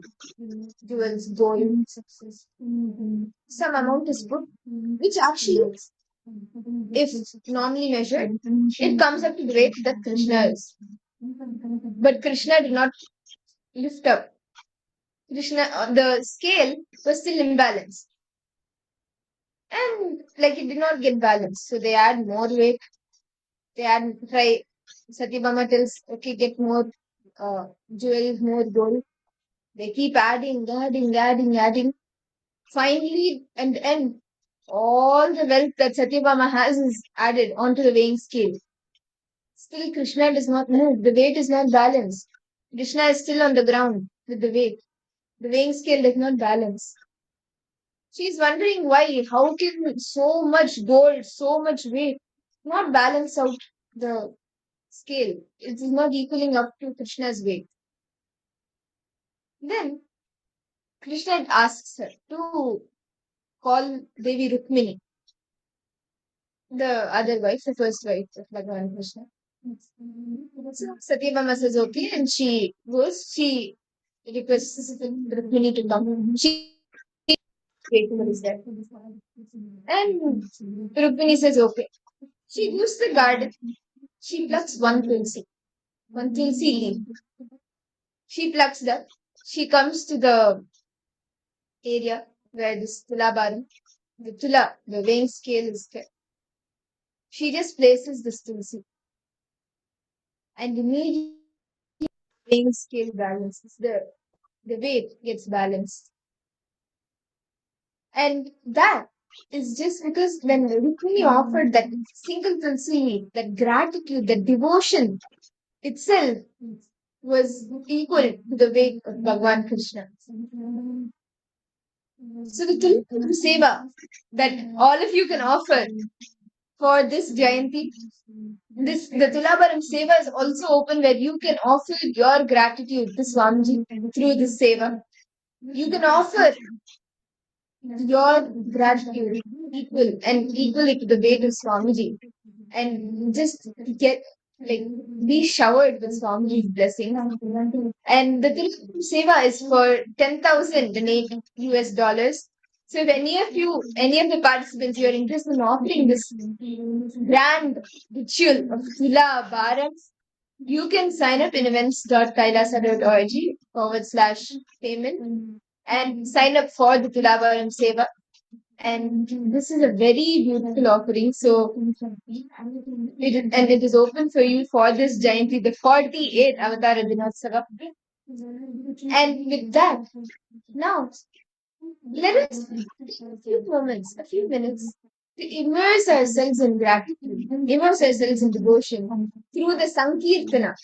Understand, when you are able, Swamiji has showered us immensely with each and everything. Let us take a few minutes to remember that. Immerse ourselves in all the experiences that Swamiji has given and just sing Swamiji's name through the Sankirtanas and offer our gratitude. So let us all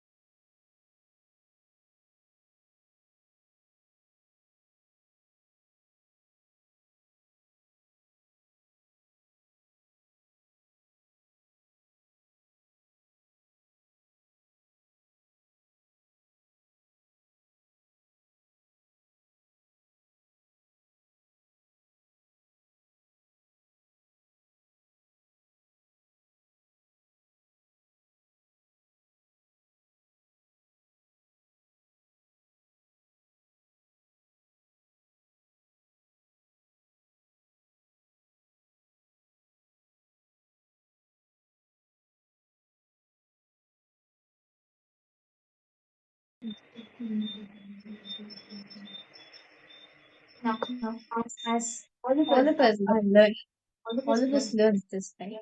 As we're preparing ourselves for the darshan, let us now enter into the Sankirtana, where we immerse ourselves into the devotional song for our son.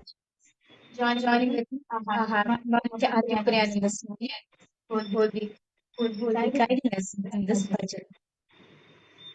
Nithyananda, everyone. Let us all sit straight and let us begin by connecting with Swamiji, melting in devotion, and first chanting the Sadguru Vandanam. Nithyanandam Paramasukadam Kevalam Jnanamurtim Dvandvaतीतं गगनसदृशं तत्त्वमस्यादिलक्ष्यम् एकं नित्यं विमलमचलं सर्वदी साक्षिभूतं भावातीतं त्रिगुणरहितं सद्गुरुं तं Namami.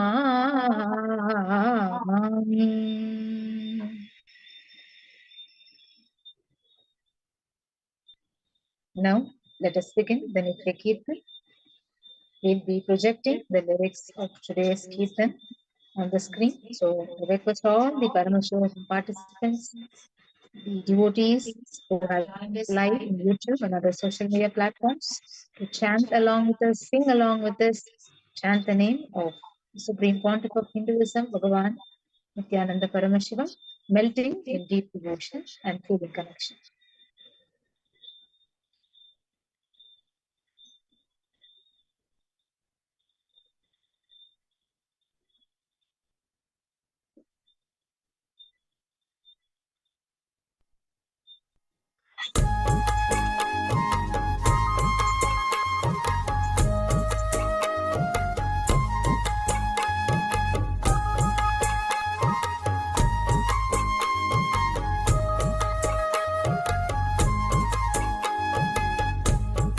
Nithyananda, Nithyananda, Nithyananda, Nithyananda, Nithyananda, Nithyananda, Nithyananda, Nithyananda, Nithyananda, Nithyananda, Nithyananda, Nithyananda, Nithyananda, Nithyananda, Nithyananda. Jai Guru Nada, Bhavabhayadata, Brahmananda, Nithyananda. Jai Guru Nada, Bhavabhayadata, Brahmananda, Nithyananda. Jai Guru Nada, Bhavabhayadata, Brahmananda, Nithyananda. Jai Guru Nada, Bhavabhayadata, Brahmananda, Nithyananda.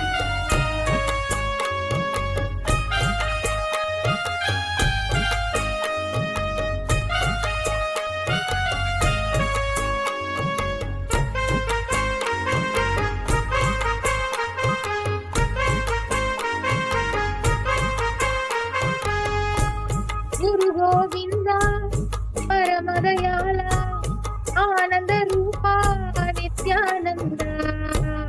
Guru Govinda, Paramadayala, Ananda Rupa, Nithyananda. Guru Govinda, Paramadayala, Ananda Rupa, Nithyananda. Guru Govinda, Paramadayala, Ananda Rupa, Nithyananda. Jagadodara, Nithyananda, Sadguru Nada, Nithyananda. Jagadodara, Nithyananda, Sadguru Nada, Nithyananda.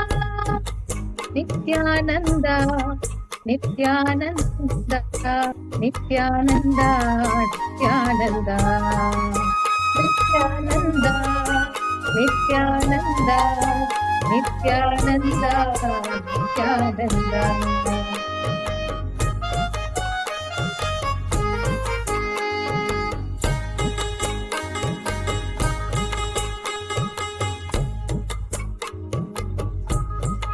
तुमुहोदयमय ब्रह्म विष्णु महेश्वर आदि आनंद नित्यानंद आदि आनंद नित्यानंद तुमुहोदयमय ब्रह्म विष्णु महेश्वर आदि आनंद नित्यानंद आदि आनंद नित्यानंद अभय प्रदाता आनंद रूपा अभय प्रदाता आनंद रूपा दया करो कृपा करो आनंदेश्वर नित्यानंद दया करो कृपा करो आनंदेश्वर नित्यानंद नित्यानंद नित्यानंद नित्यानंद नित्यानंद नित्यानंद नित्यानंद नित्यानंद नित्यानंद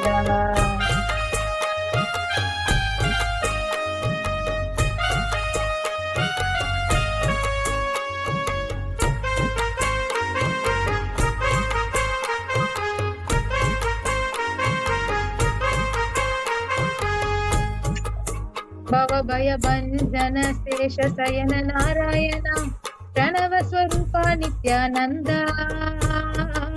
प्रणव स्वरूपा नित्यानंद भव भय भंजन शेष शयन नारायण प्रणव स्वरूपा नित्यानंद प्रणव स्वरूपा Nityanand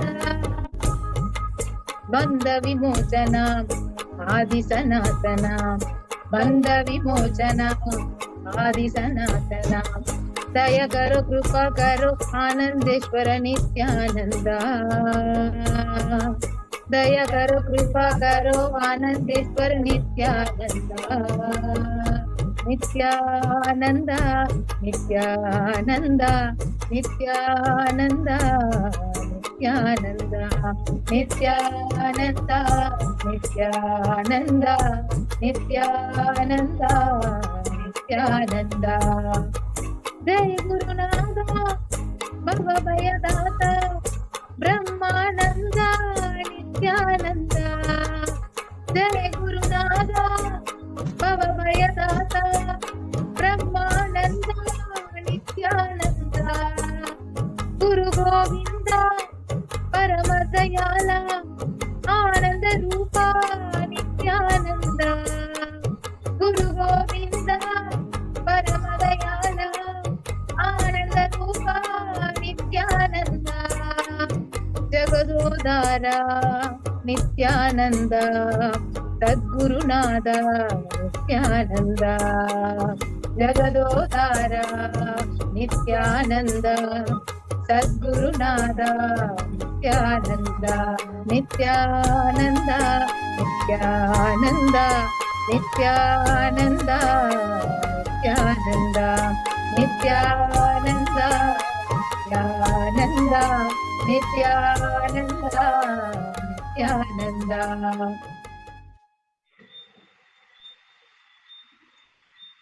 Continue to remain in the pure space of devotion, immerse in bhakti.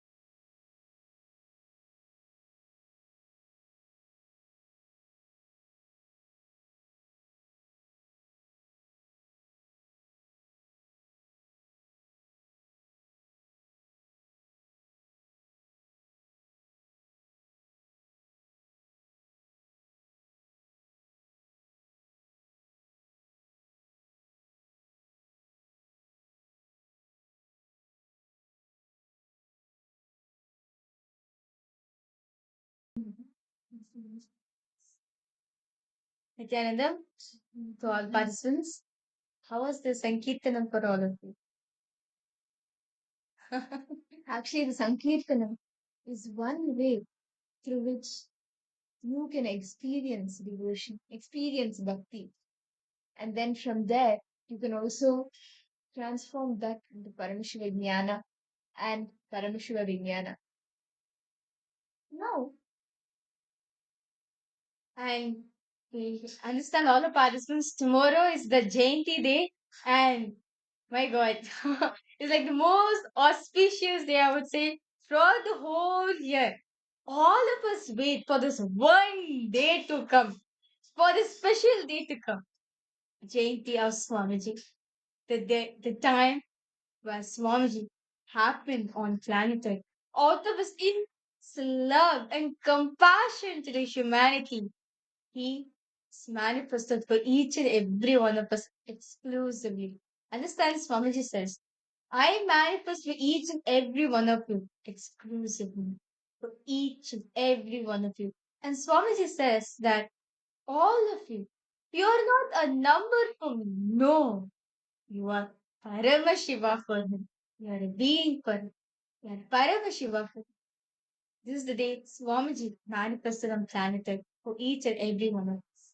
And if you're interested in offering any of the sevas, the rituals, offering out of your love and gratitude to Swamiji, I request all participants to please head to. You can head to events.kailasa.org/payment and you can sign up for any of the sevas that you are interested in. See, when you your gratitude at Swamiji's feet for what showered you with till now, whether it is Swamiji manifesting in your life in some form or the other, or when you are really seeking for something, like a miracle, he just comes and manifests that for you. Whenever you call him, he just rushes and comes to you.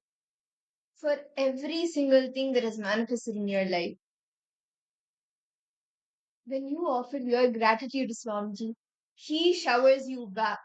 Swamiji showers you 10 more, 100 times more. So for all the participants, we have for tomorrow on the auspicious day of Jayanti, we have so many number of sevas actually which you can participate in. So we have the Pratyaksha Pada Puja, offering the divine lotus feet, doing the puja to Swamiji's divine lotus feet, and the cost for this is $1,008. And the offering of the Uttama Seva, the best offerings, understand, in Agamas. Paramashiva along tells in details the best offerings done to Paramashiva himself. So on this auspicious day of the Avatar Ignotsava of Swamiji happened on planet Earth, we are going to be offering the Uttama Seva, and this is $1,008 once again. Next, we have the Nithyananda Homa, the offering of the fire ritual, the yajna, the fire ritual to Swamiji. And again, the cost for this is $5,008. And we have the Abhishekam done to our beloved Swamiji. Abhishekam, the special Abhishekam done to Swamiji. And this is $1,008. Literally, on the Abhishekam, there'll be various different offerings, such as the milk, the sandalwood, the turmeric, the rice flour, various different offerings, dravyams, meaning like various different offerings you'll be there, where you get to bathe Swamiji with holy waters. If you're interested in offering this seva, we're offering the Abhishekam to Swamiji, and the cost for this is $1,008. And if you offer the Sahasranama Archana, meaning the offering of the 1,008 names to Swamiji, the chanting, the Archana, the offering of the 1,008 names. So basically, the 1,008 names of Swamiji will be chanted and understand. Swamiji is each of these names are one of the attributes of Swamiji. gunas that Swamiji has. Understand is ananta. It is infinite. It is which is endless. So understand when you are offering this ritual, you are going to be getting those qualities of Swamiji in you, those gunas which you want to manifest for, such as the healing or being ever compassionate or having Guru Bhakti, whatever. Any of the Kalyan Guru Paramashiva Swamiji you want to manifest, just offering this Sahasranama Archana to Swamiji on the auspicious day of Jayanti, the Avatar Dinotsava, and you're going to be manifesting that in you. So once again, this is $1,008. The next is the offering of the Go Puja, followed with the Suprabhata Seva, the waking up Swamiji from Samadhi, and the Ekanta Seva, done on the auspicious day of Jayanti, the Avatar Dinotsava, and this is $1,008. And we have next is the Vishensha Naivedya Seva, the offering of the special Naivedyams to Swamiji on the auspicious day of where all the wherever you feel like you want to manifest, where you want to offer your gratitude to Swamiji, and literally by offering the Vishesha Naivedya Seva, any wounds or any obstacles you're facing related to health dimension, healing purpose, by offering the seva, all the problems related to health will be solved. And once again, this is $1,008. The next is the Nera Totsavam Seva, where this is actually a very beautiful offering done to Swamiji. And once again, this is $1,008. So I request all participants, this like so many sevas, like so many rituals are going to be offered, especially just for Swamiji tomorrow.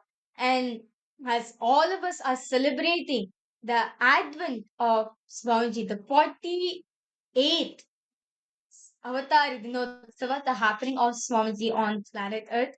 And if you're interested in offering any of these sevas, any of the rituals, if you say Swamiji, I want to thank you.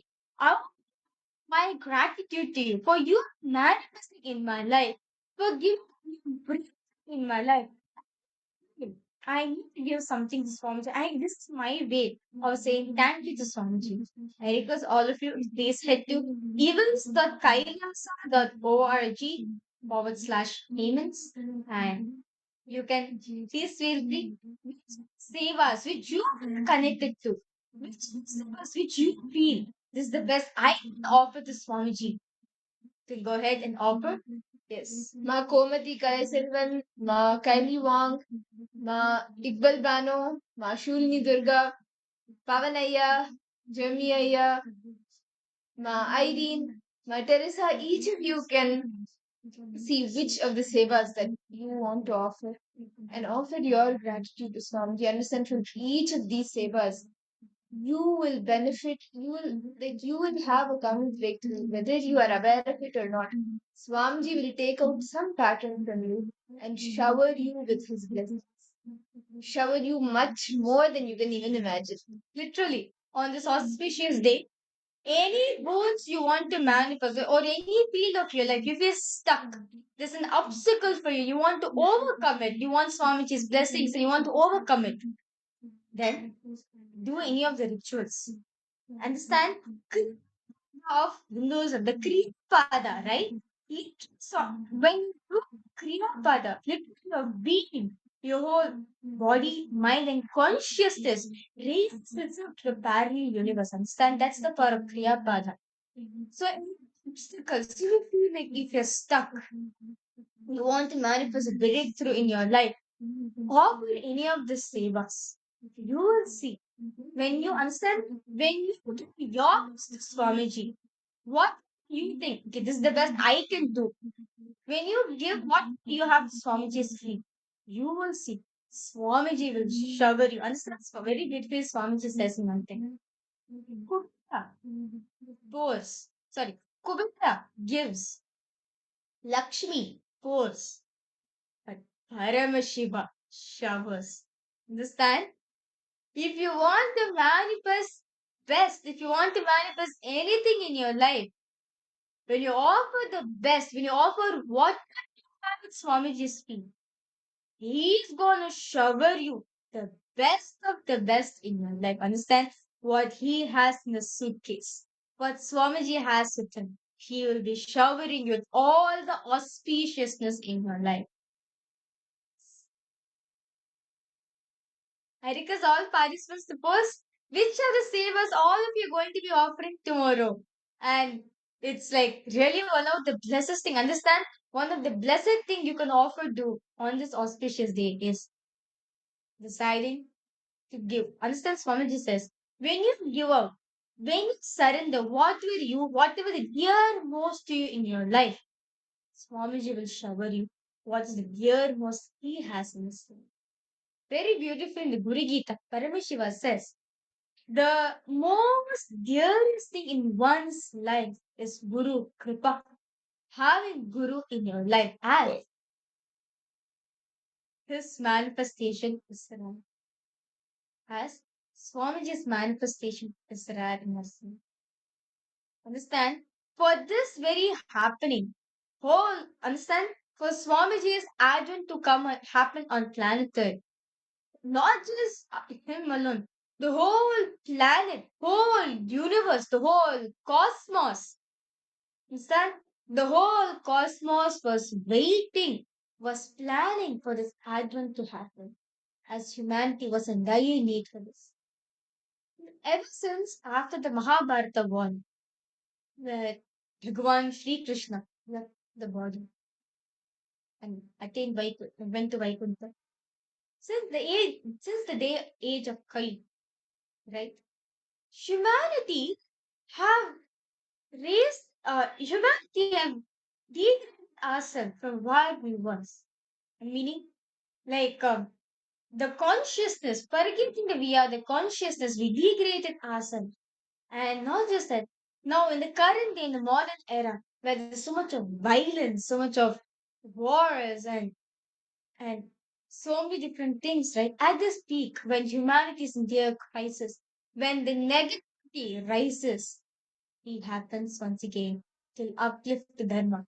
In the Bhagavad Gita, chapter 4, verse 7 and 8, Bhagwan Krishna says, Yada yada hi dharmasya glanir bharat abhyutanam dharmasya tadatmanam srijamyam paritaya sadhunam vinashaya ch dushkritam dharma samsthapanarthaya sambhavami yuge yuge. When the negativity rises, when the positivity declines, I happen the Dharma. I happen again and again. Through his words, Swamiji has come down to uplift the Dharma of life once again for all of us. And he has happened for each and every one of us as an answer to all of our prayers. Okay. Yes, so we have you have asked a question regarding what's the Pada Pujas, what's the difference between Pada Puja and Pratyaksha? It is the same. See, Aya, Pratyaksha Pada Puja is the offering done to Swamiji's feet. The Pada Puja is the seva. The words Pratyaksha means physically present. So see, Swamiji has incarnated. He's there as a as a alive form, alive being in front of us for us to offer the Pada Puja. Pratyaksha means physically there. And the Pada Puja is offering your gratitude at the feet. The Pada means feet and Puja is the offering. You can choose Jeremy Maxwell there.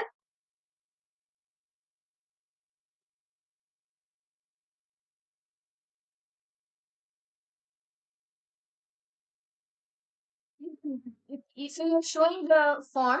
You can yes, so you can choose the first one.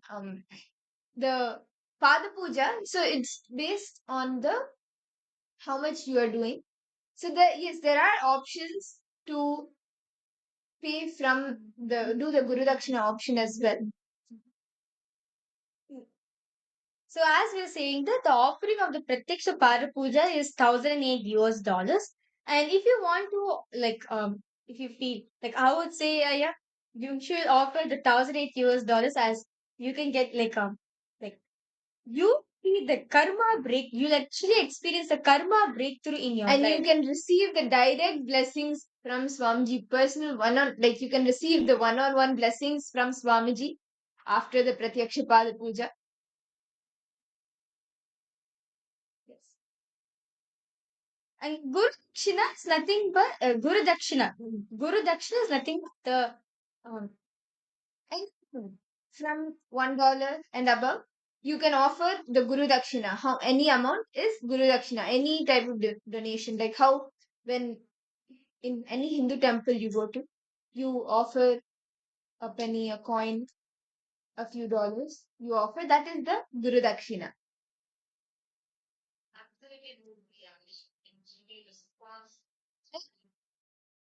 Now, by offering the Pratyaksha Pada Puja, the 1,008, the one-on-one blessings, the direct blessings from Swamiji during the darshan. So, Jeremiah, you can offer the Pratyaksha Pada Puja, the 1,008 Pratyaksha Pada Puja. And for all the participants, you can choose which offering, which seva you want to offer your gratitude to Swamiji through. And you can sign up for that seva. You can head to events.org/payment and put your intention. Sign up for the seva and offer the seva on the 48th Avatara Dinotsava of Swamiji tomorrow. And there can't be a more auspicious day than this, when the day Swamiji himself happened on planet Earth as an answer to all of our prayers. He has happened to attend to each and every one of us individually as a manifestation in our life for giving us a superconscious breakthrough. Yes. Any questions, doubts all participants are having or all the viewers are having? Do feel free to post in the chat section. Okay. Guru Dakshina is donation. It's like any type of donation. The Guru Dakshina is any type of donation or any type of Dakshina. It's like the donation. And you offer to your Guru. Like there is actually a very beautiful practice. How after the education period or after you are guided by the Guru, you offer the Guru Dakshina after a certain time period of getting the education. How these days, I can't even compare it to fees, but just to give an example for you to understand how after you pay the fees, similar to that. But of course, Guru Dakshina has its own spiritual benefit. It has the spiritual benefits where you will have karmic breakthroughs where when you give the Dakshina, a pattern leaves you. So you offer something to the Guru, that is the Guru Dakshina. Whatever you have at that point in time, you offer it. Yes. So, Ma Irene, which seva do you want to offer?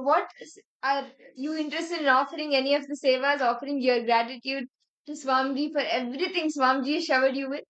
And Pavanaya, Ma Iqbal Bano, Ma Komati, Nithyananda, Ma Vani Goyal, and we also have the offering of Tutula Abhare. So I request all participants, if you're interested in offering your gratitude to Swamiji on this auspicious day, please head to this link. And the Pratyaksha, understand, the Pratyaksha Para Puja, the offering of the Para Puja is just like, actually when, this reminds me of a beautiful story, an incident which happened. So, Mahavishnu was going to Mahasamadhi, and at a point of time he leaves the Padakas outside and he goes in. And the Shankar Chakra mocks, teases the son, the saying, see, Parindama leaves you outside the Mingo, but look at us, he takes us along with us for Mahasamadhi. Of course, The Padakas also felt, I also want to meet Mahavishnu every time. I want to experience that. Parandama, his Atma Rama, right? He knows everything. Parandama, he knows. So, he told the Padaka saying, see, it is through you people worship you. Understand? You are considered as through you people can worship me. Understand? It is through the Padakas only. All of this, it is through the Padakas only we worship the Master. Understand? Because the Padakas represents the divine. When you're offering the Pada Puja to Swamiji's feet, understand? When you're offering the Pada Puja, it is considered you're offering to Swamiji himself. Understand? The feet of the Guru. The feet of the Guru. Understand? Is simple. Only rarest beings can attain that space where they get chance to offer at Swamiji's feet. Where I get chance to offer. Understand? Today's population is 8 billion people that are out there in planet Earth. Only blessed are those are even having Swamiji in their life, because Swamiji knows. And instead Swamiji says, if you are here today in your previous birth, I have come to you. Swamiji has come for each and every one. That's in this birth, you have decided, come what may, I am now going to miss Swamiji. That is why each and every one of you, all of you are connected to Swamiji in this birth. And when you're offering the Pratiksha path, which understand only blessed are those rare amongst the devotees, have this opportunity to offer directly at Swamiji's feet. The offering of the Pratiksha Pada Puja. Literally, what Brahma writes in his hand, Guru rewrites just with his left toe. Understand? What Brahma writes, Brahma, that's the Srishti, right? The creation, whatever he writes, Guru rewrites it with his left toe. So understand the significance of Guru Pada, the Padukas, the Padams of Swamiji. By offering the Pratiksha Pada Puja at Swamiji's feet, any karmas, any obstacles which you're facing in your life, you'll be liberated. Just left toe, he will remove all the obstacles you are facing in your life and give you mukti, liberation for you to experience. So yes, all the participants, tomorrow is the 48th Avatara Dinotsava. Like, if you just look back, sometime back, it just feels as if the giant just gone over. But 1 year is over and Swamiji's 48th Avatar Dinotsava has come. And there can't be a more auspicious day than this to offer your gratitude to Swamiji for happening in our life. So you can head to events.kailasa.org/payment and sign up for any of the sevas that you want to offer, whether it is the Rajashringara Seva or the 108 Vastra Seva. How Swamiji is just gracing us every day during the darshan with all the different alankaras. You can offer that. And whether it is the Vaijayanti Mala Seva, the Mala, the garland of victory, or the Nithyananda Namavali Archana, where for every aspect, for every quality of Swamiji, every name of Swamiji, you offer your gratitude and manifest those very same qualities in you. Any of the sevas that any of you want to offer, you can sign up immediately and don't wait. Take a step immediately and you will manifest the rest. Don't think about all the obstacles that may be coming. Swamiji, if you have make the declaration, yes, I want to do this. Swamiji will come rushing to you. Right now you can manifest and offer the seva. Any questions, any doubts all participants are having? Or if you want to share your experience too, do feel free to post in the chat section. Can I request all participants to post which savers are all of you going to be offering tomorrow? What's we all going to be offering your thing to Swamiji? Yes. So for those that are participants who have filled out the form, right? You will be receiving an email on the further details and how you'll be doing how you can offer this thing on Swamiji's on the Avatar Dinotsava. And as let us all now prepare ourselves for this beautiful for receiving Swamiji's expression.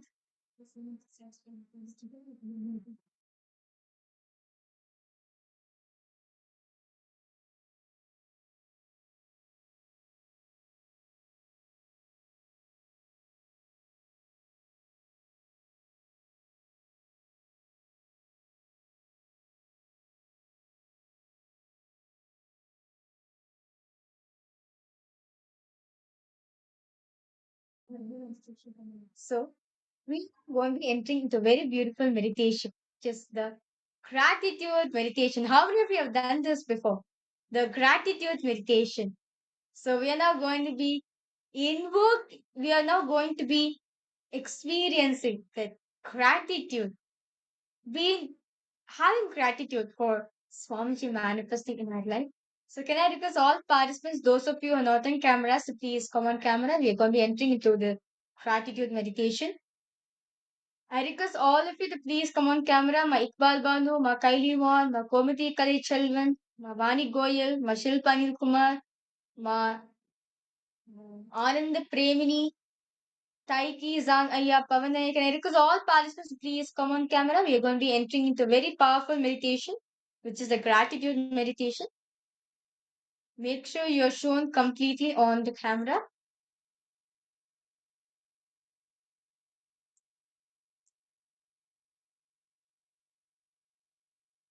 I request all the participants to please settle down. Please sit straight. Close your eyes. Sit in a comfortable seated position. Now, bring your awareness to your Sahasrara chakra, the ground center.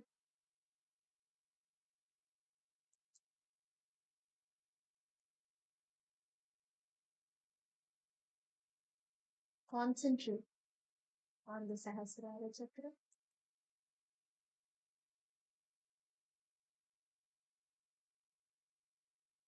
Around 5,000 years ago, at the end of Mahabharat War, the ancient enlightened Hindu civilization consisted of 10,000 Hindu traditions, or sampradayas, that existed in 56 Hindu nations, 200 Hindu kingdoms, 1,700 Hindu provinces that covered more than 6 million kilometers square of Asia. The Supreme Pontiff of Hinduism, SPH, Bhagavan Sri Nithyananda Paramashivoham, is the reviver of KAILASA, this ancient enlightened Hindu civilizational nation. KAILASA is an unbroken cultural, religious, historical, civilizational, and sovereign continuation and revival of multiple of these historical Hindu sovereign states and Hindu ecclesiastical entities.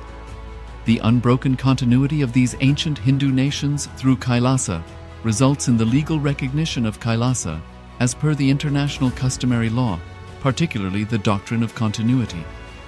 The international law, the doctrine of continuity, implies that upheavals and revolutions within a country, changes in government, territorial adjustments, measures taken during military occupation, or other internal transformations do not negate the existence of the country, do not affect the legal personality and international obligations of the country or state.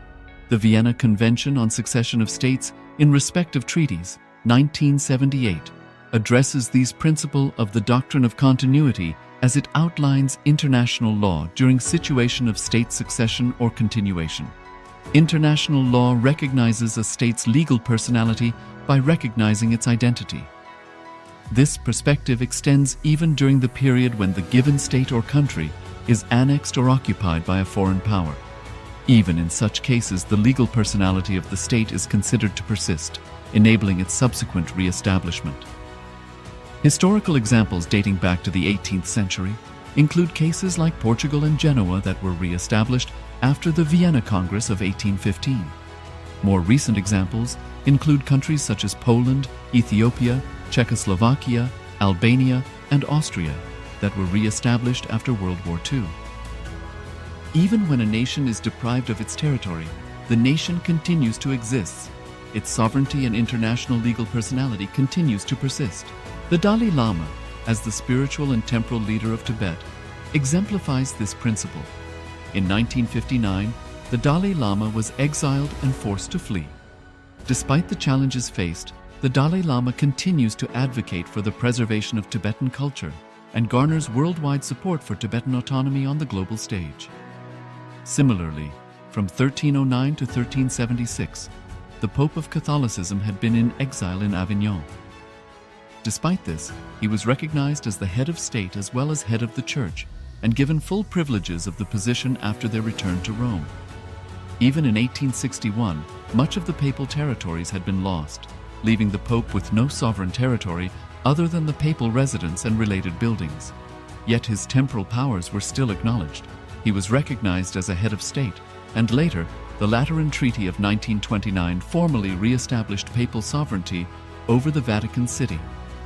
The Sovereign Order of Malta further exemplifies this principle, retaining international recognition as a sovereign entity despite the permanent loss of their territory upon Napoleon's invasion in June 1798. Despite such permanent loss of territory, the sovereignty and the international legal personality of the Sovereign Order of Malta continue to persist. Much later in 1894, the order settled in Rome and acquired two properties, the Magistral Palace and the Magistral Villa that received extraterritorial status. Today, the order maintains diplomatic relations with 112 countries, issues its own diplomatic passports, currency, stamps, and vehicle registration plates, and has been granted observer status in the United Nations. All these examples of state re-establishment illustrate the principle of continuity of states, as per international law, that a state's legal personality persists over time. A nation continues to exist even after a complete loss of territory.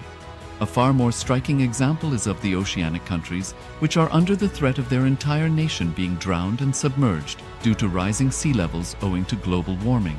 In response to such existential threat of climate change, Pacific Island nations, including Tuvalu, have enacted constitutional amendments and made international declarations affirming that their nation and their sovereign rights will continue to persist, despite their entire territory being lost to the sea. This proactive stance is highlighted in the Constitution of Tuvalu Act 2023 and the Pacific Islands Forum Declaration of 2021. The Supreme Pontiff of Hinduism, Bhagavan Sri Nithyananda Paramashivoham, through the line of succession is the present 203rd Emperor of the Hindu Sovereign Kingdom of Surangi Samrajya. He was crowned on the 31st of December 2004 at the age of 26. Thus, by very same principles of the doctrine of continuity, through which the international legal personality of Portugal, Genoa, Poland, Ethiopia, Czechoslovakia, Albania, Austria, Vatican, Tibet, Sovereign Order of Malta, and several other nations has been recognized despite having undergone a period of exile, annexation, occupation by a foreign power, or despite loss of territory. The SPH Nithyananda Paramashivoham, through well-established legal and historical facts about the Hindu sovereign state of the Surangi Samrajyam, derives all sovereign rights and powers of the royal lineage of the Surangi Samrajyam as its 203rd sovereign emperor from his inheritance and continuation of the unbroken succession of the kingdom of Surya Vamsa Surangi Samrajyam Sarvanapitha. Surya Vamsa Surangi Samrajyam, through unification with 20 other sovereign Hindu states and sovereign ecclesiastical, historical entities, became part of the United States of KAILASA, which thus became a sovereign, independent juridical state, with the SPH Nithyananda Paramashivoham as the sovereign. Just as how the oceanic nations like Tuvalu have safeguarded their sovereignty from the existential threat of total submersion by amending their constitution and asserting that their sovereignty will persist regardless of the loss of their territory, KAILASA, which is a sovereign continuation of 21 sovereign Hindu states and sovereign ecclesiastical historical entities, is also reviving and continuing the Kumari Kandam Hindu nations that got submerged. As per the doctrine of continuity, These facts imply that the KAILASA's statehood is recognized by international law and manifests as a natural outcome of well-established historical legal facts. Share your time, talent, and treasure. Become part of KAILASA. Sign up as an eCitizen https://kailasa.ecitizen.info. Around 5,000 years ago, at the end of Mahabharat War, the ancient enlightened Hindu civilization consisted of 10,000 Hindu traditions, or sampradayas, that existed in 56 Hindu nations, 200 Hindu kingdoms, 1,700 Hindu provinces that covered more than 6 million kilometers square of Asia. The Supreme Pontiff of Hinduism, SPH, Bhagavan Sri Nithyananda Paramashivoham, is the reviver of KAILASA, this ancient enlightened Hindu civilizational nation. KAILASA is an unbroken cultural, religious, historical, civilizational, and sovereign continuation and revival of multiple of these historical Hindu sovereign states and Hindu ecclesiastical entities. The unbroken continuity of these ancient Hindu nations through KAILASA results in the legal recognition of KAILASA as per the international customary law, particularly the doctrine of continuity. The international law, the doctrine of continuity, implies that upheavals and revolutions within a country, changes in government, territorial adjustments, measures taken during military occupation, or other internal transformations do not negate the existence of the country, do not affect the legal personality and international obligations of the country or state. The Vienna Convention on Succession of States in respect of treaties, 1978, addresses these principles of the doctrine of continuity as it outlines international law during situation of state succession or continuation. International law recognizes a state's legal personality by recognizing its identity. This perspective extends even during the period when the given state or country is annexed or occupied by a foreign power. Even in such cases, the legal personality of the state is considered to persist, enabling its subsequent re-establishment. Historical examples dating back to the 18th century include cases like Portugal and Genoa that were re-established after the Vienna Congress of 1815. More recent examples include countries such as Poland, Ethiopia, Czechoslovakia, Albania, and Austria that were re-established after World War II. Even when a nation is deprived of its territory, the nation continues to exist. Its sovereignty and international legal personality continues to persist. The Dalai Lama, as the spiritual and temporal leader of Tibet, exemplifies this principle. In 1959, the Dalai Lama was exiled and forced to flee. Despite the challenges faced, the Dalai Lama continues to advocate for the preservation of Tibetan culture and garners worldwide support for Tibetan autonomy on the global stage. Similarly, from 1309 to 1376, the Pope of Catholicism had been in exile in Avignon. Despite this, he was recognized as the head of state as well as head of the church and given full privileges of the position after their return to Rome. Even in 1861, much of the papal territories had been lost, leaving the Pope with no sovereign territory other than the papal residence and related buildings. Yet his temporal powers were still acknowledged. He was recognized as a head of state, and later, the Lateran Treaty of 1929 formally re-established papal sovereignty over the Vatican City. The Sovereign Order of Malta further exemplifies this principle, retaining international recognition as a sovereign entity despite the permanent loss of their territory upon Napoleon's invasion in June 1798. Despite such permanent loss of territory, the sovereignty and the international legal personality of the Sovereign Order of Malta continued to persist.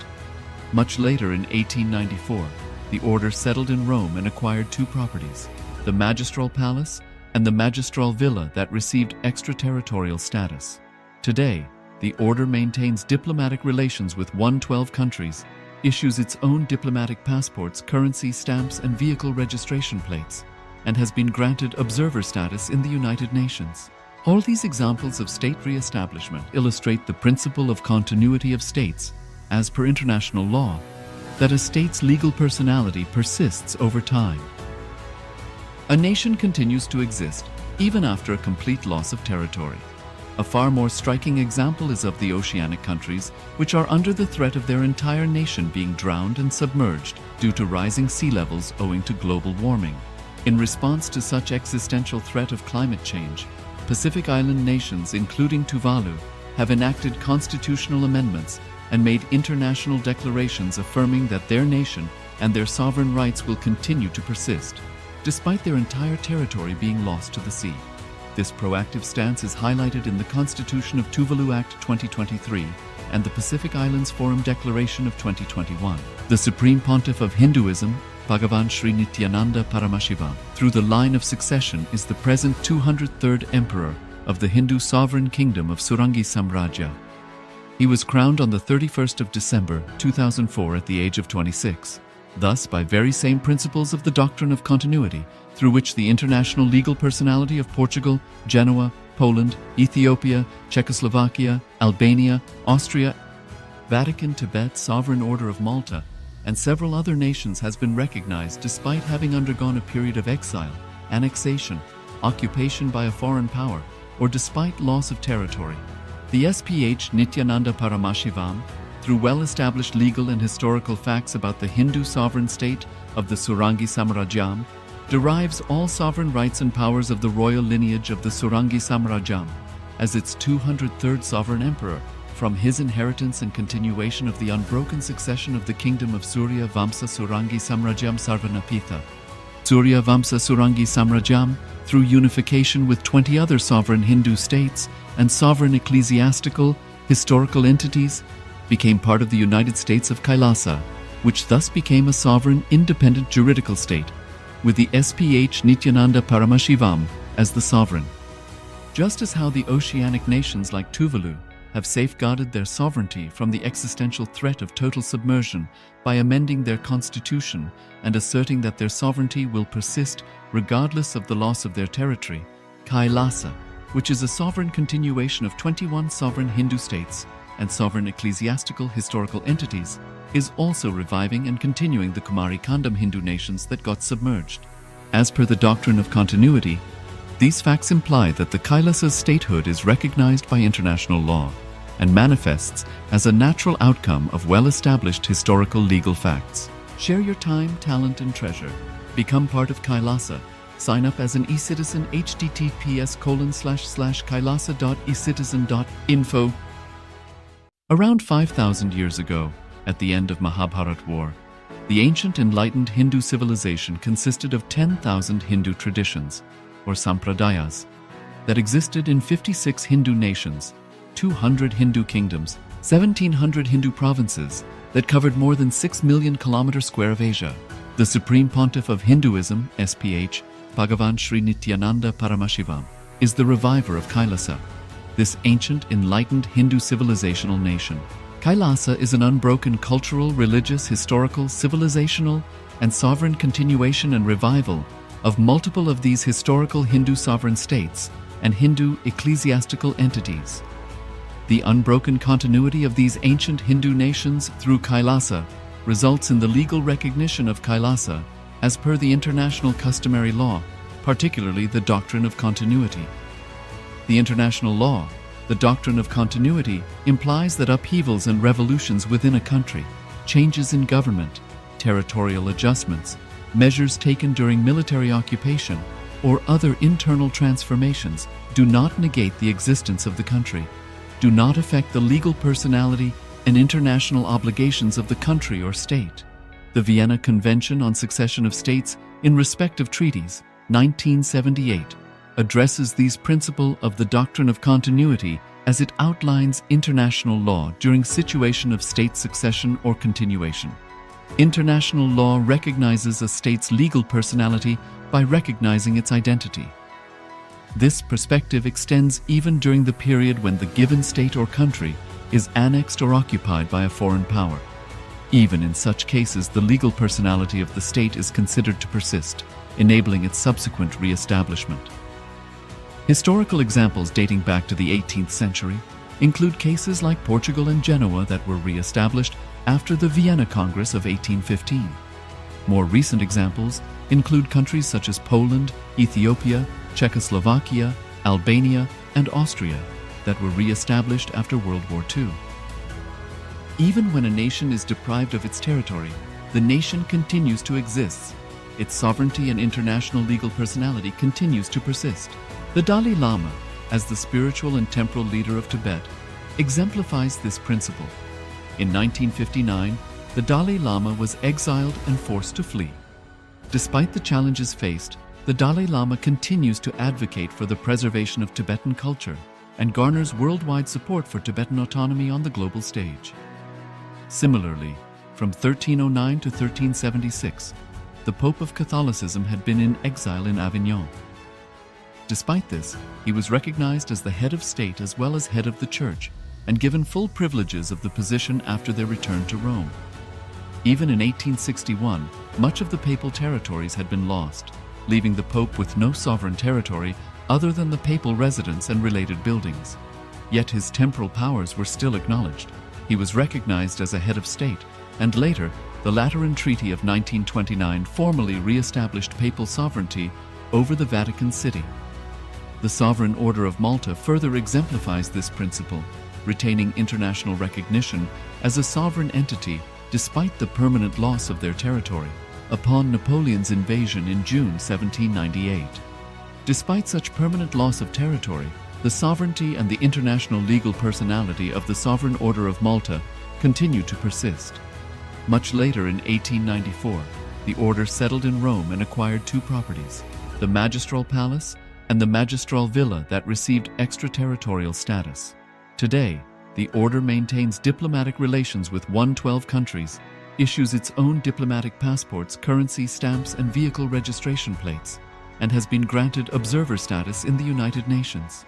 All these examples of state re-establishment illustrate the principle of continuity of states, as per international law, that a state's legal personality persists over time. A nation continues to exist even after a complete loss of territory. A far more striking example is of the oceanic countries, which are under the threat of their entire nation being drowned and submerged due to rising sea levels owing to global warming.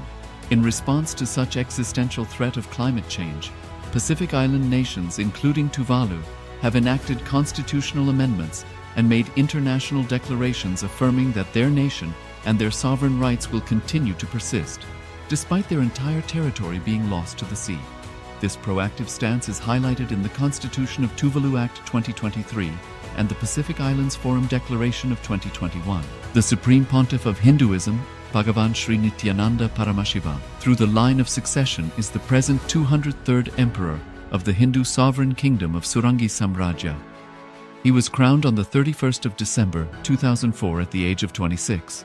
Thus, by very same principles of the doctrine of continuity, through which the international legal personality of Portugal, Genoa, Poland, Ethiopia, Czechoslovakia, Albania, Austria, Vatican, Tibet, Sovereign Order of Malta, and several other nations has been recognized despite having undergone a period of exile, annexation, occupation by a foreign power, or despite loss of territory.